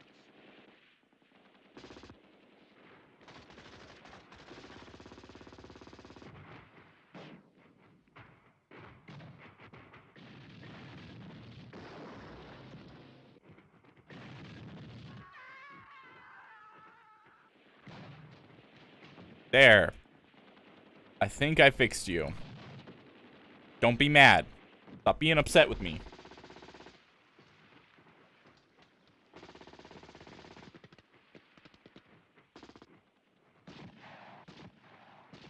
It's just more upset. It really is upset with me with helicopters.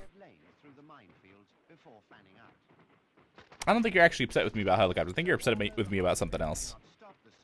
What are you upset about? Helicopters have not been an issue. I'm thinking you're complaining about the vehicles. To prove how good you are on a man-to-man basis.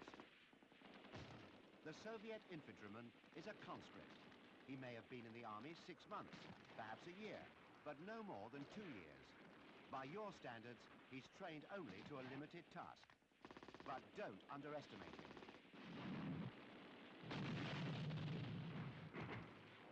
His weapons skills are good. He knows how to go forward and how to attack. Under current Soviet military doctrine, that's all he needs to know.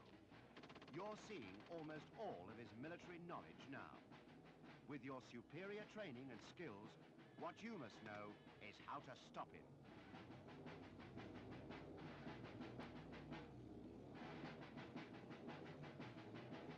Nice.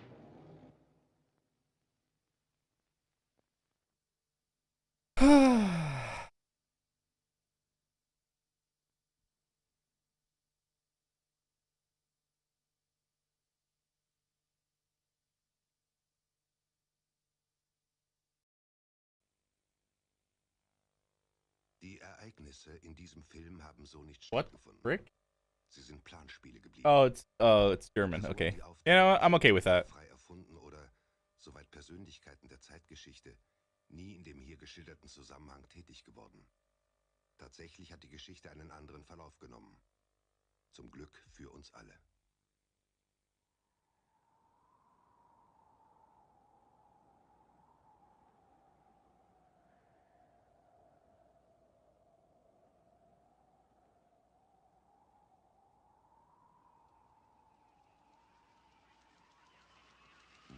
Frick. All right.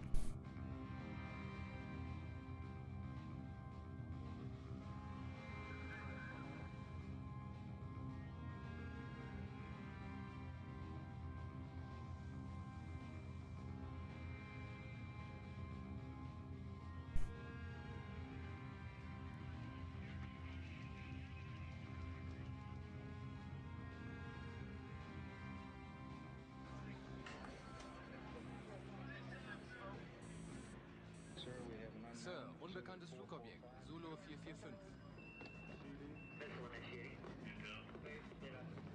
Verstanden. Raketenstart aus Sowjetunion. Roger, understand side report valid, enter valid, and stand by for sync NORAD assessment. Good, enter the valid. Sir, the valid is in the system. General, at this time we have indications of... General, wir haben Erkenntnisse über einen sowjetischen Raketenanflug. Copy. Sir, we have another unknown in the system.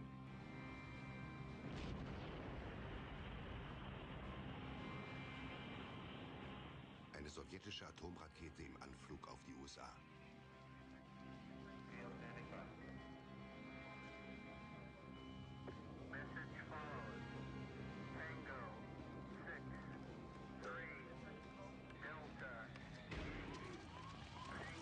Alright. Come here, Hot Mod. Let's see what you're doing.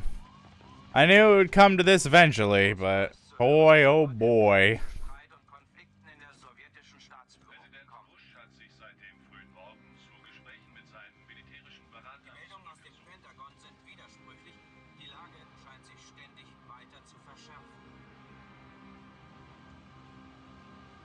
Können Sie mich hören? Können Sie mich noch hören? Hier ist Bonn. Hier wurde soeben ABC-Alarm ausgelöst. Ich wiederhole, keine Übung, ABC-Alarm. Vor wenigen Minuten sind in ganz Washington die Luftschutzsirenen angelaufen. Sie können es vermutlich hören. Hier im Weißen Haus ist riesige Nervosität ausgebrochen, große Hektik herrscht, doch niemand sagt etwas. There is a tremendous amount of activity going on at the White House, but I'm unable to convey to you any of what's going on. Nobody...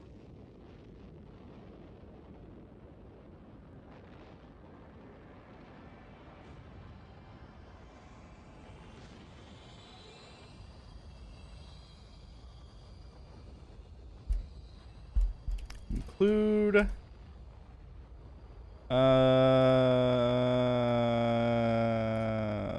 my stuff. Boomed. Specifics. Dot. Oink.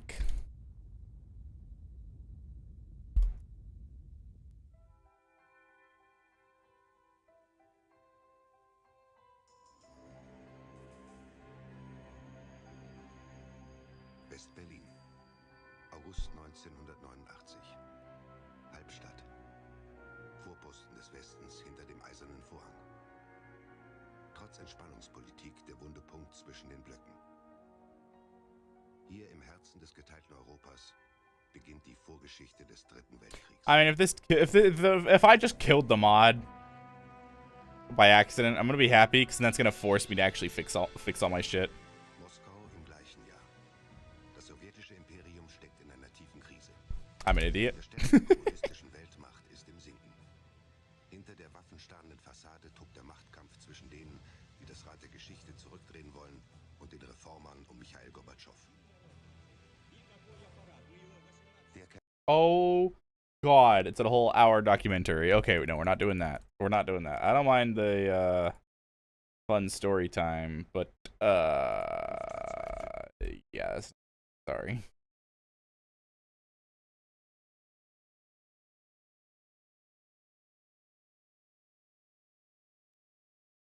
Sorry. We're gonna go back to the Royal Engineers. Have fun. Alright, now it's just not even recognizing my own files. Oh, you know what? I forgot something. Very important again. A quotation mark.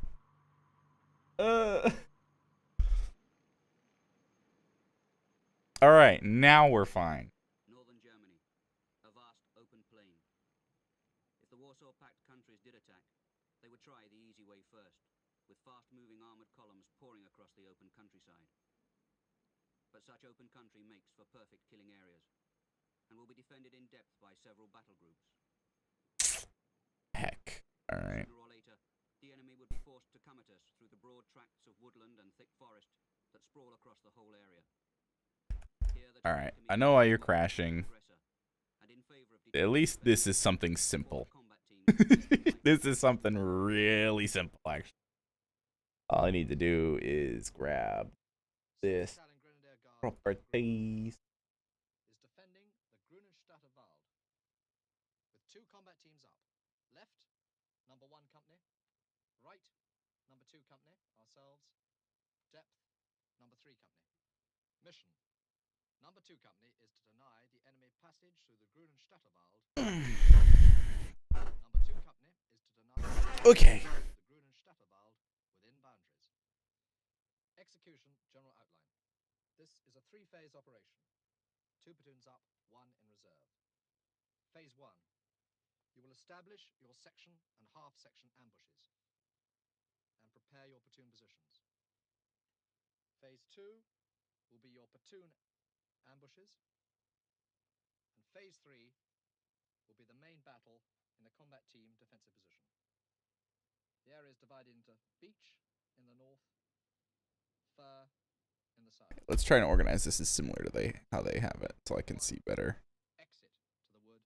Okay, so there's just a whole extra line there from BIM specifics. And there's not. You will be in the furs, ambushing dog, cow, and cat. 6 platoon, you will be in the beach, ambushing Apollo, Saturn, and Jupiter. 4 platoon, you will man and dig the main combat team position. 4 platoon is the reserve platoon, and to them falls the task of preparing the main combat team position, for themselves and for the 2 forward platoons. They'll be helped by the sapper detachment, with all the equipment at their disposal. They've got about 36 hours. With anything less than 36 hours, the whole combat team might have to dig in here first, before moving forward to prepare the platoon and section ambushes. The important thing is to sight the... Might have to go back and change a bunch of sounds, but hey, at least it's not dying. And to give them good overhead protection, and then to camouflage them effectively. Every trench must be fully stocked with ammunition, ready for the forward platoons when they eventually fall back. So the thing that's not working is BT sound. The reserve platoon's APC should be well dug in, not just for their own protection, Mainly because BT sound doesn't exist anymore, I don't think.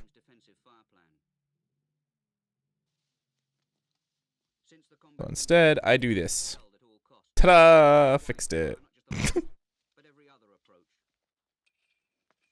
Yeah, I think BT sound was just like a super, like, it was like really early in the game's lifespan. And then they got much more detailed and specific with their sounds later on. And eventually I just stopped using the BT sound. It's now all like Panzer IV, SDKFCs, and stuff. Trees limit their range and their mobility. Only 1 tank is being dug in on the combat team's main defensive position. That's because there's only 1 good tank shoot available. The rest of the troop and the Milan detachment can be held in reserve, covering the rear of the wood in case enemy armor... I'm sorry, I've got a whole ass helicopter script in here. Why? The combat team commander's orders are repeated at platoon level. Okay, I believe you. I'm not gonna fuck with that right now until it gets mad at me to fuck with it. Then I'll fuck with it. Setting up 2 individual section ambushes. Sunel Shore, you will take the left forward ambush position known as Route Apollo. Moore, you will take What? the right forward ambush position known as... Never mind. Sounds aren't working no more. Because they don't apparently exist even though they should. Platoon ambush position overlooking Route Jupiter at the bottom of the hill here. Right, move. Again, time permitting, the reserve section will dig the platoon defensive position, while the other 2 sections go forward to prepare their ambushes. Digging in has exactly the same priorities both in beechwoods and in furs. The trenches must be deep. They must be properly revetted. And they must have good, solid overhead protection. This can be based on logs, and there are literally piles of these in most German forests. By houses, or from anything else that comes to hand. The main thing is to build a good base for the 2 layers of sandbags and earth, which will provide protection from the shrapnel caused by artillery fire bursting overhead in the trees. Well, the sounds still exist. They like the IS sound and stuff. Trees grow so close together, it's often difficult to find a good ambush position. Oh. Wait, I know what's happened. They come down to finding arcs of fire which They've gone this way, haven't they? Then it's just a matter of clearing away the undergrowth.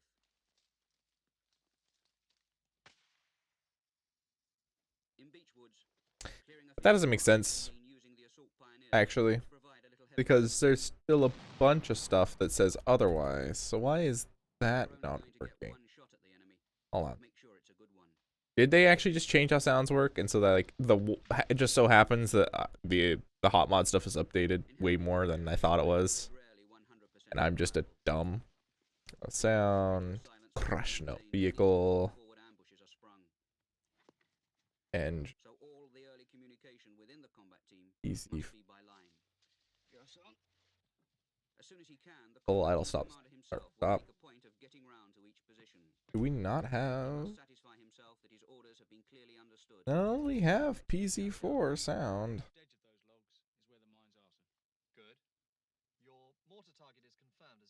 Well-coordinated supporting fire could be vital to a section bugging out through Beechwoods, where the trees themselves offer only partial cover. Single strand 2 T70, yeah.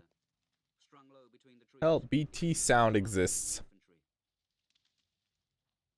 The best deterrent, though, is the command-detonated anti-personnel mine. This will What? annihilate anything within a 60-meter arc. Properly sighted, it can give a sub-unit a 30-second start at the beginning of a bug-out. A section bugging out. What? Huh? But that makes it even more important. What do you mean? And clearly marked. Chotto mate. Is a different proposition. The trees offer much What? protection, so it may have to be a set-piece withdrawal under covering fire. What? That's something that must be properly rehearsed. Huh? This will be your position by this tree, facing that way, covering those arcs, giving us covering fire across the open ground. Once we're out the open ground, we will then call you in. Any questions? Right, rest of you left for me.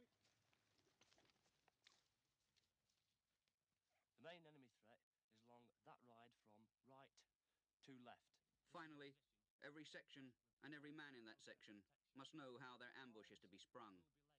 Confusion costs lives, our lives, instead of the enemy's. Unless you are attacked, then as Okay, let's check this out. Interaction. Is there anything in here that is similar to what the hot mod has? No, because hot mod's really smart and they have all their stuff separated. It's literally just hot mod blank, hot mod blank, hot mod blank.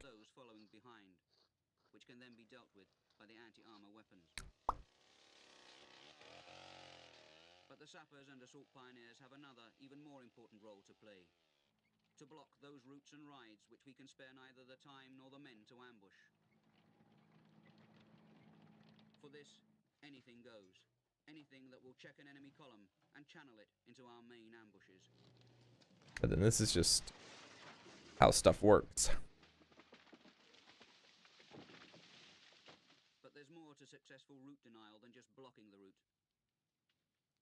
Every obstacle must be comprehensively mined. Didn't we already watch this? But against enemy personnel who might try to dismantle the block. Yeah, we did. I remember this part.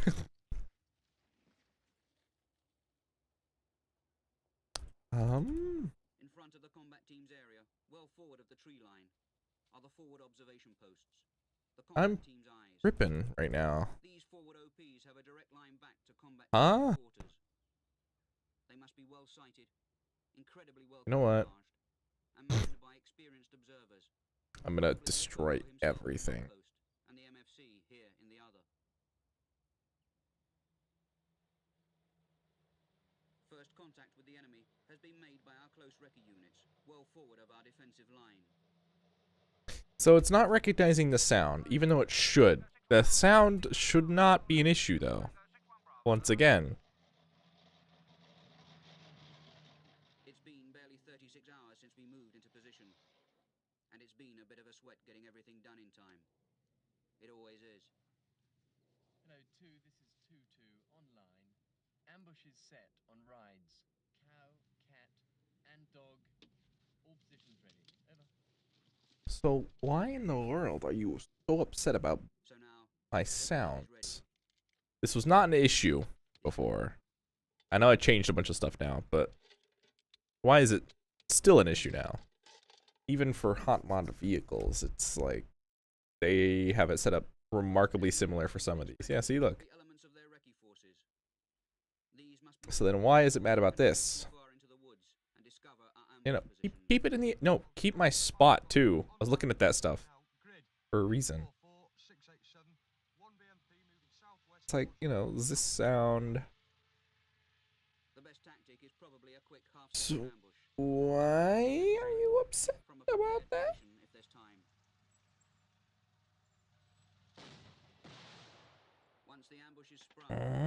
Infantry begin to show their faces. EA sound? Hit them with everything you've got.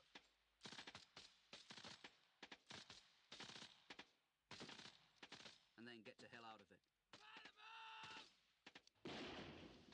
The classic guerrilla tactic. Hit and run.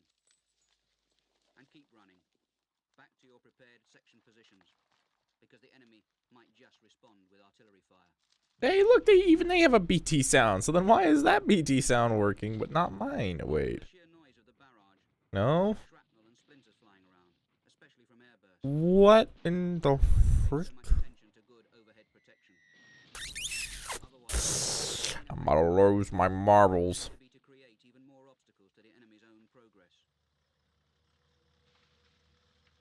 The main thrust will come in fast behind the artillery barrage. Hello 2, this is 5 to Alpha. Contact now. The grid. 852676. Approximately 4 tanks, 10 APCs moving. You know what? You know what? I'm about to just commit the unthinkable. I'm curious. If our sappers have done their job properly, the only routes open to the enemy are those which will lead him straight into our section and platoon. The aim of an ambush is to knock out the enemy's armored vehicles so they block the route for anything following behind. The leading vehicle is allowed to pass and run onto a mine. The anti-armor weapons take out the vehicles behind it. Small arms deal with the infantry, firing rapid until the anti-personnel mines are detonated. The section bug out, leaving the route blocked twice over.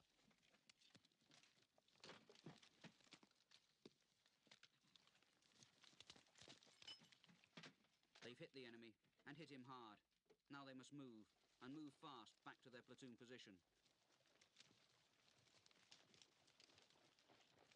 But the enemy may not develop his attack through the fir trees. He too might try the unexpected, and regroup to concentrate his attack through the beechwoods. I'm gonna try this. I'm gonna try a couple more things. Well, then I think I'm done if it doesn't work. And I'll. This is, to be honest, a great point to just restart doing stuff. Yeah. Why are you forgetting sound defines? Why are you forgetting sounds? We still have sounds. It's not like they've stopped existing. You're just not calling on the definition or something. No, that's not true. It's tank sound defines.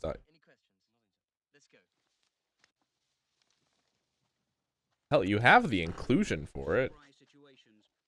Depends on how well the defenders have wrecked their own sector of the woods. If they know their ground, they can set up an unplanned ambush with speed and determination, and every hope of success. So then, why?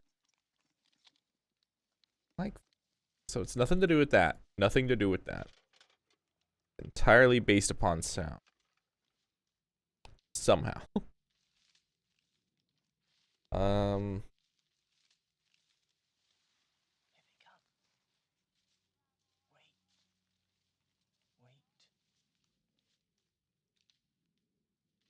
Right there.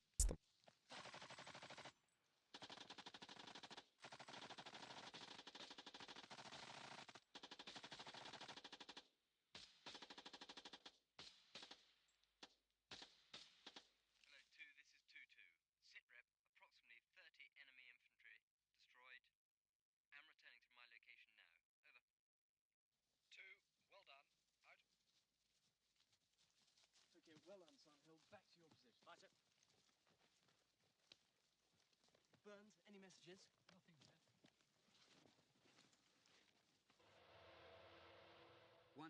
I mean, like I said, I'm not too worried about losing all the stuff I've done, because I need to clean it up anyway. I need to clean it up, and not only that, but I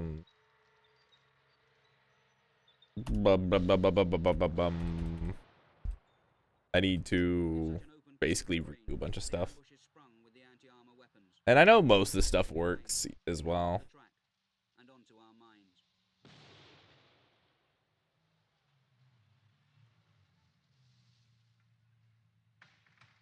Still, it's weird though that you're suddenly like, I don't know how to do the thing. Is there something wrong? Did I misspell the specifics?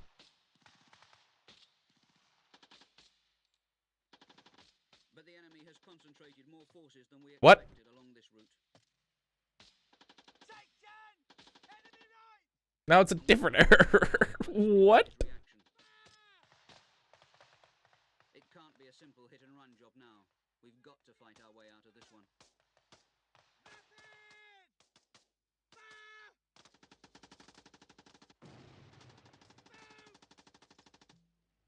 Hang on, what if I put my dumb shit at the very bottom?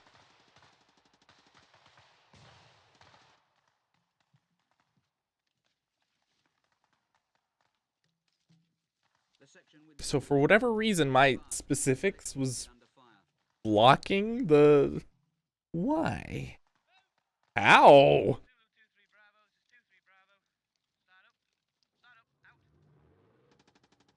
Include paradrop.inc. Oh yeah, that's right, you don't have paradrop.inc. Well, we're not gonna use the paradrop, so I'll just remove it. To be quite honest.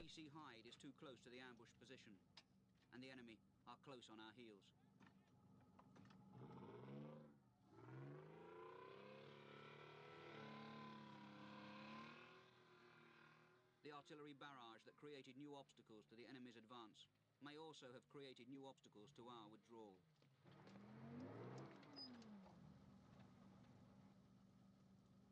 That's why APCs shouldn't be parked too close to the ambush position. Otherwise, you could end up getting more than a parking ticket.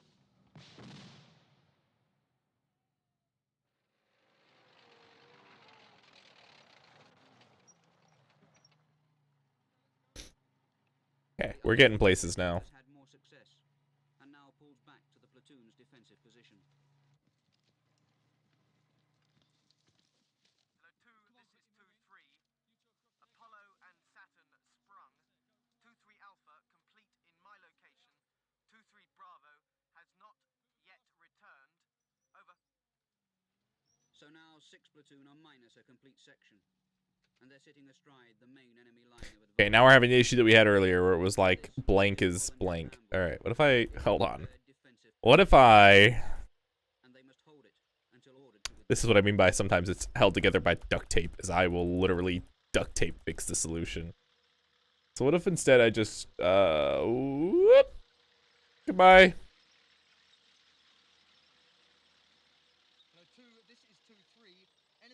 Because I don't want to spend 30 minutes defining 30 billion things, or finding the defines for said 30 billion things. So, Alright, what is it now? Include medic.inc. Oh, yeah. You don't need that. And hit again. And keep on hitting, because this time we do not run. We stand and fight. Hello 2, this is 2-3. Sitrep, as at 13:20 hours. Jupiter sprung. Thanks, error log. It's just like, alright, now it's oh, wait, did I not save it? Why is there a RAR file for entity.set? No.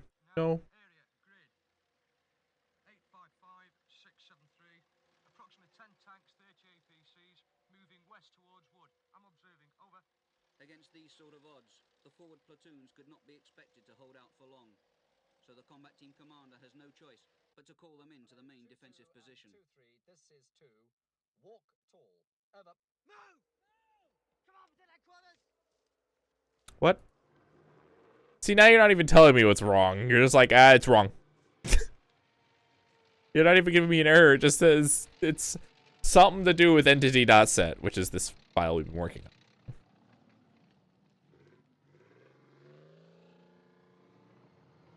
So there's not even an error for it now. It just refuses. That helps. I appreciate it. What could be wrong?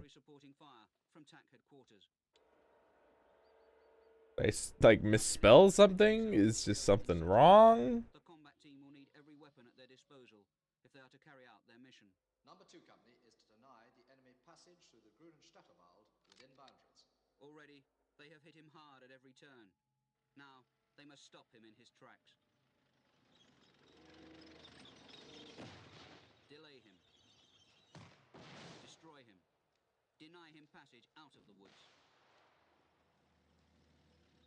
If we can stop him breaking out of the area, bottle him up in the woods, force him to pour in more and more of his resources, we set him up as a prime target for our artillery. What in the world?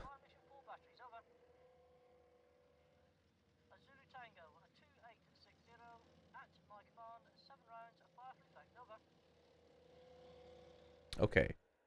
To hell with this. Let's just get rid of this.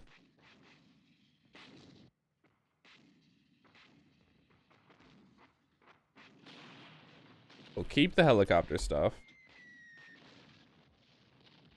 And the strike, because we kind of need that for their airstrikes. Once an enemy gets into a wooded area, we must make sure he never gets out alive.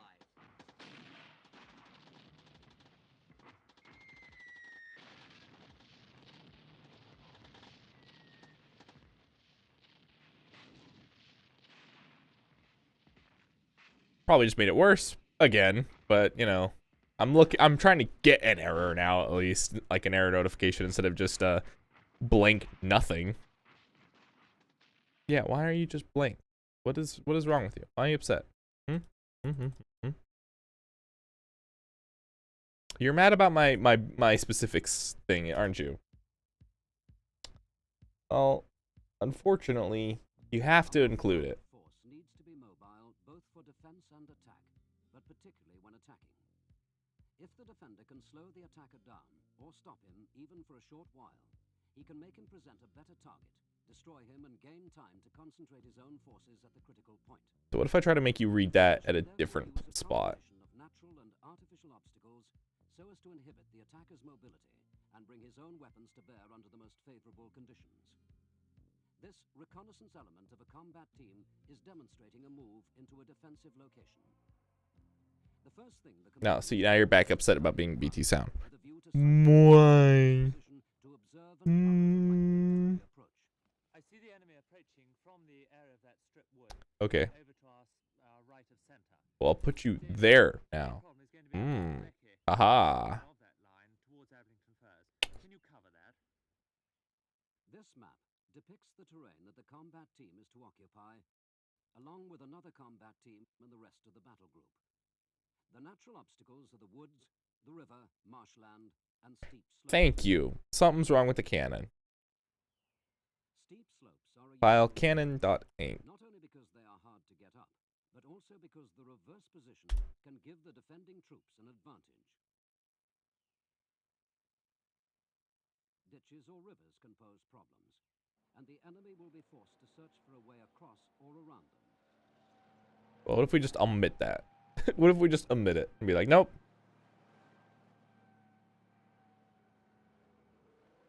It's not gonna like that I did that. There's no way. Yeah, you're like, wait a minute, what about airborne.inc?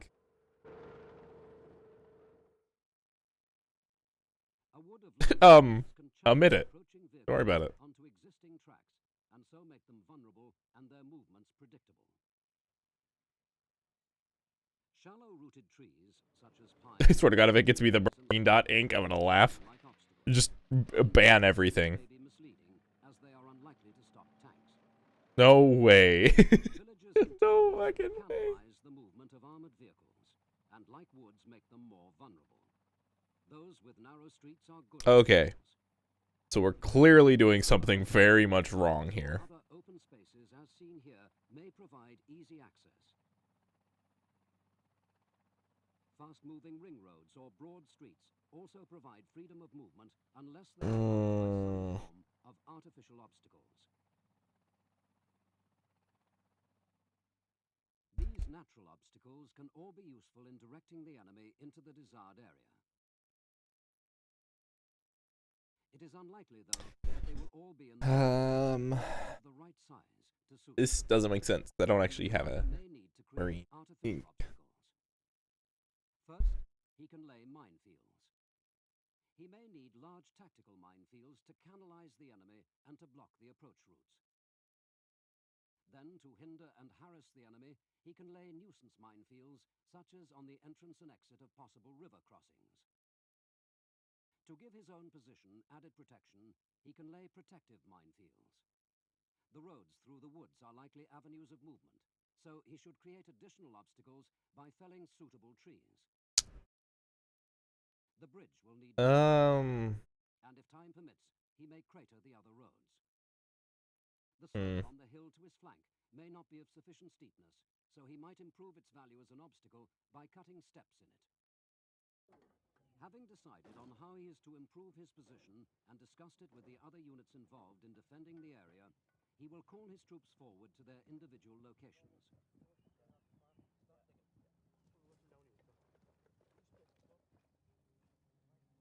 All right, I'm done with this. I'm done with it. I'll just have to download a backup from the workshop and re-add stuff. Yeah, I have it uploaded.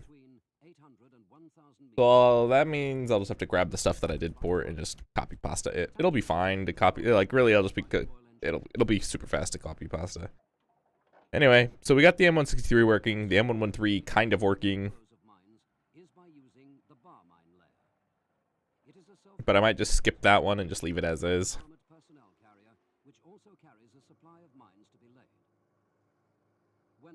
And then we have Persist Dudes done.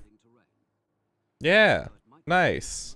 The contours of the ground should be followed, and any crop lines or changes in land color used to disguise the location and thus surprise the enemy.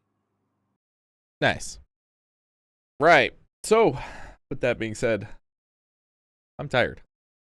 It's time to rest. Thanks for hanging out today. Appreciate you guys. Remember to like and subscribe. I don't know. This is kind of just a chill stream where I just did stuff. I was gonna have to do this eventually, so here I am. Yeah. There's gonna be more of this likely happening once the US faction actually comes out. But until then, we made the demo guard. It's pretty cool. Right. You know what to do. Like and subscribe if you want more of this, at least. Do it anyway, if not. Yeah. Yeah. Alright, get out of here. Take care. Have a good evening, good morning, or whatever. Whatever it is. See you around.